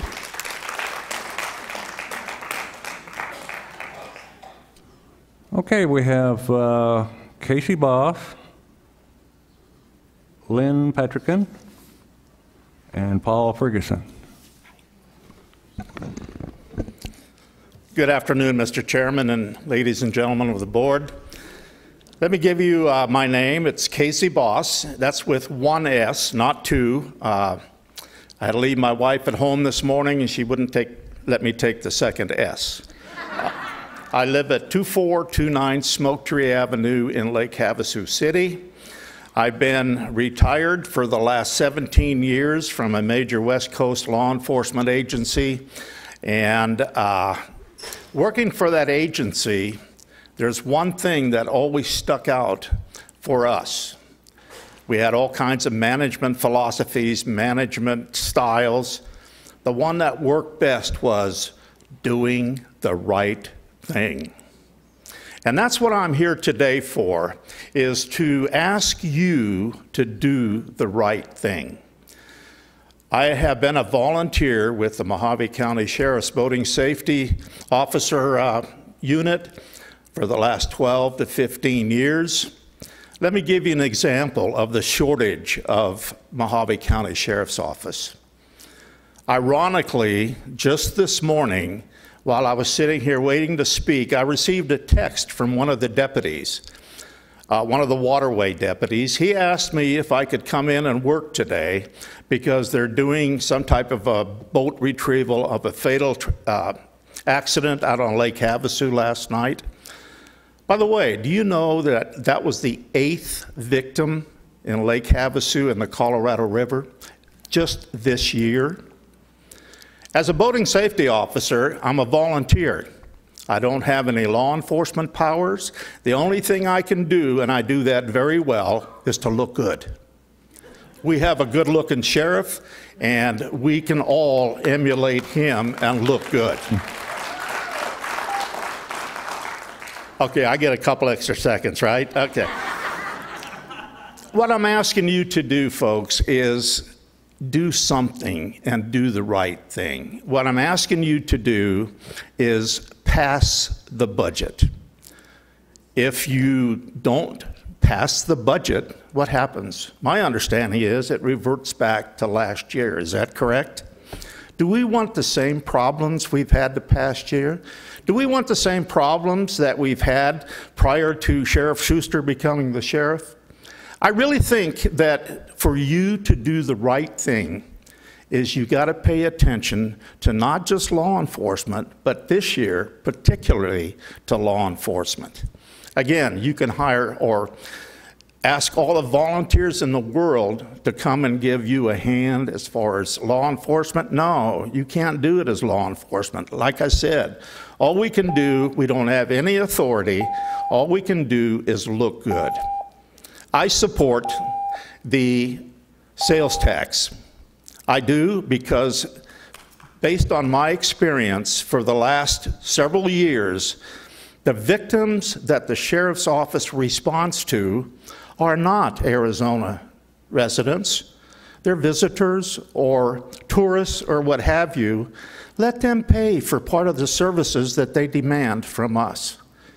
Granted, they'll only pay maybe half. Thank you, Mr. Bosch. Okay. You're about a minute over. I realize that, sir. I had to wait for the applause to die down. You know. Thank you.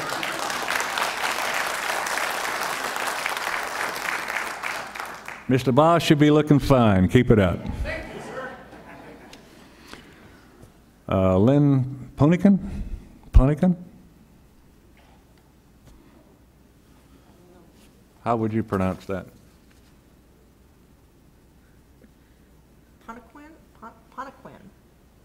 Ponaquin?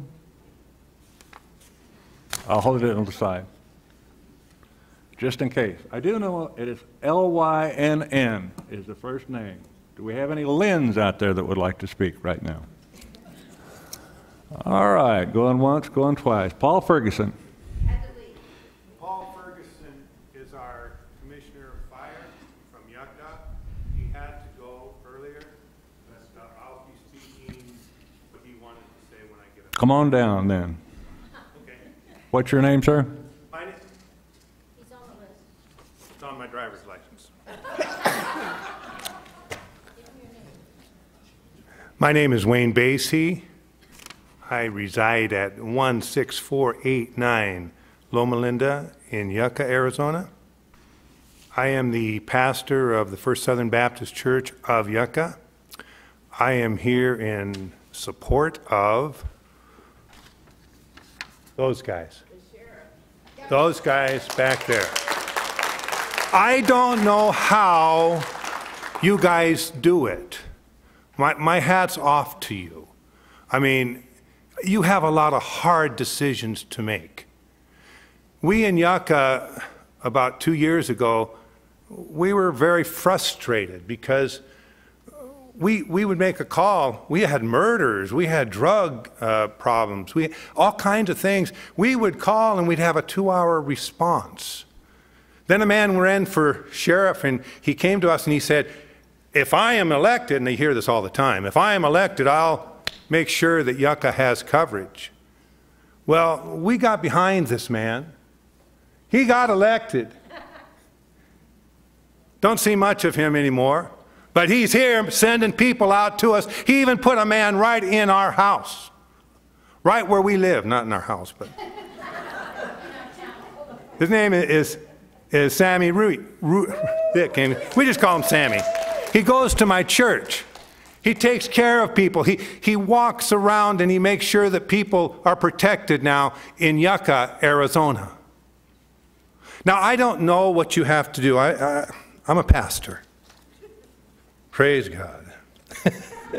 But it says here that the board of directors will now recess from their regular meeting and convey into a special meeting pursuant to ARS, blah, blah, blah, to take action to approve the motion and roll call. In other words, you're going to leave here and you're going to go decide whether you're going to pass this budget or not pass this budget. Am I correct on that, sir? No, sir. We have to go through item 58, 59, 60, and 61. Well, yeah. I mean, after all that, I want to encourage you to remember something. No matter what you've got on the roster, no matter what else is on that budget, and I know there's a lot of things, and I've sat here all day waiting to say thank you to our sheriff. He needs $1.6 million. Figure out how you can get it to him. Pass the budget if you have to, if that's what you have to do. Let's get Mr. Schuster the power to do throughout this entire county what he has done in Yucca, Arizona. Thank you. Thank you.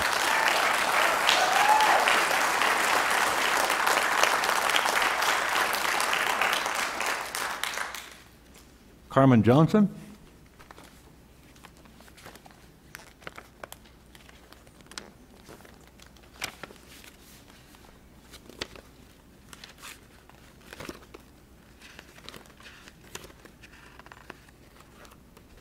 Good afternoon, Chairman. Good afternoon, Supervisors.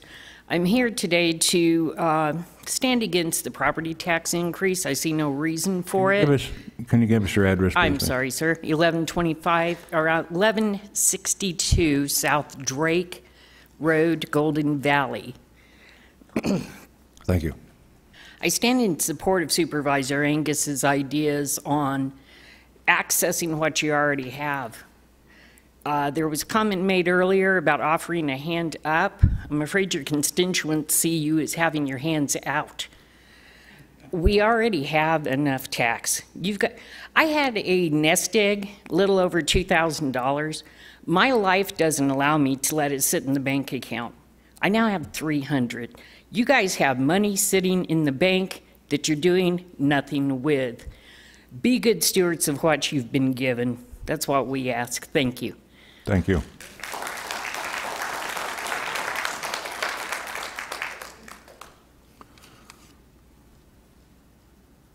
Leanne Hoagland Smith.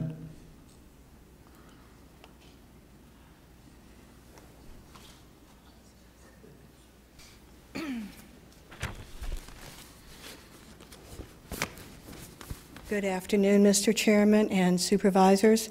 My name's Leanne Hoagland Smith. I reside at 3981 South Centennial Road, Golden Valley. I'm opposed to this property tax increase, and let me explain why. I'm a new resident here, and I was really quite surprised when I saw initial proposal of 52 cents per $100 of assessed valuation. So I began what I do. I researched. And what did I learn from all that research? Well, first thing I learned is there was a law passed in 2016 that imposed a maximum of cap of 15%. Unfortunately, this board didn't know about it, even though they do belong to the Arizona Association of Counties. And that representation sent you information 90 days after this law was passed back in 2016. Second, I learned there's a lot of internal funds with additional reserves, some in excess of 50%, as others have noted. For example, the TV fund had a 2017 recommended budget of $240,427 and nearly $2 million in excess reserves.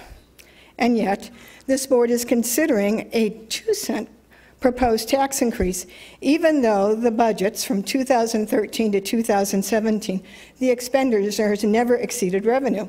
And you still have that $2 million. My first question is, what percentage does an unrestricted contingency fund meet the requirements to be used for that purpose of being a backup for an unexpected budget shortfall? Is it 50%, 100%, 600%, 1,000%? My second question is, what condition constitutes an emergency to use contingency funds? Because from what your proposed budget, a budget shortfall doesn't qualify as one.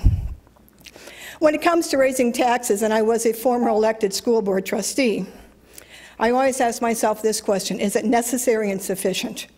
With nearly $30 million in reserve funds, there are sufficient dollars to meet the $2.8 million, along with the $1.6 million for the Sheriff's Department, without any long-term harm to any of these internal contingency funds. Let me close with Ronald Reagan, who spoke on his first inaugural address about more taxes and regulation, such as those fees you just imposed. He said, "Government is not the problem, is not the solution to our problem. Government is a problem." Thank you.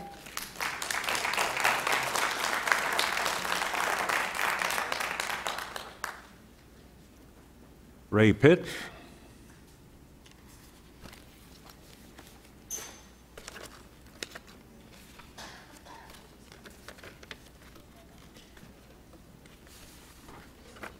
And after Mr. Pitts would be Philip Robinson.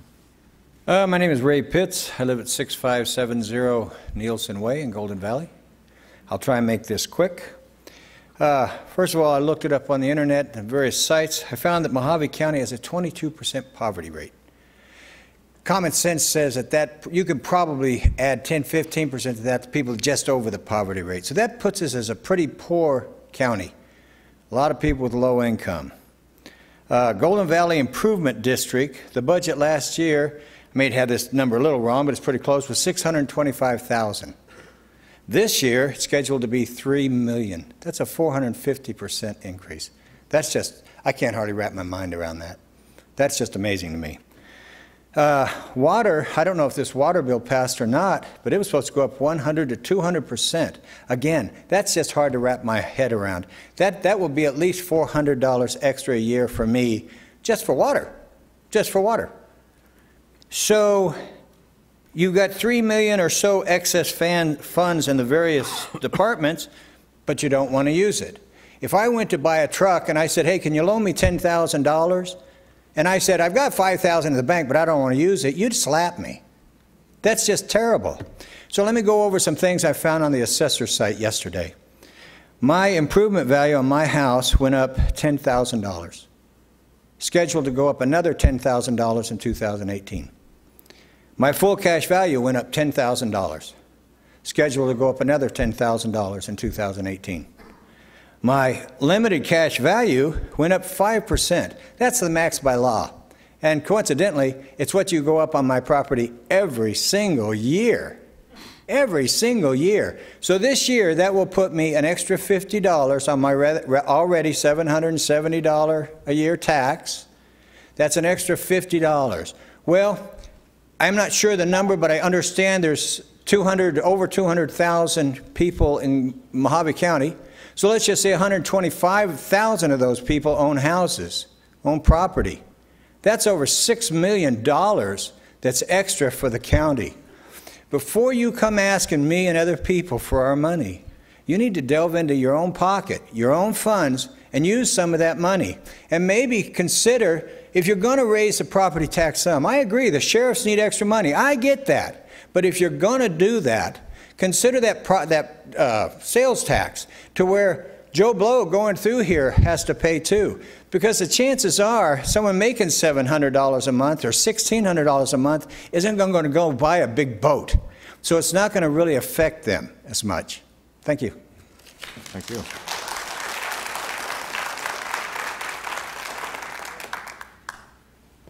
Howdy, Mr. Chairman, Supervisors. My name is Philip Robinson. I live at 2840 South Papago Road in Golden Valley. I'm here to talk about the GVD or GVID Water District. I'm a water hauler. Sir, this is the public hearing for the truth and taxation for the entire budget. That is on the budget, isn't it, sir? It's a side issue on the budget. I believe it's a district issue. Would that be correct? Right now, we're talking about the property tax levies. If you look at, we're in 57, conduct the truth and taxation and final budget public hearing to receive public input on the proposed final budget expenditures and tax levies. So and I'd be glad to talk to you anytime, even after this meeting today, about Golden Valley Improvement District. After the meeting's over. May I ask a question? Then I'll talk about the tax increase. That'd be fine. That'd be great. I'm not for it. Flat out. I'm not at all surprised. I support our sheriff 100%. You know, they're good guys. But Hilda's plan's a lot better. Thanks, you. Thank you.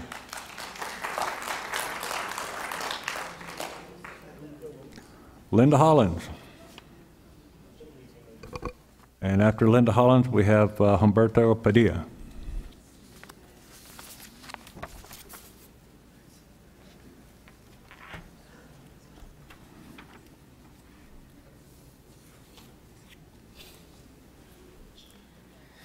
Good afternoon. My name is Linda Hollins, 4825 North Mormon Flat Road. I'm totally against raising our taxes, our property taxes. As everybody else has said, if you have money in your bank, maybe you should use that. That's what I'd do. If I had excess money, instead of going out and taking a $1,500 15% loan to get money because I had money in my account, I still would use the money I had in my account because I'd be far more ahead. The other thing is, as you were saying about the water taxes, which we're not supposed to be talking about, I'm totally against that. I'm pretty liberal on taxes, and as far as I'm concerned, is if you come up and tell me that, oh, we haven't raised the rates in X amount of years, then evidently you have not been doing your job, or we would not have to have 100% or 200% raise. There would have been an incremental raise going on all along. Thank you. Ma'am, before you step away from the podium, you said a 100% raise? Rate raise. For what do you anticipate if the maximum were to be adopted today, which would be 27 cents? I'm talking about the water rates, sir.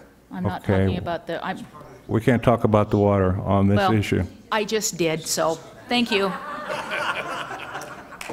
Well, thank you for sneaking up on it. Chairman Watson, just so we're clear, we are talking about the budget as well as the property rates. Just so that we're... You can't intermix? Go ahead. Okay. Humberto Padilla.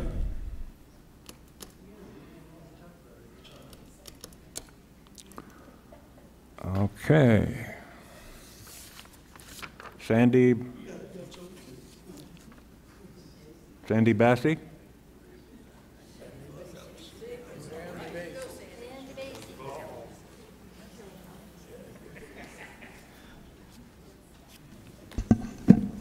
Good afternoon. 16489 Loma Linda, Yucca. Okay, I'll try to do this. I voted for Sheriff And I support him, and I support our sheriff department above everything. We live out there, and we have so many people hurting, and he finally got us somebody. We're still waiting for that Franconia annex. We're going to be here on that pretty soon. I was going to read this, but I'm shaking too hard. I just have a question. I want to know why we have all these non-mandated funds. Why are they put above our sheriff department, our law enforcement? I was under the impression that law enforcement was the top above everything in this county. Without that, what do we have? And they keep leaving because we can't pay them enough. They're not getting what they need, and Schuster's putting in some awesome programs. But if you don't give him his money, what's he gonna do?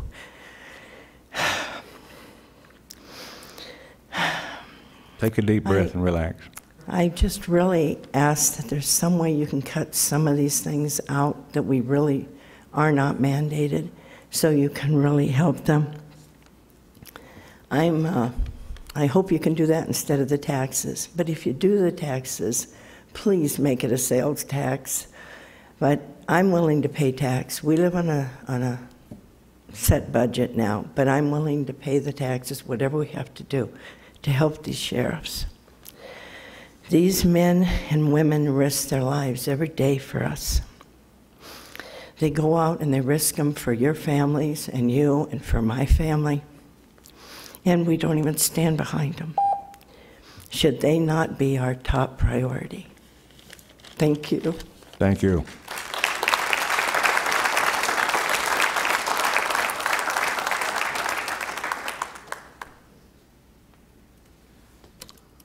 Werner Charles M.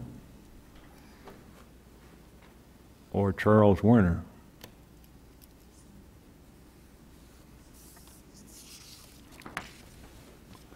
I know Wayne Hollins is still here.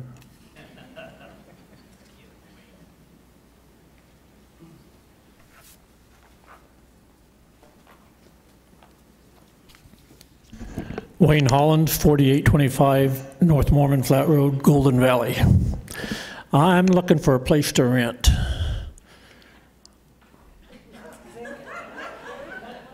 Paying the property taxes and keep raising the property taxes, and instead of using the money that we already have on hand, I'm ready to let somebody else pay the taxes. And water rates, we'll talk about that too, but that's ridiculous. Thank you. Mr. Hollins, can I ask you a question? Sure. Did you attend the Kingman Unified School District meeting when they raised their taxes? No, I didn't. They're more than Mojave County's taxes.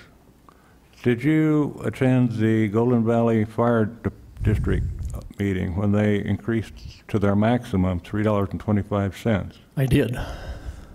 You did attend that meeting? Yeah, it was like a year or so ago. This last year, just a few months ago, when they did their maximum. You realize that that's twice as much money that you pay to them than Mojave County? Yes. Thank you I very don't much. like that either.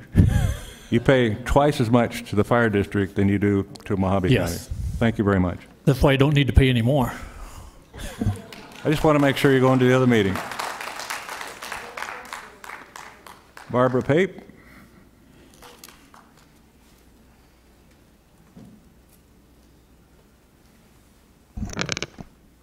Good afternoon. 3908 Jamboy Way, Bullhead City. All I can say to you is no property tax increase. I agree with Supervisor Hildy Angus, who proposed taking $1 million from the unrestricted $2 million contingency fund, $500,000 to $1 million from the 1.4 motor pool fund, 1 million to 1.8 million from the 10 million landfill fund, and up to 1.8 million of from the 6 million library library building fund. We're not a metropolitan county. We should be able to balance our Mojave County budget by taking action to curb spending, reform, or consolidate budget expenses in each department. We must meet the needs of our county and our community. I don't see any harm to put more disciplines in curbing spending habits.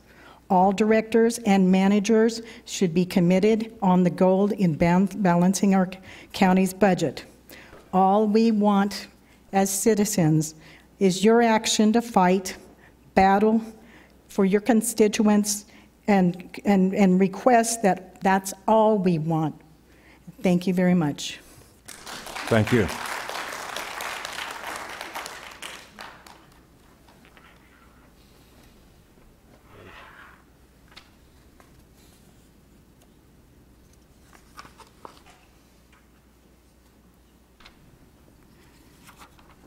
Kathleen Missler.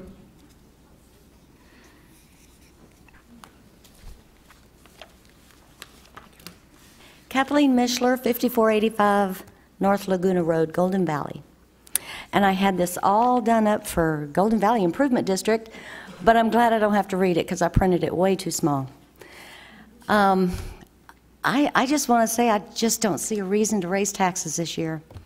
I think we can look at the budget and we can do a better budget. It seems like to me there's so much money thrown around in excess at the end of the year, and then it just gets lost, where it could be going to the sheriff.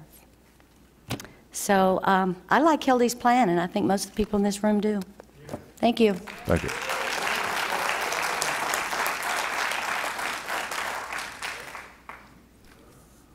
Clint White. Clint White.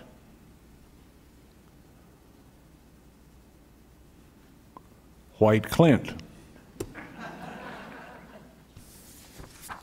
Mark Schmidtke. Did I pronounce that correctly? That's perfect. Super. My name's Mark Schmidtke. I live at 7591 Shinnerup Drive in Golden Valley. I just wanted to thank Hilly Angus for coming to visit us in Golden Valley at our GPLO building and give us a rundown on the budget. I really appreciated that because she gave us some insight as to other options we had besides property tax. I thoroughly agree with her outlook on it. I think property tax is absolutely the worst way to go. If we can't do it with the money we have, then let's go with the sales tax. But property tax is going to hurt a lot of poor people, and those people, when they get their property tax bill, they're going to think twice about voting for some of you to put back in office. Thank you. Thank you, sir.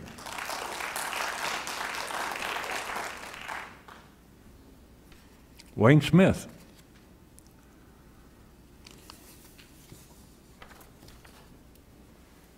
Wayne Smith still in attendance? Amanda Kaufman?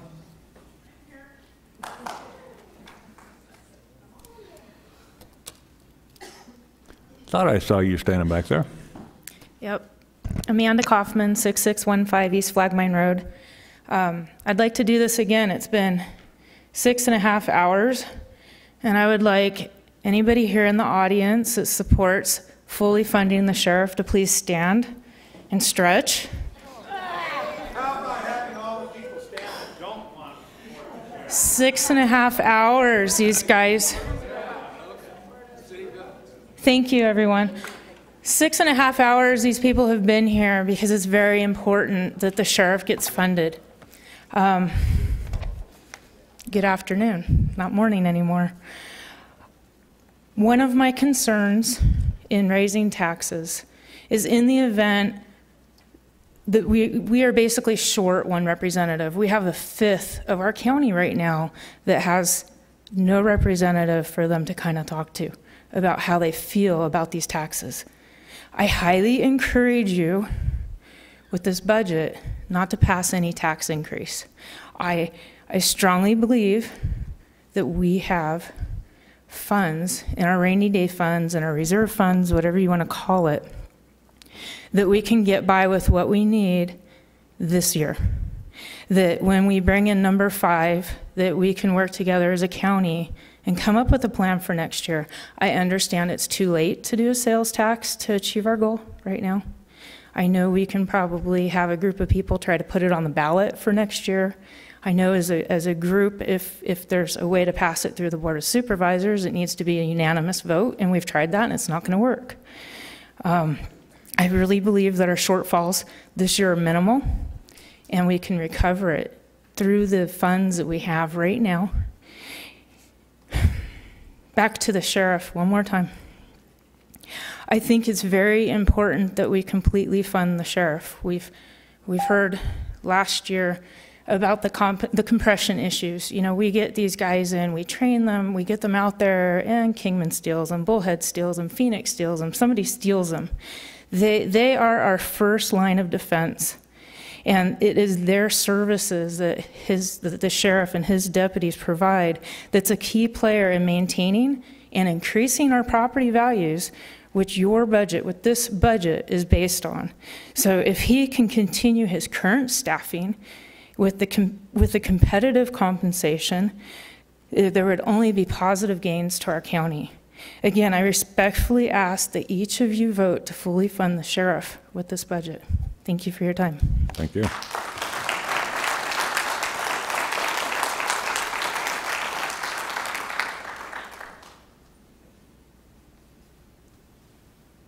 Now, this is going to be challenging. I know for sure the first name is Darrell, and the last name, I think, is Kahua. K-U-H-U or H-I?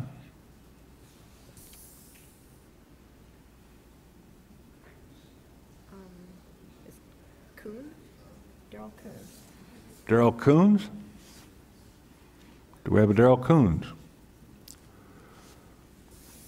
Evidently not. Okay, that is the end of item number 57 on the public hearing.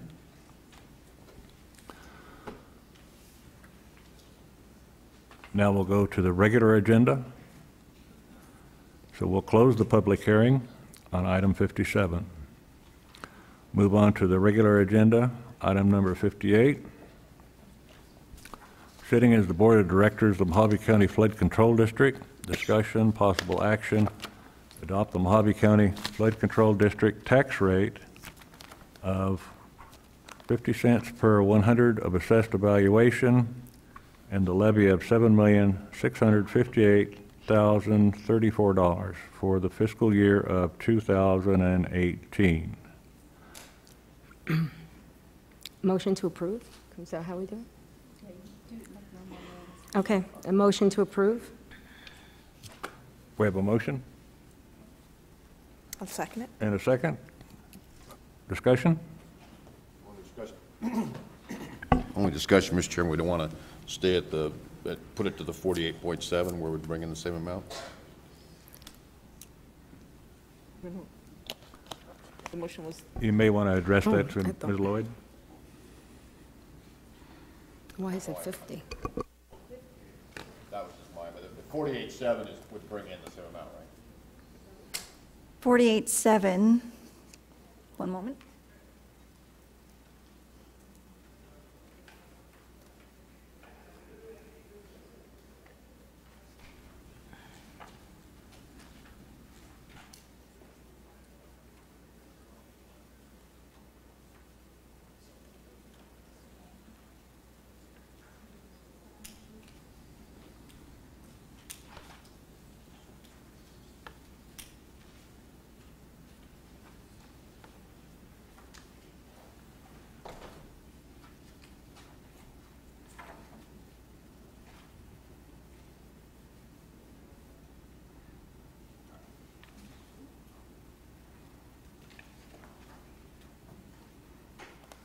Okay. At 48.7 would bring in $7,458,925. And at 50 cents would bring in $7,658,034. So it's $199,000 above the PTOC rate. Yeah, all I was saying was if we put it at 48.7, it would be the same as last year. Yes. That was my only question. Now I'm confused. When we did the truth in taxation, we said the 487, but it says 500 here. So what is it? We budgeted for the 50 cents. The 50 cents is $199,000 above the previous rate. So it's going to go up.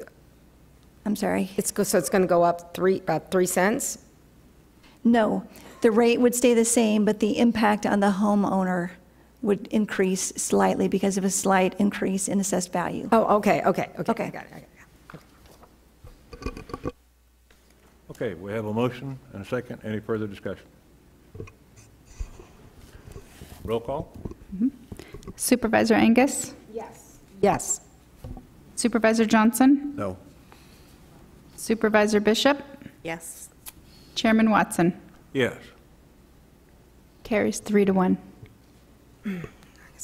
Okay, on to item number 59, sitting as the Board of Directors of the Mojave County Library District, discussion and possible action regarding the adoption of Mojave County Free Library District tax rate of .3236 per $100 of assessed evaluation and a levy of $5,629,836 for fiscal year 2018. Ms. Lloyd?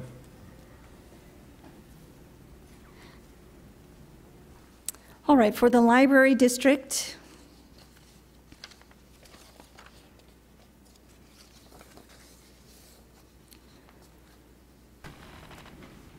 at the TNT rate, the library district levy would result in $3,855,290. That is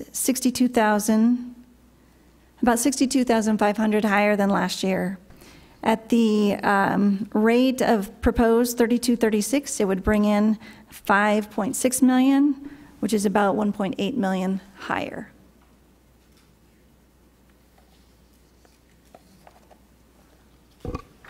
So this would be a board decision on whether to keep the same rate, to reduce the rate, or to increase the rate. Ms. Lloyd, 2 years ago, this board decided to raise the property tax by 15 cents and lower the library district by 10 cents. Correct. And the TV districts by 5 cents. Is that correct? That's correct. So over the course of the last 2 years, with the reduction of the library district, the cash balance carry forward of the library district fell from 6.3 million now to 5.6. Is that correct? No, that's a little bit of, not quite. The building fund is at 6.3 million, and the library operating fund had, I don't remember what the prior amounts were, but it's been falling by, so we can calculate it the other way. It's been falling $1 million to $1.4 million per year. Correct, for the last 2 years. Okay, thank you. That's what I was trying to get to. So if we do not structurally fix it for the next year, then it will go into a deficit situation whereby to operate under the current parameters, you would be drawing down the building fund or cutting services. Thank you very much. Mr. Chairman? I'm sorry my numbers were off. I was just off by a year. Yes. Thank you. Mr. Hendricks. I think if you'd allow me to, I'd like to give just a little history. Please. When I took the administrator position, if you recall, when the new supervisors first started, there was a slated for a library study, a facilities study. And Supervisor Angus saw that it was like $60,000 or some odd numbers. And please don't hold me to these numbers because I'm going off of memory. But the direction was to do that study in-house. If you recall, we just finished completing a $5.5 million Bullhead City library, and I think we were like $3.5 million into the remodel for the Havasu library. So through the good years, through the high tax years, and it took numerous years, the library was able to also reserve about $6 million for a library building fund for the Kingman Library, and that's what the study was for.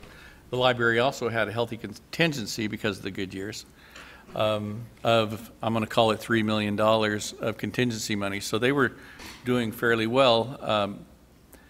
We took for granted how well the library was doing, and when we hired Kathy Pennell, we did an analysis between us and finance and found that the library was grossly overspending its revenues. And so the library was full speed ahead with plans to do the study, hire an architect, and build the Kingman Library. Build either an addition to, a separate addition to, or a separate building altogether. What we recognized during that time is that we couldn't move forward with a full-blown library if we're overspending our revenues, because we didn't even if we built the library with a $6 million fund, we didn't have enough money to staff it. So the first thing I'd asked Kathy to do when she came on board was to cut the library programs about $1 million, if I recall. Is that correct, Kathy?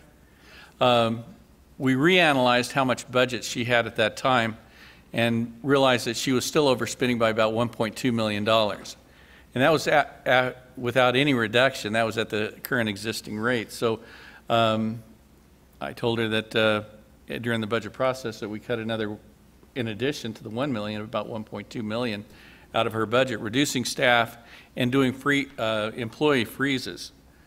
Then the board decided to reduce the library tax by 10 cents. So we knew that they were overspending by about $1.4 million, and we did that for the couple years. Currently, the situation in the library is there is no contingency. We've spent down the contingency, zero contingency. There's still $6 million in the library building fund, and if we don't raise the library tax back up that 10 cents, we'll continue to overspend $1.4 million, and we'll end up spending into that building fund by $1.4 million this next year, and that's what's being proposed. And not being for or against it, I just wanted to paint a picture of the history and where we were at, and it's a business decision on where the board wants to go with it. Thank you. Done with a great more deal of eloquence than I would have able to. Thank you. Okay. We have a couple of people that would like to speak to item number 59.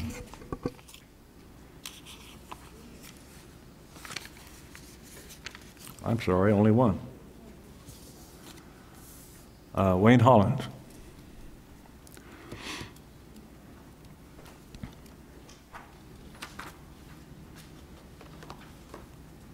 Hello again. Wayne Holland, 4825 North Mormon Flat Road, Golden Valley. We reduced the amount of tax we paid for these special taxing districts instead of sweeping the money, and now we want to raise the taxes back to the level it was on this one. What I'm afraid of is building the excess money back up into that fund, so then when it comes next year, when we've got a shortfall of something, we want to sweep that money out again and use it something for other than the library district or the TV district or whatever.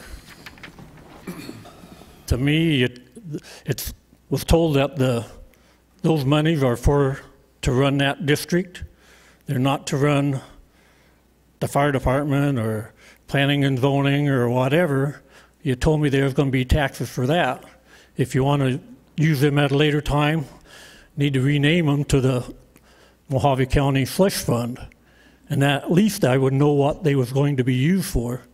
So I don't mind the raising the taxes, that's not my point. Just spend it for what you tell me that you're going to spend that special tax money for, because that's why you collected it. And then we have what, here, 6.1 million in a new building fund. What are we building? When are we building?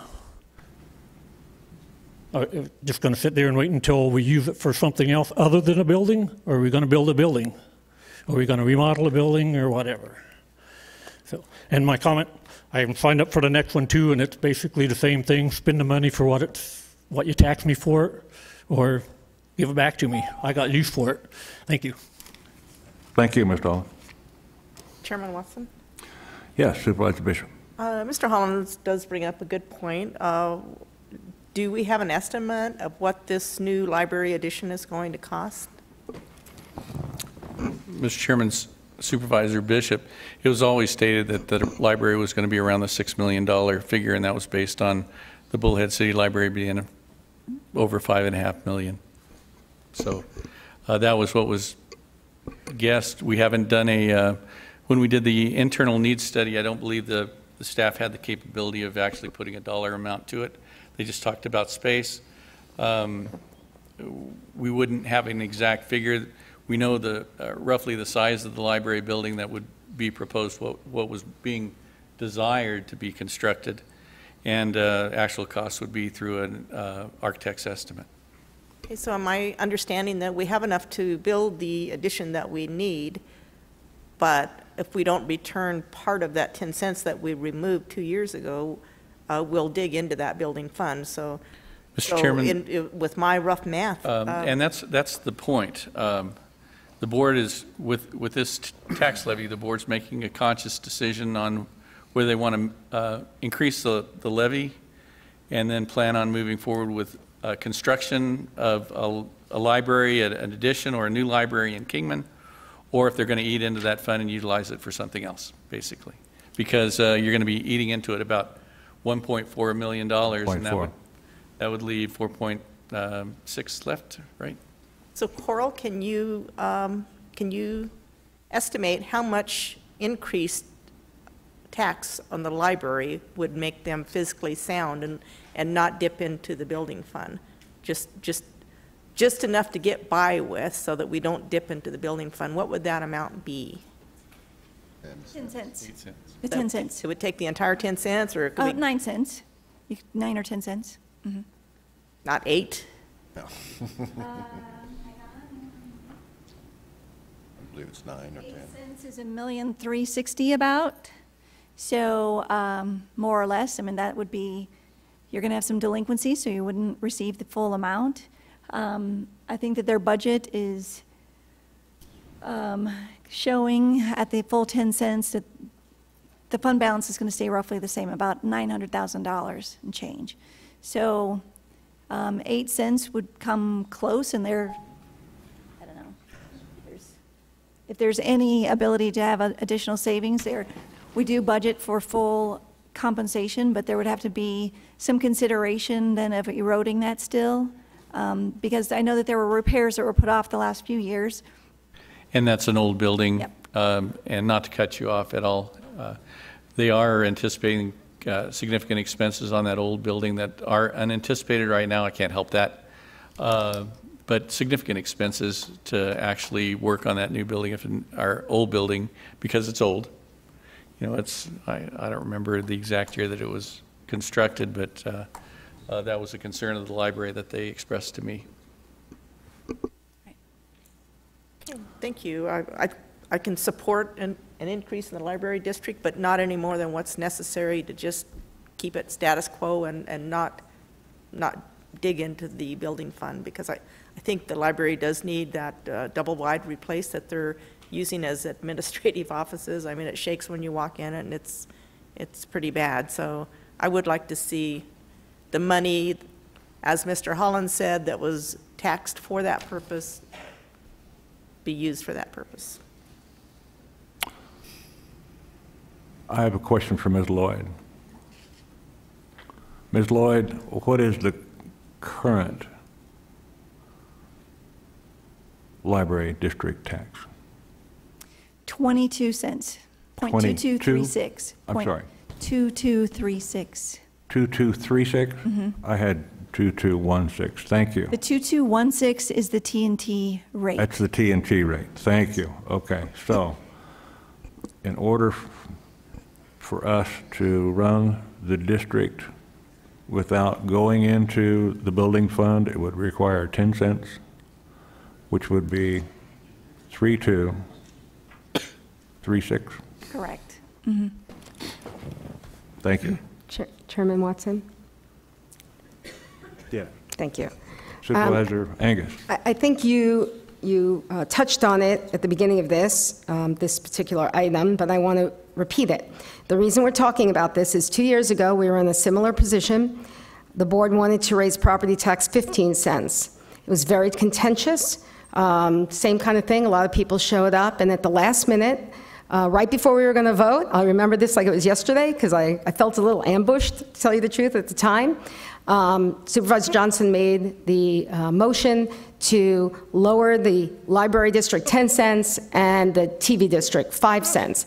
So I sat here in I had 30 seconds to kind of run it through my head, and I voted yes with you because it was the right thing to do for the constituents, because it was reallocating. But here, when you do stuff like that, the next piece of the puzzle is you have to, during the years, go and address these problems, either cut, reallocate, and we didn't do that. And I just want to keep that in the back of our heads, because if we choose later on to reallocate funds, we have to address it. So we knew it was going to happen. Supervisor Moss, at the time, because he thinks very much quicker than I do, he said, well, what's going to happen in 2 years when the library has run out of its reserves? And here we are, 2 years later. So I will not be voting to increase the the library, for those reasons. We have to, as a county, come together and look at the structural problems. We just can't keep going back to the taxpayers. That's all I want to say.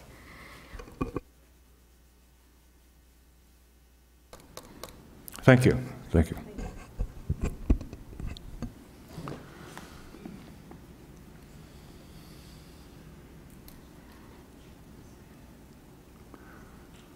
I'm sorry. Please, Kathy. I am not signed up, but I would like to speak. I'm sorry I didn't recognize it earlier. I'm Lori Chambers. I Lori? reside at 3131 Lawrence Way in Kingman, Arizona, and I am president of Friends of the Library for Kingman. So this is a matter dear and near to my heart, and we absolutely need to put this back into the budget.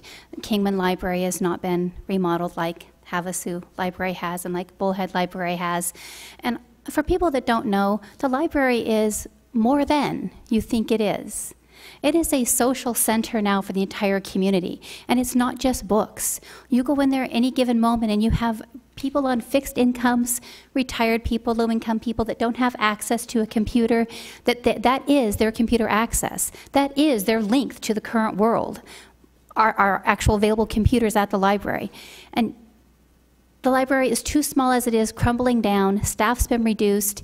It's not fair to Kingman that we don't have our new library, okay? And that is something I want to support. So please consider giving us back our money and building our new library. Okay, thank you. And thank you, Lori.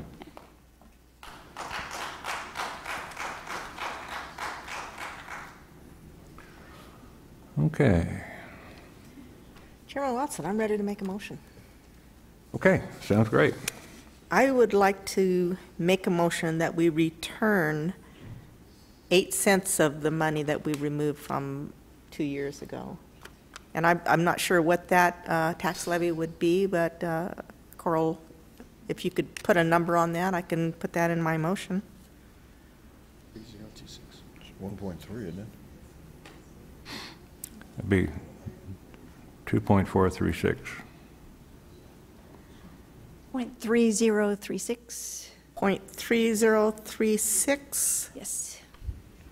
All right, Chairman Watson, that would be my motion, that we return the tax levy to 0.3036 for the library. Okay. We have a motion of 3036 for the return of the funds for Mojave County Library District. I'll second the motion, and this, of course, will require a roll call. Any further questions or discussion? There being none? Supervisor Angus? No. Supervisor Johnson? No. Supervisor Bishop? Yes. Chairman Watson? Why, of course, yes, it's Kingman. Okay, tied vote does not pass. It does not pass. Does not pass. Mr. Chairman? Supervisor Johnson. I believe that Kingman needs a new library. I have no problem with that at all, that the money was set aside, and even though people talk about Havas has got a new library, I get complaints because now it's 20 years old. They think we should tear it down and build another new one. But where there's something I think that we're missing, another piece that we could look at that I've brought up time and time again, we have 11 libraries. I believe we need to scale back because we have a senior bookmobile, rural bookmobile, we have books online, and we have books that can be mailed to people that need it. And if we would cut back, we have one library that's mostly used by a school. I mean, if we would cut back on those and continue to fund the ones in the 3 major cities, I think your deficit would be taken care of, or close to it, and you could. And I think we need to rebuild the one here in Lake Havre, or in Kingman. So do you? Would you mind outlining the ones that you'd like to close? That was going to be. All but the 3 major cities? All but the 3 major cities? A previous board had done this, and we decided to close them, and I closed Oatman, and then nobody else would close any. I see. I see. My only retort to that is I think I have 6 of those in my district. Really? So, thank you. Well, a lot of them, like Colorado City, they have the MCC has a college there that has, there's a lot of duplication in libraries too. Actually, got some news for you in Colorado City. We've made a contract with Hilldale Library District in Washington County, and cost us very minimal amount to offer services up there. We saved, I think, around $22,000 a year by that contract. Okay. Chairman Watson, I would not be opposed to doing a study to see how much the libraries are being used in various areas and what it's costing us. It wouldn't hurt to take a look at it. I'm certainly not opposed to closing libraries, but this isn't agendized for today. We would have to do it at a different time. To do a study on feasibility of whether to close the library or not, it would just be a different issue for a different time. Okay. I do have a budget question, though. I think this is okay for this discussion. So who makes the policy now? So there's going to be a shortfall in the library. Does the board have to make the decision to take from the building fund, or can that be done internally? I mean, you don't want to be doing a deficit here when there's money here, but who makes that decision? Mr. Chairman, Supervisor Angus, taking the risk that Coral's going to get up and give me a tongue lashing for giving you the wrong answer, what will happen is, in my opinion, is they're going to have a $1.4 million shortfall. And like I said, now we're looking at taking from the building fund. What will happen is that building fund will be reduced to $4.6 million. But it will be taken from there. That's where it has to be taken. Yeah, it has to be taken from there. Okay, Yeah, so, but that's, again, it's a by policy. It's not by state statute or law. It's a policy decision to have a board, I don't know if it was our board, and then the made that following decision. year, it'll be dropped down to Understood. $3.2 million. Yes. So in essence, the board's taking a decision not to. See, I told you, here comes the tongue lashing. Well, and I have to just agree with the attorney too, because I think that Supervisor Bishop can talk about expenses or anything like that too, because we're here talking, everybody has plans that different departments want pay increases and everything else. We haven't set a budget, so if we want to discuss cuts or additions, now's the time to do it. Maybe not study, like you say, I mean, but I think we can still be brought up at this time. I would hold off until the budget down in one, but still talking about a study and assessment, I would not do it at this meeting. Ms. Lloyd? Chairman Watson, Supervisors, thank you. So this is related to the budget, but in terms of how much the community libraries spend, they're budgeting $635,000. So if the community libraries, which are outlined as, again, I'm not very well at speaking for Kathy, but they're noting that they provide services to residents of Mojave County in areas not served by the branch libraries. 7 community libraries, 2 bookmobiles, and books by mail program for the homebound. So that would be $635,000 that would be reduced. So if the deficit is 1.4, then the 635, there would still be a deficit of about 800,000, not quite 800,000, but about 800,000. And then the relative statute, I believe, is ARS 483903, which says that the Board of Directors, and you are the Board of Directors, shall levy annual taxes that are sufficient to ensure payment of expenses and upkeep of the library district. So I guess that district is how you... Where else were you going to get it?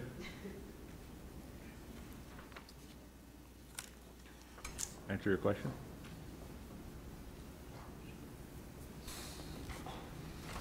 Any further questions? I'd like to make a motion I'd like to propose, at least listening to the audience today, I've heard incremental a number of times,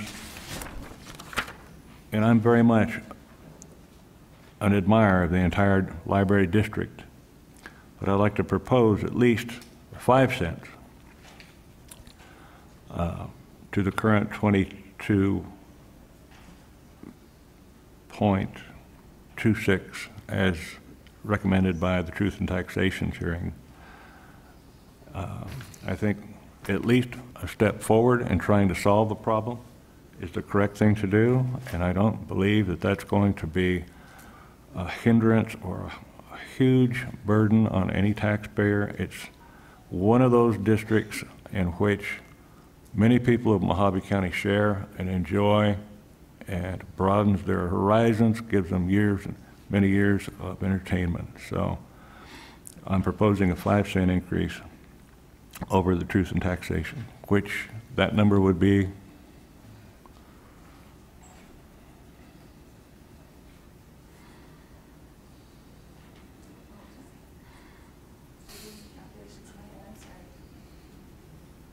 Maybe 32536. So the Truth and Taxation rate is 2216, so adding 5 cents is 2716. just wanted verification. Okay. Thank you. That'll bring in how much money, Ms. Lloyd? 5 cents is about 850,000. Then are we going to make up the difference by cutting these other libraries? I think we certainly should look at it, possibly. I think that should be on our next agenda to discuss. Talk about it in the budget process, when we get down to the budget. You want item number 1? Yes. Okay. I'll second your motion. Thank you. Any further discussion? There being none, this requires a roll call vote. Supervisor Angus? No. Supervisor Johnson? We're going to do the cutting, yes. Supervisor Bishop? Yes. Chairman Watson? Yes. Carries 3-1. Thank you. Now on to item number 60, sitting as the Board of Directors of Mojave County Television District, discussion and possible action, adopt the Mojave County Television District fee tax rate of 2 cents per $100 assessed evaluation for fiscal year 2018. Chairman Watson, Before I make the motion to approve, I want to address, a lady came up, I think Leanne came up earlier, and I think she said that it was going up 2 cents. I wanted to say that you are incorrect on that. It's 2 cents, motion is to stay at 2 cents. Right, is that true? So it's staying, it's not going up, it's not going down. Okay, and with that, I'll make a motion to approve. We have a motion to approve. Second it. And a second. Further discussion? For discussion, how far down does that cut us? Next year, we have to increase the taxes? Because we're using reserves right now. We're using reserve about $700,000 to $800,000 a year. The balance in there, I think, is over $2 million. So you're still looking at another year or two, depending on if we have to reserve closure cost or capital infrastructure repairs and things like that may exceed. But probably next year we'll have to go up 5 cents just because we can't. Somebody was mentioning before about how much money we had in reserves. Right. Well, if we get a lightning strike on one of those towers, it costs a lot of money because you have to bring in by helicopters. So we have that money. So by next year it'll have to go probably up at least half a cent or 5 cents. I'm sorry, I may have missed your comment. 2 cents will generate how much? 2 cents is generating $347,000. $347. Okay, thank you.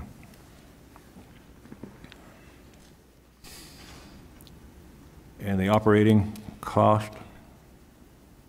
Is about $700,000 to $800,000. No, I'm sorry, it's over that. It's 8.4, 300.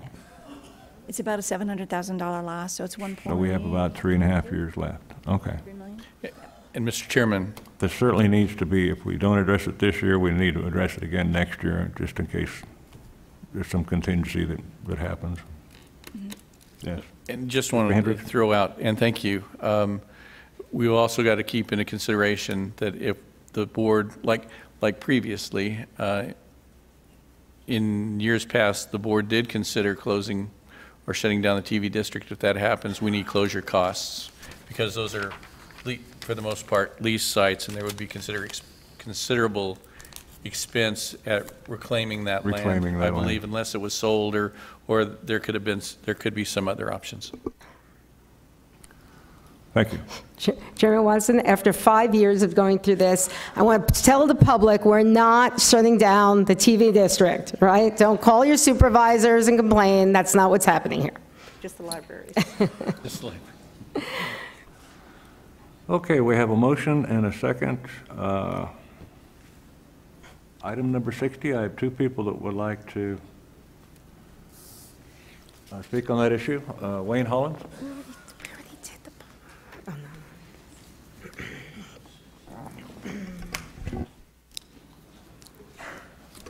Wayne Holland, 4825 North Mormon Flat Road, Golden Valley. Again, my concern basically is that we don't, and it doesn't sound like that's going to be a problem right now, is to raise the taxes on those special taxing districts to form an excess that we're going to yank out and use for something else whenever we think we need it. So a tax increase, okay, but not excess tax increase where I'm paying more than what we need to pay to operate. But we do need to operate, so I understand that. Thank you.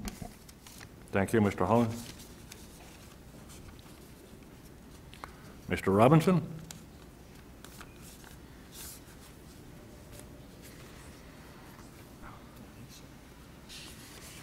Stephen Robinson, 3439 North Bowie Road, Golden Valley.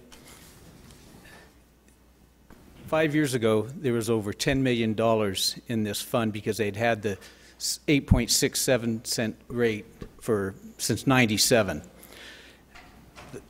The county swept at least $7 million from that fund. The taxpayers of that district have paid for the next 10 to 20 years with the money that the county has taxed them already. ARS 481104 states, the county shall take into account the previous year's surplus or deficit in setting the rate. The current balance is $2.2 million. the actual operating budget of paying WECOM and paying 25% of the administrative assistant's salary and 10% of Mr. Hendricks' salary is about $460,000. By taxing the 2 cents, it gives the county the authorization to sweep the $347,000 or whatever to cover costs associated with the assessor's office and the treasurer's office for their expenses. If you follow the law says the rate should be 0 because you have excess money in the fund right now. I do not believe in getting rid of the district.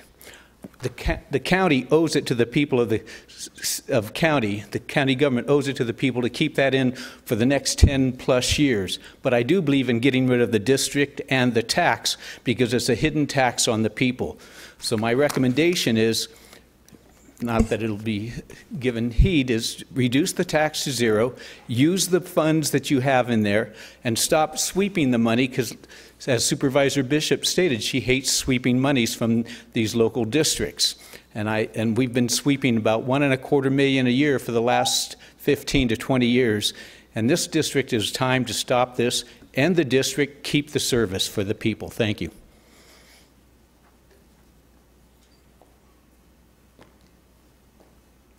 Okay, we have a motion and a second. Any further discussion? Motion's been so long now. Keep it the same, right? Yeah, 2 cents. Do you want to do a roll call vote? Has to be a roll call vote. Supervisor Angus? Yes. Supervisor Johnson? Yes. Supervisor Bishop? Yes. Chairman Watson? Yes. Passes unanimously. Wow. Agree. All right, moving on to item 61. Discussion, possible action for the adoption of the Holiday Shores Lighting District tax rate of .0130 per $100 assessed value at the levy of $3,905.00 for the fiscal year of 2018. Chairman Watson, motion to approve item 61. We have a motion to approve item 61 I'll second it. and a second. Supervisor Angus, would you like to identify for the audience where the Holiday Shores Lighting District is? It's somewhere in Bullhead City. Somewhere, we've been doing this for them, and, it's going down. I don't know, does it have it just goes on and on? Does it have an end date? I don't even know, did we forward the money? Did we loan the money? I don't know. I just know that it's like an improvement district in a neighborhood in Bullhead City. It's not in Holiday Shores? Holiday Shores, holiday lighting, Holiday Shores. But that's different than Bullhead City, though, right? Well, it's a subdivision in Bullhead City. I believe actually it's in Bullhead City. Well, you just said it wasn't in Bullhead City. It's Braemar Bullhead Road City. to, Yeah, I but think, it's that area in Bullhead City. Braemar Road to Hancock, I believe. You want to come be my district No, thank supervisor? I just wanted everyone in the audience to know that we don't generally have a holiday lighting district. Yeah, It's not a Christmas exactly. tree. It's not. Every It's year, not Christmas we kind trees. of have a chuckle about it. Mojave County's been accused of many things, but I don't think we need this one. Thank you. All right. We have a motion, a second. Any further discussion? There being none, those in favor signify. Has to be a roll call. Supervisor Angus? Yes. Supervisor Johnson? Yes. Supervisor Bishop? Yes. Chairman Watson? Yes. Carries unanimously. Okay, now the time we all been waiting for. The Board of Supervisors will now recess from the regular meeting and convene into a special meeting pursuant to Arizona Revised Statutes 42-17105 to take action to approve by motion and roll call vote the 2018 primary tax levies in accordance with ARS 42-17107 and adopt the fiscal year 2018 final budget with modifications as desired. Mr. Chairman, Mr. Hendricks. Would it be possible to take a short break? I would recommend that we take 15 minutes. Does that give everybody enough time? 15 minutes.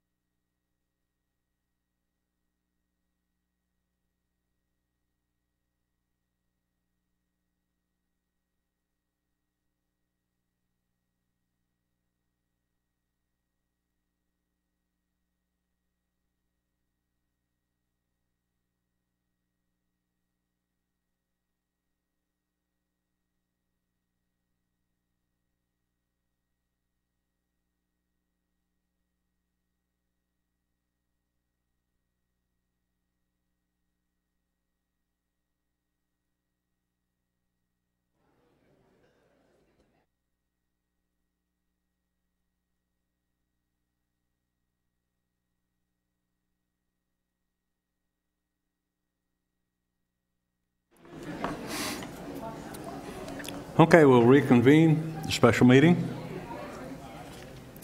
Ladies and gentlemen, if you'll please take your seats. Cease conversation. Keep your shoes on. Don't remove your hat. Ms. Lloyd, Financial Services Director. The discussion and possible action for the adoption of the Board Supervisors Resolution number 2017-100, thereby adopting the 2018 property tax levies and final budget for the applicable modifications.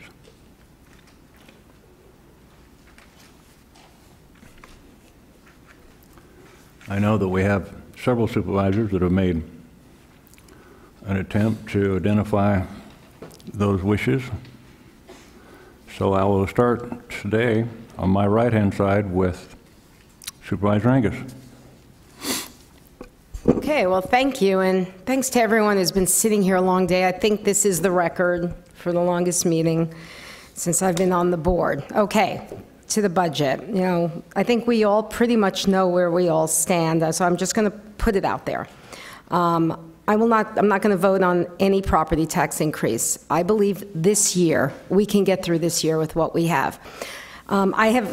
People referenced it, and I know you've seen it from several weeks ago. I have identified up to 6.7 million. Steve Moss identified up to 11 million. But frankly, I don't really care where it comes from. I'll leave that to you guys if that's the direction that you want to take. Supervisor Watson, Supervisor Bishop, you can work with whomever you want to identify the money.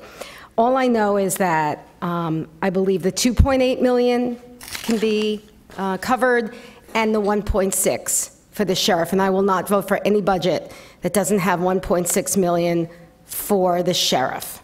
And I believe we can do that. And you know, I'm not saying it's going to be easy, but if we do this year, give the taxpayers a break, get through on what we have, and we can do it. Of course, that 1.6 million is not is a recurring cost, and if we take it from somewhere, it's just a one-time sweep. I understand that, but I've read in the paper, Supervisor Johnson said you wanted to cut. I got the scissors. I'm ready to cut. Let's work this year. I will stand side by side with Supervisor Bishop and Supervisor Watson, and we'll go down to the state and we'll ask them to change that law from a unanimous vote to a supermajority. This year, with all the problems that are going on, I think we have as good a chance of any as getting that changed. If that can't happen, we can refer it to the ballot. And if that can't happen, and if the economy goes sour, because I do think, and all indicators lead that things are going up. We actually ended with more money than we had projected. We usually do, and there's no reason to believe that this year that won't happen. We have a super Walmart now in Mojave Valley, and that's going to bring in a lot of money. So this is my suggestion, is to get through this year with what we have, but then we have to get to work like we were talking about in the library district. If we're going to take it, we just can't sit on it. We have to do it. And then we just got to cut. We got to spend to our budget, not budget to our spending. That is just a core Republican conservative belief. And we could do it. You know, we really haven't really tried. And if that's the direction that we give the staff, I'm sure we have very smart people, and that we can look and we can reprioritize. So, you know, we're not sweeping, we're reallocating the funds. And again, I don't care where they come from. All I care about is that we come up with $4.4 million, 2.8 to cover that deficit, and 1.6 for the sheriff. And I think we can do it, and I hope for our sake and for the sake of the taxpayers that we all work together to do it. Thank you. That's it. And do you have the motion? Oh, so, well, I don't have, all right, before I make a motion, do I have to say exactly where it's all coming from? Well, is there discussion? I mean, are you going to go before we make a motion? I will make then, if you are asking me to make a motion, I'll make a motion. I know there'll be more discussion, but I will make a motion. I'll start, sure. Okay?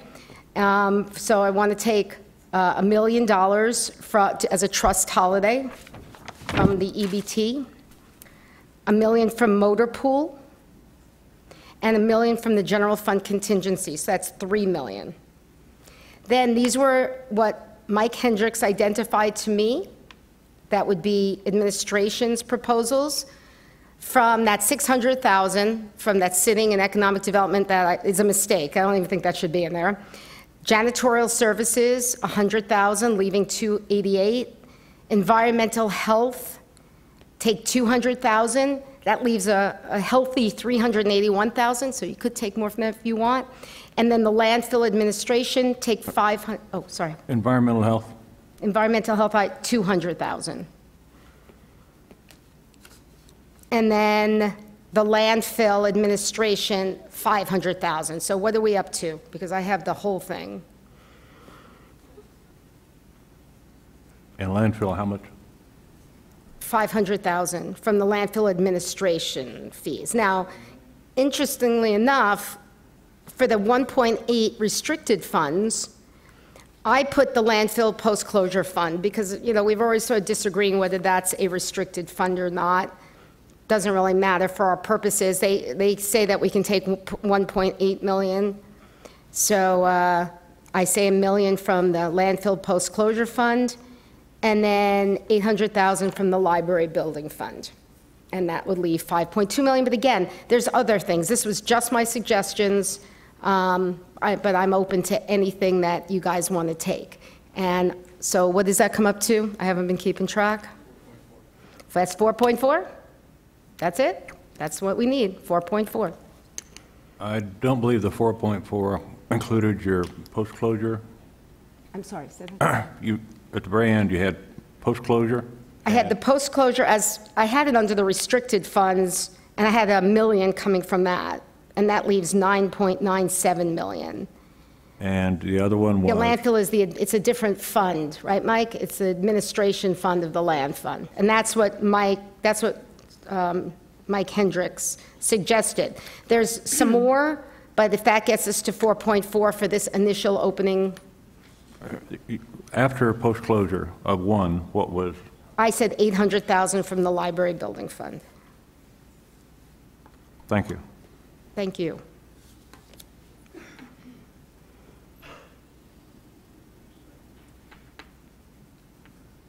I believe that's a total of 6.2? Yeah, 6.2. What was the other? Is that correct? Yeah, 6.2. That's all 6.2? Yeah, that's right, because that extra 500,000, when you were gone, Mike, I talked about the 500,000 you had suggested from the maintenance funds from the improvement districts, but I didn't really understand that, so I kind of left it out. Mr. Chairman, I can explain that a little bit. Sure. Okay, and Supervisor Angus, when improvement districts are formed, the bonds are sold. There's the grace period for you can pay off the bond, what's due in full, or you can pay it off over time, and the holder is due interest. Okay. Also, project costs are fixed. If the project costs come in underneath the actual estimated cost, then there's a savings there. So there's several things that can occur in districts, and that money that's not spent goes into a special district fund that's either for the maintenance of those districts or can be transferred into the county's general fund. So, and that fund, I believe, accounts for about $500,000 in all the districts that Mojave County has control over. So there's $500 that's in various funds. I'm sorry, $500,000 that's in various funds that the board has the authority to move to the county general fund. Okay, thank you. For these purposes, though, because, I mean, is that Golden Valley, too? I mean, I don't want to miss them. All right. Mix and match of all the districts. All right, so for this purpose, I won't even put that in. So that's 6.2. And that's probably, a lot of those monies have been setting for years and years and years, and the intent was to use them for like road maintenance districts or whatever, but they haven't been utilized. I think we've only, Public Works has only utilized one of the district funds, probably for 2 of them, Yeah, in Butler, and the rest of them are remaining. So they would be available, and it would, that fund would, if you wanted to consolidate and move to the general fund, that move would probably be the least damaging thing that you could do for the county. That Okay, so $500,000. put that into the mix, and that's a grand total of 6.7. Again, I'm not married to this. I really don't care where it comes from. I will leave it to the county. It's various districts. It's district maintenance funds. Okay. Correct? Supervisor Angus, just a point of clarification. On the initial rundown, you had had the 3 million. We get to the 3 million, then the 612, the 100 in janitorial, 200 environmental health, the 500,000 you had mentioned landfill instead of the maintenance districts. The landfill administration would still be a sweep. So if you included the 500 and the 1,000,008 between the post-closure and the library, you would exceed the sweep authority. Wait, the landfill administrative. Yeah, that would still be a sweep. That's considered a sweep? All right, then put that in there and just take it out from the library or something. You know, again, I'll leave that to you guys. I don't care. Wherever it comes out, least effect. Mr. Chairman, just to clarify again, Supervisor Angus, you're trying to make up the let's call it 2.7 structural deficit. It's 2.8, right? Let's call it 2.8 structural deficit plus $1.6 million right. for the sheriff. That's what you're trying to make up. That's the goal. That 2.8 structural deficit includes 1.2 for the court. Yes, and then 600,000 for the additional 10% that we'd be paying for the PSPRS employees. So that's included. If I'm calculating right, you're wanting to make up roughly $4.4 million. $4.4 million, that's the goal. And we way exceeded that in her recommendation. In fact, from the $1 million trust, you know, actually the $1 million trust, if you take $1 million holiday from the trust, that'll only net you $700,000, roughly. But $1 million from motor pool, is that what you have down? And what were, what? And the general fund contingency, that 2 million. Okay, so. That leaves $1 million in the contingency. And again, you can justify that by saying that that's for the whole lawsuit because that was an unexpected, you know, rainy day kind of expenditure. So your proposal, no matter how it's taken, is to make up the yes. $4.4 million? Yes, okay. From internal, however you want to do it. This is for the purposes of starting this conversation. Yes. Chairman Watson, if I could also chime in at this time about the Hall lawsuit, just so that we're clear. The board is aware of this, the public is aware there was a lawsuit. The actual lawsuit was Hall versus the, let me get this. Hall versus the elected officials retirement plan. It was raised earlier on whether this would be a conflict of interest. 3 board members would be receiving refunds from that. I take the position, at least the county attorney's position, the county attorney's office position is that would not be a conflict of interest, and a couple reasons why that would not be. First, the lawsuit was between Hall versus EORP. It did not involve Mojave County. Now, Hall was a class of members, class of people, and those were the elected officials. There's approximately 39 different elected officials here in Mojave County that included. But those elected officials did not actively participate in this lawsuit. It was pursued by a different matter on behalf of the whole class. A little bit different. Secondly, it was a judgment. A judgment has been entered, and now the county has to pay for it. We have to. Just like any other judgment, it's got to be paid and it's got to go forward. This is all for the public to be aware of. The public knows it. This is not a situation where somebody is saying, I'm voting for something and then it's going to line my pocket. It's not, because it's the entire public knows and it's aware. It's a court order that is ordered that has to be done. Secondly, the definition of conflict of interest for the statutes, it has to be, the supervisors have to have a substantial interest in getting the money, getting something from it. In this case, there is a remote interest that they're getting. A substantial interest for purposes of conflict of interest laws means that it cannot be a remote interest. There are two, and then there's a list of remote interests in the statute. If you're looking at 38502, two definitions there apply here. One is F, that of a public officer or employee in being reimbursed for his actual and necessary expenses incurred in the performance of official duty. Here, as part of this lawsuit, those elected officials are being reimbursed for actual expenses that were incurred. The money was drawn from their account above and beyond the 7%. It was we increased up to 11%. So therefore, as part of this judgment, it is being reimbursed to those individuals.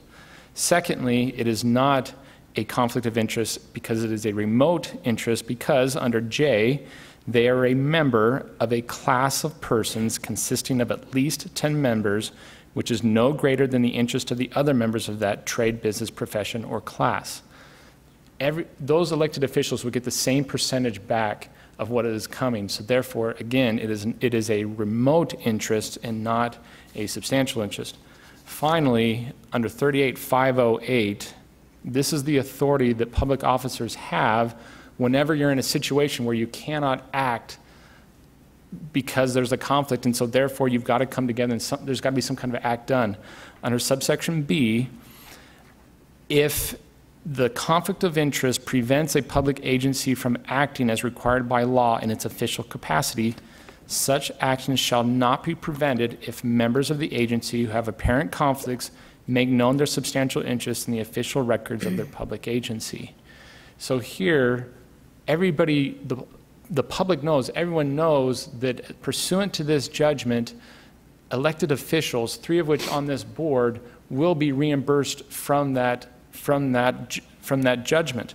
So it is for the whole public to know, and everybody is aware, and this is being stated on the record, that there is, if there was any kind of interest, it's out there for everyone to know, and this board cannot act without, if 3 members were suddenly taken away.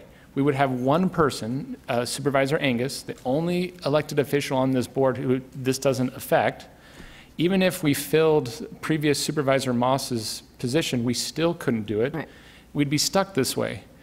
Finally, whether we make the decision today, next year, 3 years from now, 10 years from now, it'll still be the same calculus. It'll still be the same question. It'll still be that, was it a conflict of interest? So there's no way to get around it. We have to pass a budget. We've got to move forward.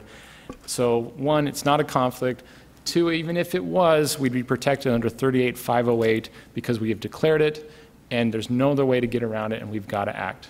Thank you. And I think it's even simpler than that. The decision's already been made. We're just voting on how we're going to pay for it. That's all. I'm glad you brought that up too. Right. Exactly. It's already been made. It's just a matter of going through the formality of getting it through so that it can be paid. Thank you. I appreciate that. Thank you, though, Ryan, for clarifying that for the public. Thank you.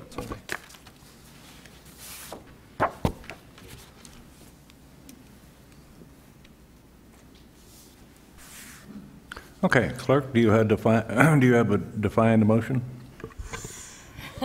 Yes, would you like me to repeat it? Hopefully it's written down for you. It is. Okay. But at this point, I only have the motion, no second at this point. Okay, thank you. Okay, we have a motion, and we're waiting a second.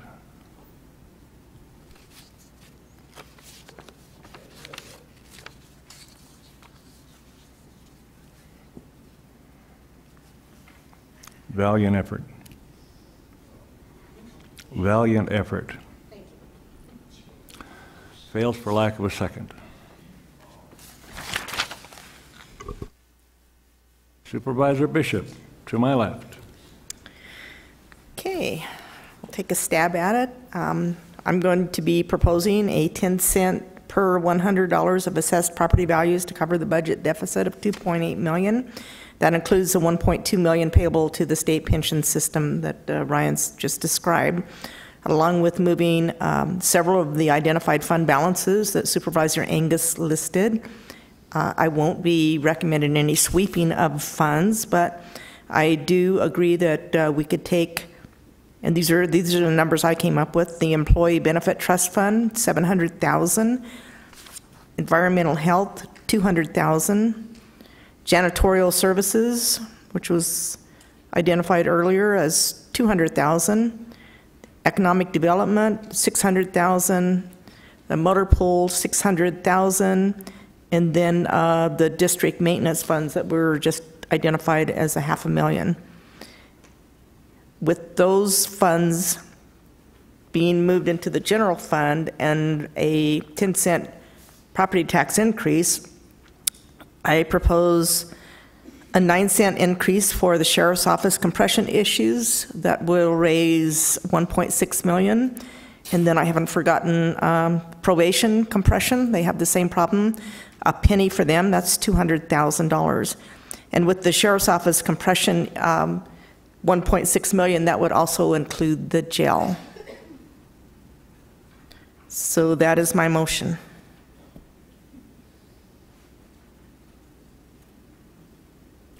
I have a question. Yes. On your fund balances, you've identified the Employee Benefit Trust Fund, Environmental Health, Janitorial Services, Economic Development, Motor Pool.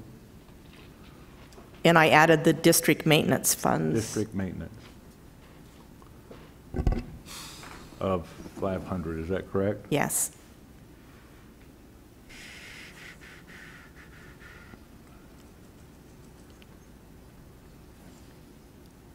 For 2.8? Mm-hmm. And then you're proposing a proposed increase on the general fund? 10 cents. And if we're over on some of those internal funds that we've moved around, it'll go to the general fund, and we've got all these tax settlements coming up. There's a lot of issues that are coming up this next year that have not been identified yet, so it'd be nice to have any excess funds in our contingency fund rather than to sweep our contingency funds. I think that money is going to be needed this next year. In fact, I heard an estimate that some of our unfunded mandates with these, not mandates, but tax settlements could be between $5 and $30 million. And we don't know what that's going to be yet.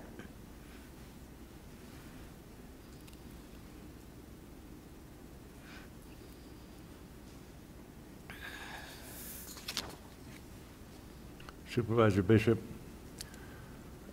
could I ask you to modify your motion? You can try. Under your proposed 10 cents, to split your 1.6 between the sheriff's office and the construction of the courthouse.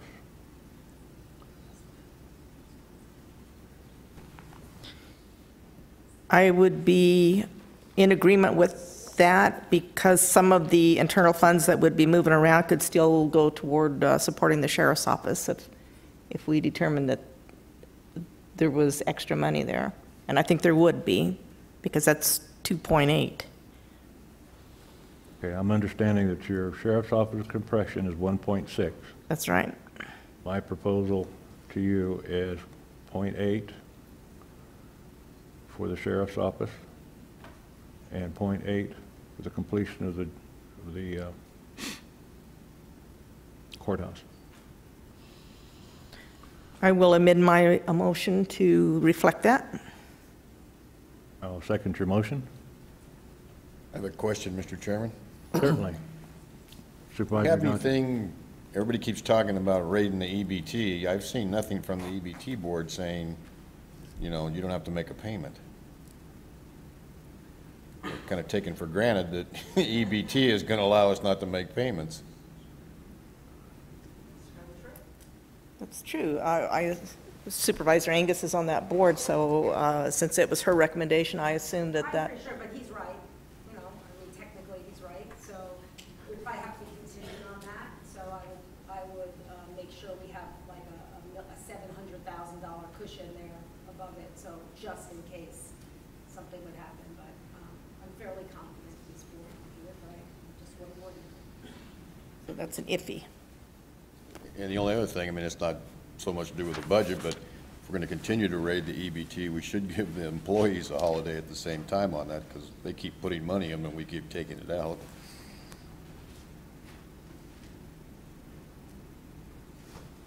Okay. Do you have a clear motion? I would take that out of my motion to get your support. Yes, I have a motion and a second.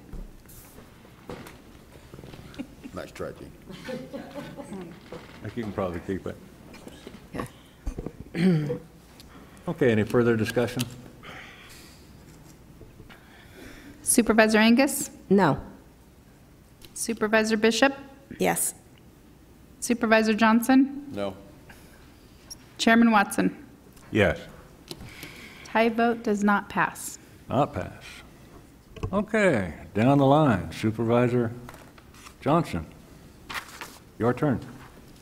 I make a motion for 3% cut. Pardon me? Make a motion for 3% across the board cut.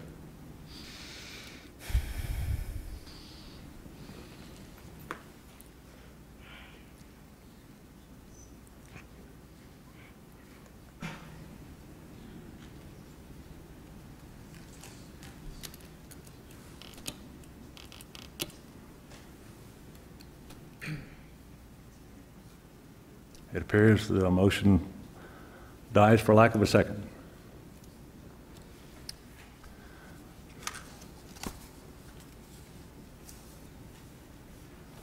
I'd like to give it one more try.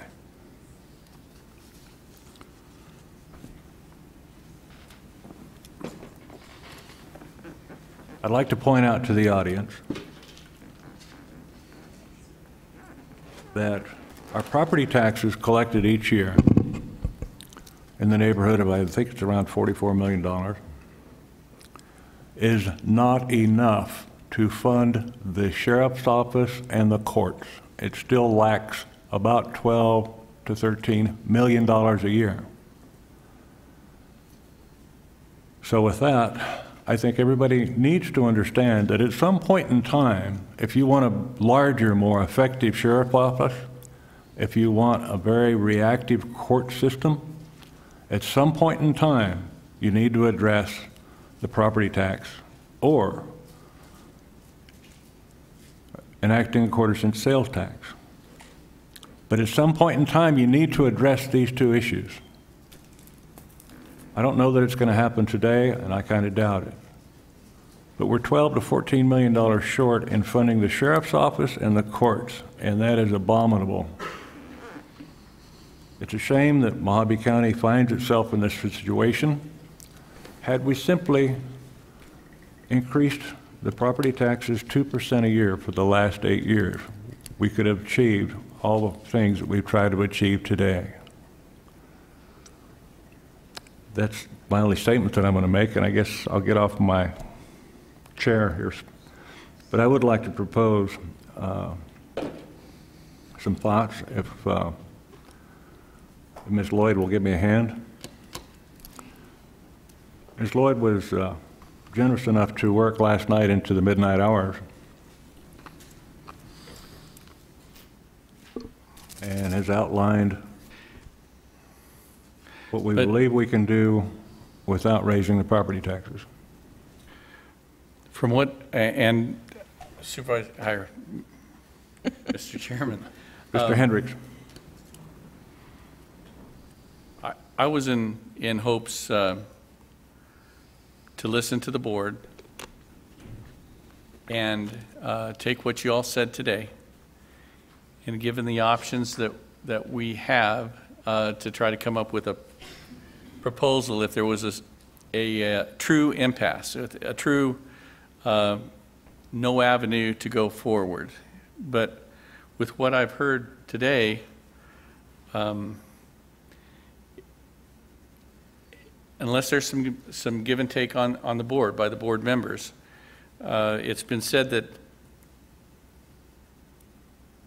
no property tax, no sales tax. That's probably what I'm gathering from the board as that's a 2-2 vote if that gets proposed. What I'm also seeing is that that if there's something proposed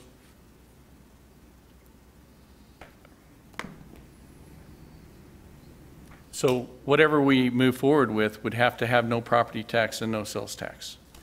And where that throws us is now we've got trying to fund a portion of the courthouse on a one-time basis, and then also funding the sheriff's office on a reoccurring basis, you know, and how much that would be, and that didn't pass.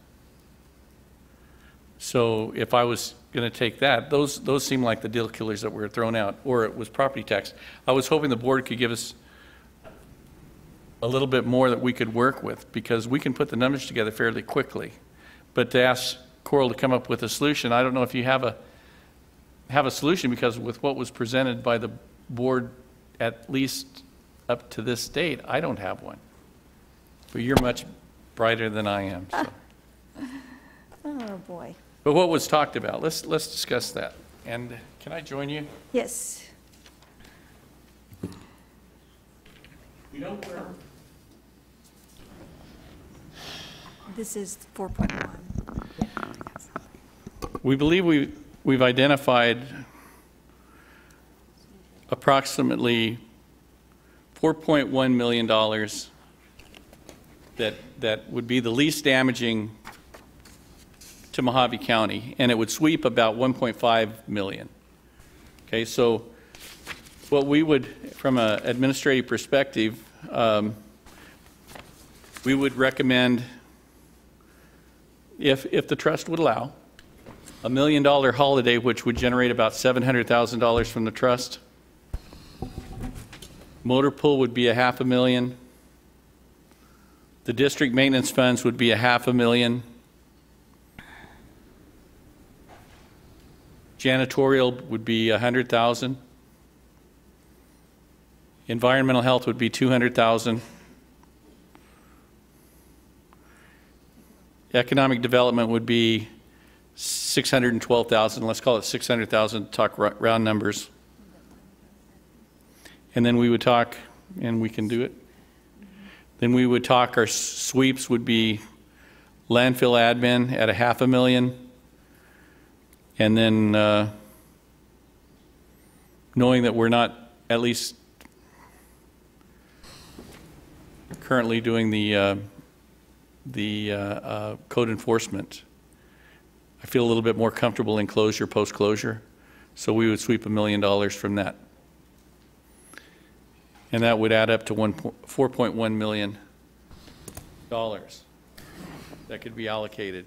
What we would, however the board sees fit, we know that at least 2.8 needs to be paid for the structural deficit.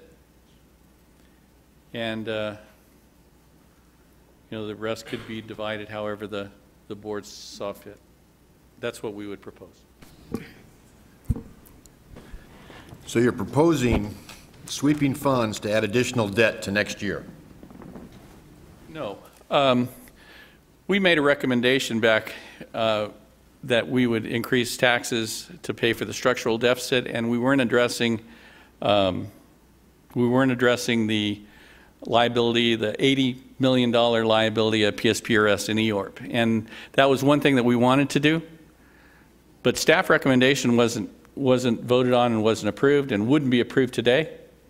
So no, we're not recommending this. We're taking what we hear from you all, and we're trying to come up with a proposal that would be the least damaging to Mojave County. And I don't have, there's probably 100 answers out there. I'm just throwing out one to see if the board has the desire to vote on it, knowing that if you don't and there is a true impasse and no recommendation is taken, we fall back to last year's budget plus new construction, which would further damage Mojave County, I believe. But well, my question is, you're not just covering the 2.8, you're adding an additional $1.6 million and the ongoing debt with your proposal. I'm not saying you're doing it. And the reason I did that is because Supervisor Angus said she will not vote for a budget unless it included something for the sheriff's office. Okay, and then so we already have $500,000 for the sheriffs from this year that we've already given I don't them. disagree. I'm not making that call. Okay, no, but I'm saying, but this year we've already gave them $500,000. That's correct. So that would be, you're giving over $2 million to the sheriff's department. At $2 million, that's a 6% increase to the entire county employees, correct? Yes. I'm saying you're looking at fixing one problem and leaving a big hole in the rest of your And, county. and And like you don't we have the always money to said, fund it and next year. I've said this to the board before. This isn't, you know, you're asking questions of us, and we're trying to provide the best answer we can. Is it a staff recommendation? No, it's not a staff recommendation, because I've said ever since I started this position, I would never recommend using fund balances to balance operational budget, and that's what we're doing. These are one-time, and I didn't coin the term, but one and done. I like it. They're not reoccurring revenue streams. So, you know, we're looking at one and done proposals. We're only addressing 1 year, like some of the things that we heard. And so this would be our best recommendation, at least get a consensus from the board. And basically true from a staff, from an administrative perspective. With what you're proposing, not that that's your proposal, but what you're proposing for the board. We already have, what's $500,000, 3 cents? No, maybe not quite 3 cents. 3 cents is how much? 300,000 or something? 3 cents? Yeah, 3 cent tax rate. Probably, yeah, yes. So we already got 3 cents that we have to come up with next year for the 500,000 we've already given. Plus we've got, what, another 90,000 for the other unsustainable pay raise that was given to the treasurer's office? Okay, so So that's got to come up, and then if we add another $1.6 million on, that's 9 cents. right. So next year, if this goes through, what you're proposing, the county has to come up with, has to raise 15 cents or cut 15 cents. That is a raise. That's correct. Correct. Just so we all understand it. Yeah.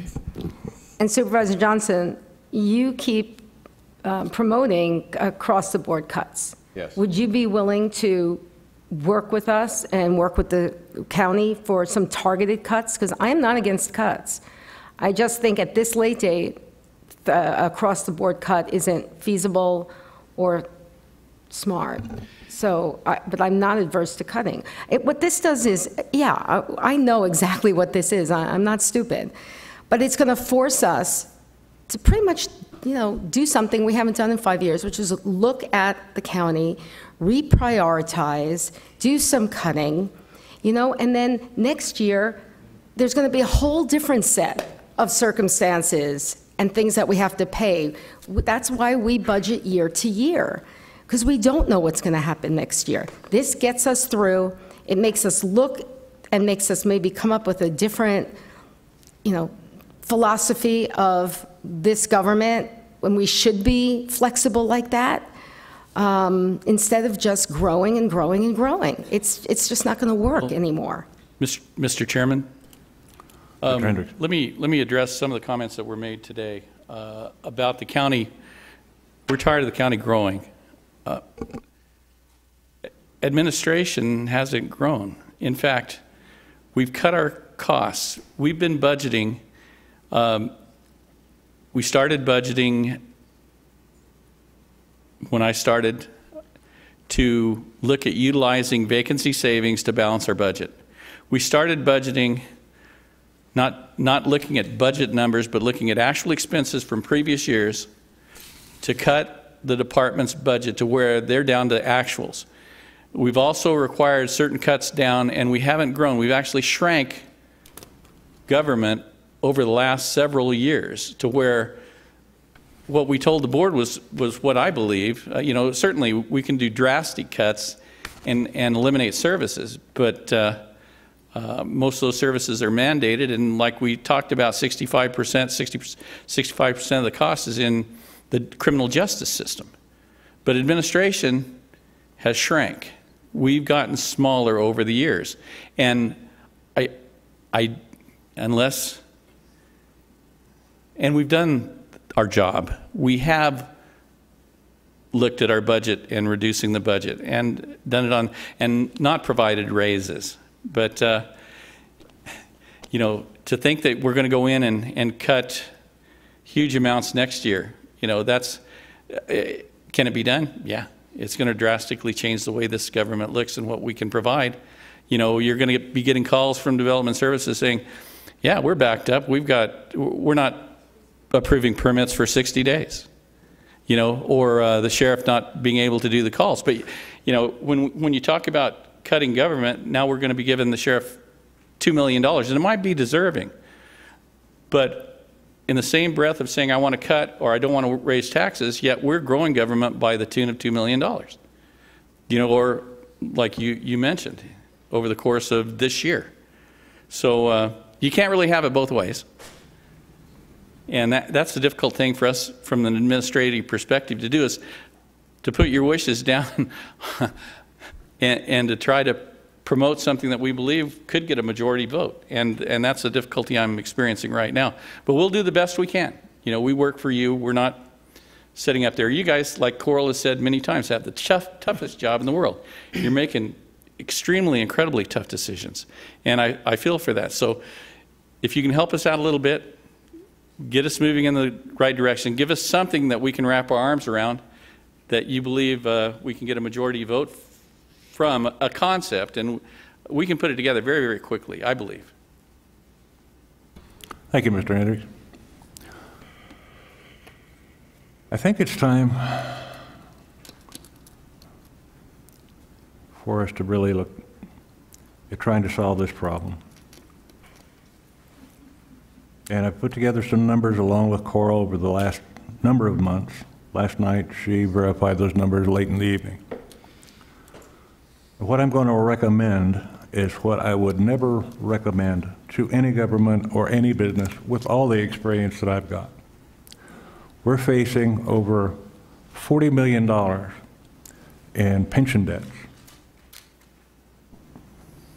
If we don't start taking care of those dollars, that increases by $1.5 million per year. Every year that we don't act increases our liability. We've got to act on that. We've got at some point in time, we've got to act on the sheriff's department.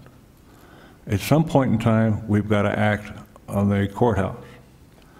We need to prioritize those items and know that we're going to have to pay the rent sooner or later.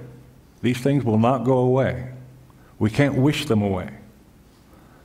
What I'd like to propose today is a proposal that will not increase property taxes. The rate would stay at 1.9696. But I warn you, with doing this, it exposes us to a great deal of liability. $40 million is only a portion of it. We have other litigations and other liabilities that could expand this to $80 million overnight. What I would like to propose is a fund transfer from EBT holiday, $612,000. That's The motor pool, I'm sorry.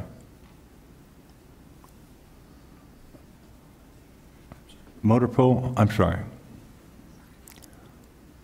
The first is the EBT holiday. The remaining premium of the holiday balance is $612,000. Economic development. $1 million holiday is $740,000. Motor pool, $540,000. Janitorial, $100,000. Okay. Environmental health, $200,000. Street maintenance, $508,000. Then with our sweep authority, from flood control, $600,000. The library building fund, $600,000. And the landfill admin, $600,000.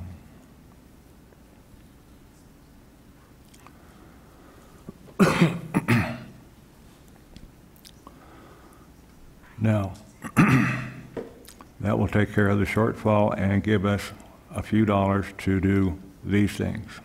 How much does that come out to? It would include $1.2 million one-time funding for the pension settlement to eligible members not using the credit option.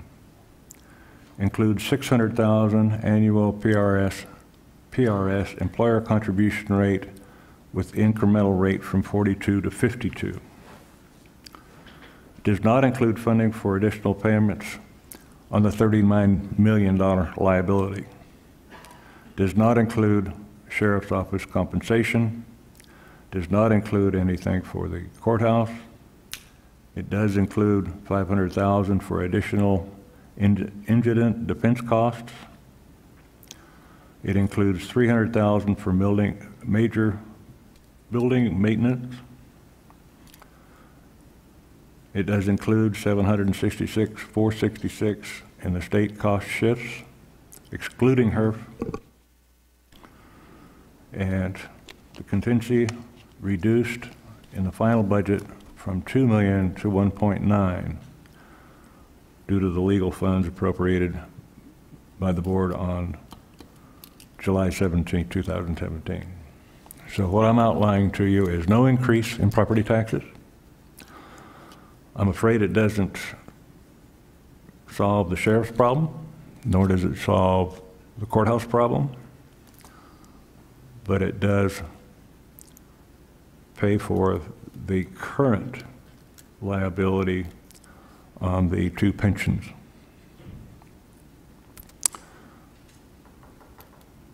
How did they do?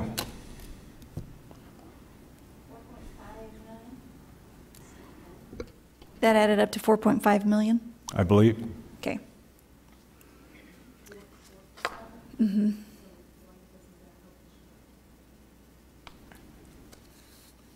And that will leave a contingency of how much? 1.9 million. So you needed 2.8 million, 2.7 to 2.8 million essentially to break even,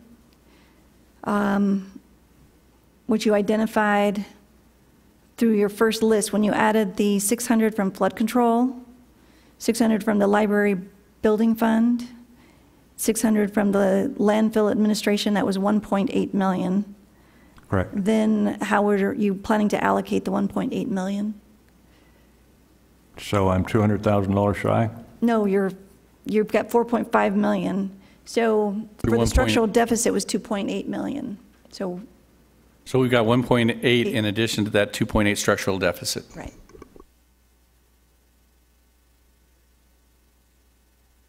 Correct. So is that for the sheriff's office or the court project or probation, or I don't know. You didn't specify how you would designate it. On the, I'm sorry, the 1.8? Uh-huh.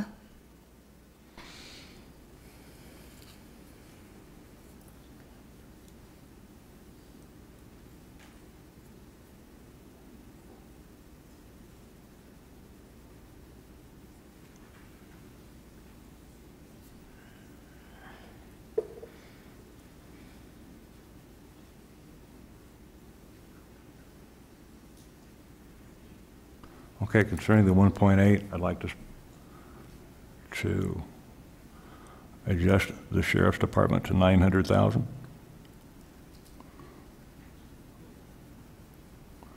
The courthouse, 800,000. And probation, 100,000. Does that get you to the 1.8? Mm-hmm. Yes. Okay. Thank you.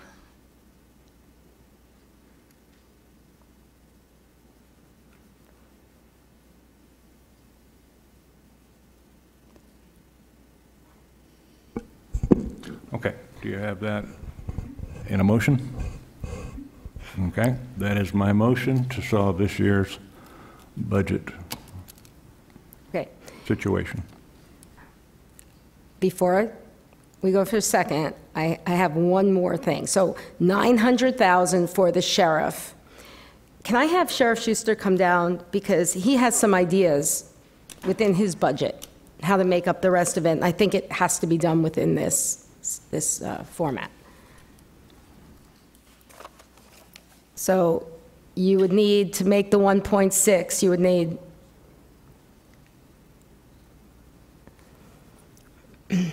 Supervisor Watson's budget gives you 900,000. You need to make up the 700,000. Do you have a way to do that? I do, and again, this would not be a recurring avenue. However, I do believe it's been overkill today. It's been a long day for everybody. We're looking at the economy. The economy appears to be continuing to move forward, so I don't want to worry about stuff that hasn't hit us yet. My thought is in fiscal year 18-19, I am slotted for 31 patrol vehicles. And now I would love to have 31 patrol vehicles, but I am more than willing to give up 10 of those or 11 of those vehicles to make up the difference to take care of compression this year. Because again, I've told you before, my biggest fear is I will not have deputies to drive them if we can't get this fixed this year. That's the bottom line. So that's something that I'm more than willing to consider, and I would even dig deeper if needed. Before we decide on that, Mr. Chairman, may I? Certainly. May I call on Steve Letowski to actually tell me what the policy says about replacing vehicles? Those 10 vehicles that won't be replaced are 150,000 miles?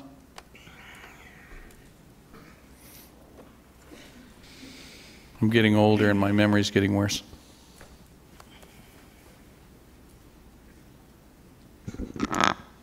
Chairman Watson, County Administrator Hendricks, the replacement policy for law enforcement vehicles is 5 years or 100,000 miles. Okay, it's a lot less than our regular vehicles.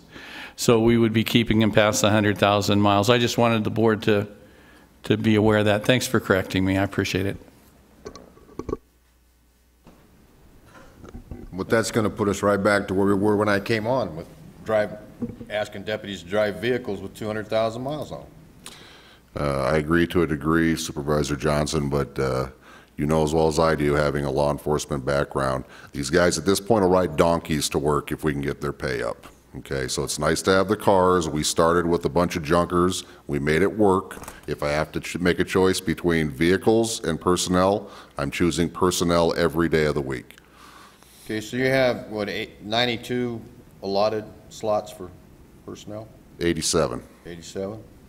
Well, you got the 5 back, though, didn't you? No.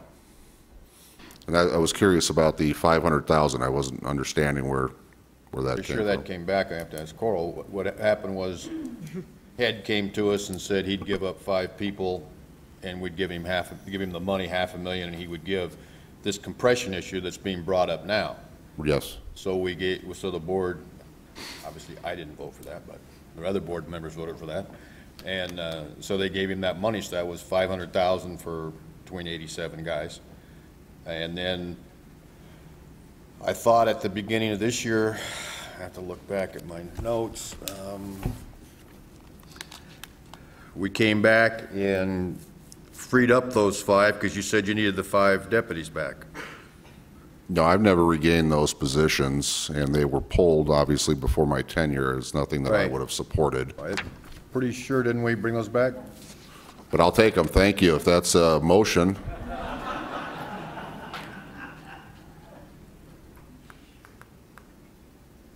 I'm just asking for your help as a board. You know, I know you're all pro law enforcement. That's abundantly clear. You all want to make this happen. We're at an impasse as to the how.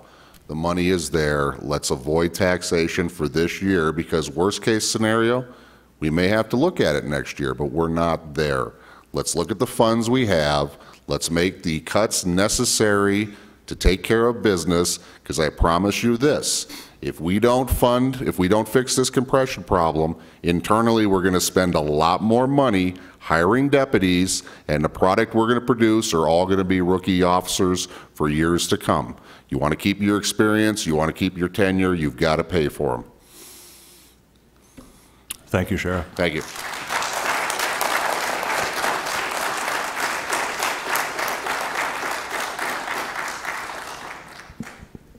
Chairman Watson, so you gave 800 to the courthouse. What is left on that? What's left on the courthouse? There'll still be a requirement for additional dollars for completion. This is just a step in. Right. I just adding want to to know those how dollars from the much is court. left. I think it'll be in the excess of $2 or $3 million. I would push it up at the most recent information that we provided, closer to 5 million short, but between 3.5 and 5 million. Yep. Yeah. If we take a bite at a time, we can get it done. And with the proposal that Supervisor Watson's brought forward, what does that mean that taxes have to be raised to next year to cover it? He's assuming. Yeah, I'm not disputing that, I mean, that the sheriff's department might need money, but $500,000 went into compression raises for them last year. But you've got 1,000 employees in the county that haven't been addressed at any time, and we did another department, you know, the treasurer's office, we gave them, I think, 3 pay raises last year. I mean, we need to look at the county as a whole. We're just piecemealing this stuff. How much is it, Ms. Lloyd? So it would be a total of 20 cents. And to We'll have to vote for 20 cents. 20 cents. To recoup a little bit for the 500,000 in compression raises for the current budget year was the 5 positions given up. The 5 cars moved around. They're able to accommodate that in their current budget. So assuming that they would be able to accommodate that in the future budgets. But we were still short $2.8 million. Mind you, 1.2 of that is a one-time shot. But, you know, as we stand here, we know that every year there's something, and we would need to, you know, consider how you're going to start addressing that in the future. So it's 1.2 million this year is a one-time refund. What are we going to do in the future years? So 15 cents is 2.5 million. 850,000 is 5 cents. And how much is a quarter-cent sales tax? 6.2. In revenue? 6.3 million, 6 to 5, So 6.5 million. Supervisor Johnson's assuming that we're not going to be successful in our plight down there, and I think we will. And again, we have other options. We can put it out to ballot. Again, year to year to year. And I think that we can do it. And again, I will work with Supervisor Johnson and see if there are places that are redundant that we can cut in the county. You're just assuming that this is it and it's going to be like this next year, but there's so many things we don't know, and I'm praying the Trump economy keeps chugging along, and you know, we'll be pleasantly surprised next year. Okay. Okay. Well, I put mine on the floor. Okay, I will second it with the fix that will give the sheriff what he needs with his vehicles. Can I add that to the motion? Can I add that to the motion? Can amend the motion for vehicle adjustment. With vehicle adjustment, and I will second that. Okay, thank you. We have a motion and a second. Any further discussion? Roll call. Supervisor Angus? Yes. Supervisor Johnson? No. Supervisor Bishop? No. And Chairman Watson? Yeah. Tie vote does not pass. Chairman Watson, I'd like to explain my no vote. Sure. I've been pretty vocal and strong about the fact that I don't think we should use sweeps to balance the budget with. I'm okay with fund transfers, I'm okay with cuts, but I'm not okay with sweeps unless we're at the maximum tax rate, and right now we're pretty close to the bottom, so we've got room to increase a small property tax. Whether we do it this year or next year, it's crazy. We're going to have to do it.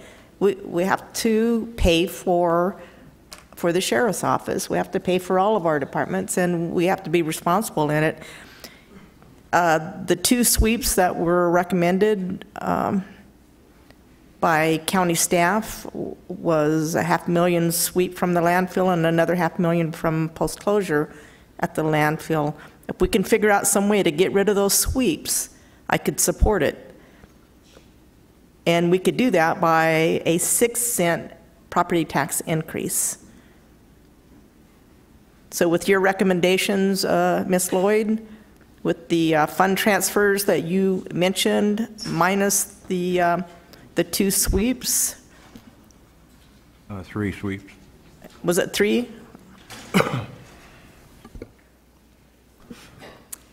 Okay, this is really going to be on the fly, but if we eliminate 10 or 11 of the cars, how much is that?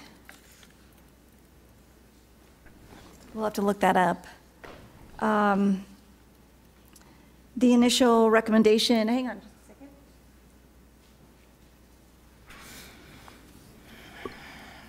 For, It was 800,000, wasn't it, to the sheriff, and 100,000, is that what it was? Then he was going to make up the difference with the cars? yeah, 900,000 to the sheriff. 900,000 sheriff, 800 courthouse, 100 for probation. so are we talking about still the same 1.3 million over between those three? Or are we going to actually reduce it?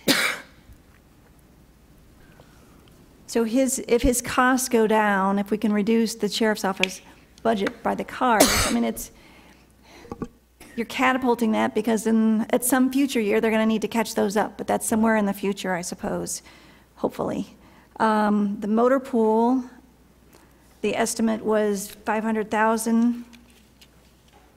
Transfer from there, it's got a balance of 1.7 million. Mr. Chairman, I think what's Supervisor Bishop said is that everything remains the same except for the sweeps out of the landfill, right. And that would be made up with a property tax increase. I think that's what you were saying. Is that correct? That's correct.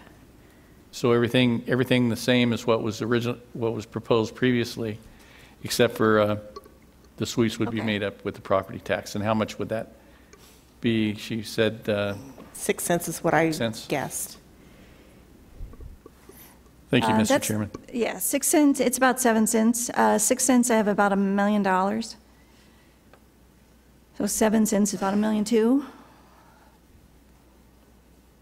I think with the fund transfers that you outlined and the 6 cent tax increase would get it for us. It'd take care of the sheriff's office and it would work without sweeps. And honestly, looking out at these badges, that must be the time of the evening, but every one of your badges is just reflecting the light back at me. And you know I wore a badge for 30 years, so it's not that I don't want to help you. It's that, you know, as cops, we don't like to steal things, right? We don't like people that steal. I think sweeps are stealing county tax dollars from what it was intended to and giving it to another area. And I think that's wrong. If it was a last resort, if that's all we had that was available to us, then yes, I'd vote for it, but we're not there. We're not there. And if I have to put my badge back on and come out and help you, I can do that. I just can't chase criminals anymore. Okay, so you've made a motion? Yes. Clerk, do you have a clear understanding of that motion?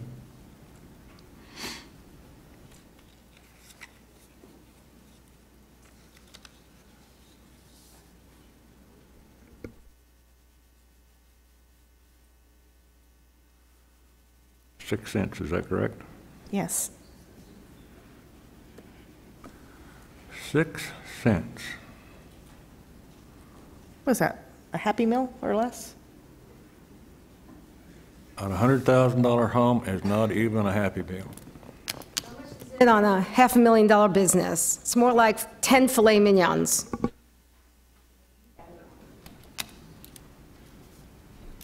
I'd love to get that price on 10 fillets. I'll second the motion. Any further discussion? Roll call vote. Supervisor Angus? No. Supervisor Johnson? No. Supervisor Bishop?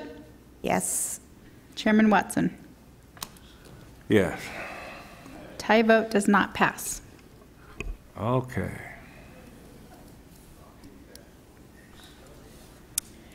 Chairman Watson, could I ask Coral if there's enough funds internally that we can make up this difference without sweeps and without a property tax?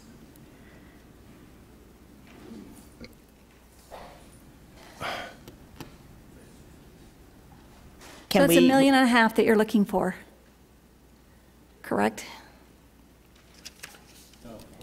Well, no, I'm looking for $1 million. That's the sweeps that you identified, was a $500,000 for the landfill, and then another $500,000 for post-closure fees. It was 1 million for the post-closure. Oh, okay.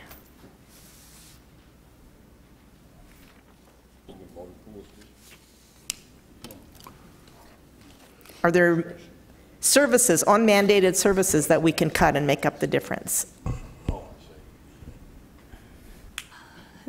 Of course, I mean, there are cuts that you could make. But they all are going to impact county services. So in each of those internal service funds, those are being reserved for a purpose. The motor pool, for example, has 1.7 million, or 1.4 million.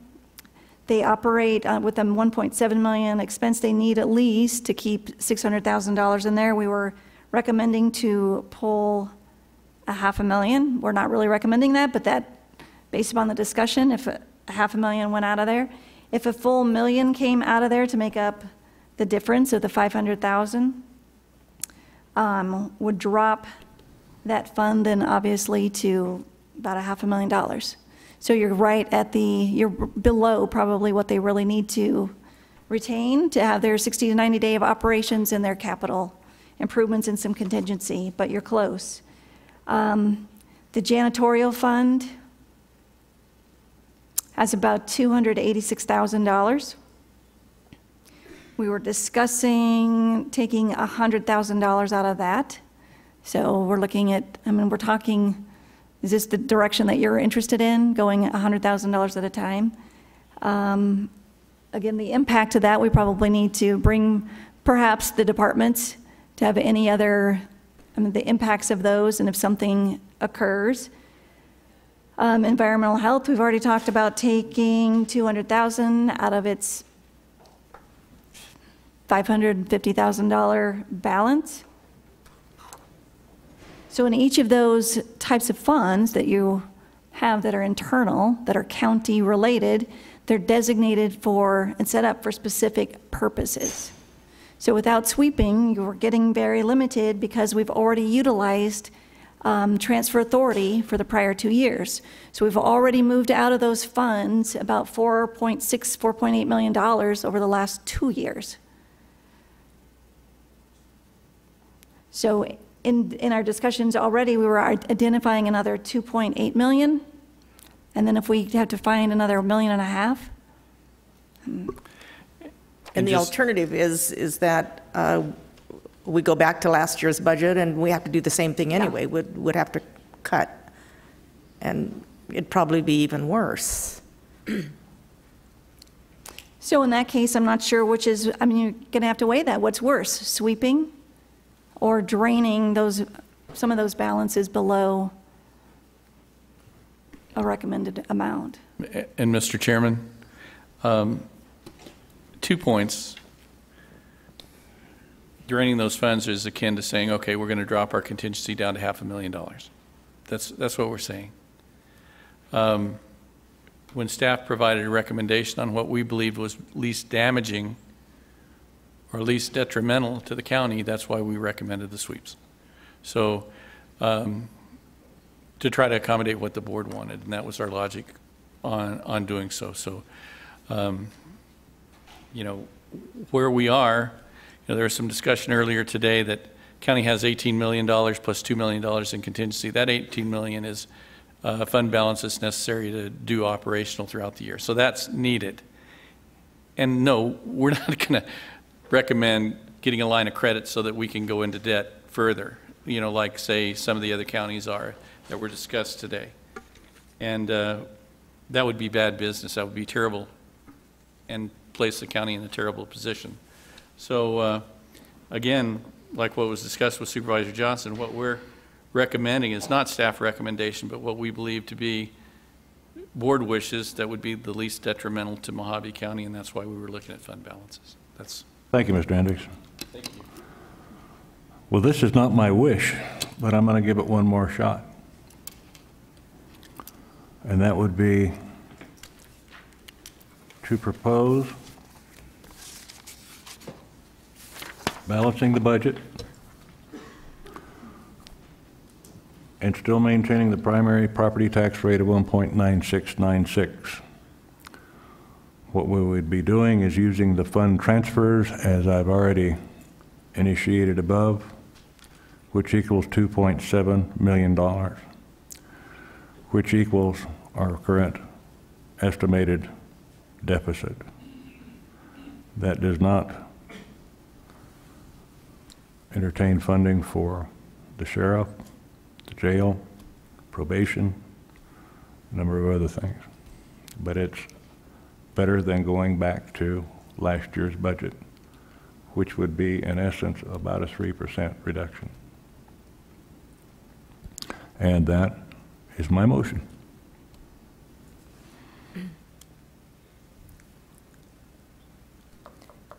Chairman Watson, it sounds better than going back to last year's budget.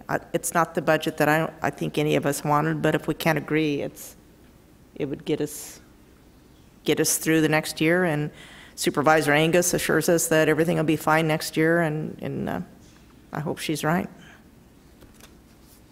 So I'll second it. We have a motion and a second. Any further discussion? So this is, you're just coming up with the money for this 2.8 million, basically. 2.7. Well, the shortfall's 2.8, but anyway, but without the sheriff. Okay. Yeah. Those are coming from where? Supervisor Watson. As I initially had indicated in my earlier motion. At the 612, 527, 50, 100, 200, and 508, that one? I've got them listed differently. 612, 740, 540, 100, 200, 508. So Supervisor Bishop, because you don't want to sweep. That's right. That the legislature gave us the ability to do this year, because knowing that the counties are in trouble, our legislators worked hard to get us this flexibility language that we could use, because you don't want to do that, so the sheriff will not get his money this year. That's what it basically comes down to. Well, you can paint the picture however you want it. We didn't sweep last time because of the same reasons. I don't believe in sweeping unless we're at our max, and that's why the state legislature passed this law, because most of our counties are at their max and they have no choice. Mojave County has a choice. Not this year. Any further discussion? Comment? No, sir. Roll call. Supervisor Angus? No. Supervisor Johnson? Yes. Supervisor Bishop? Yes. Chairman Watson? Yes. Motion passes 3-1.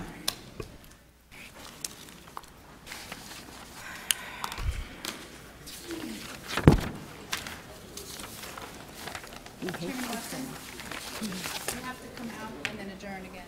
Yes.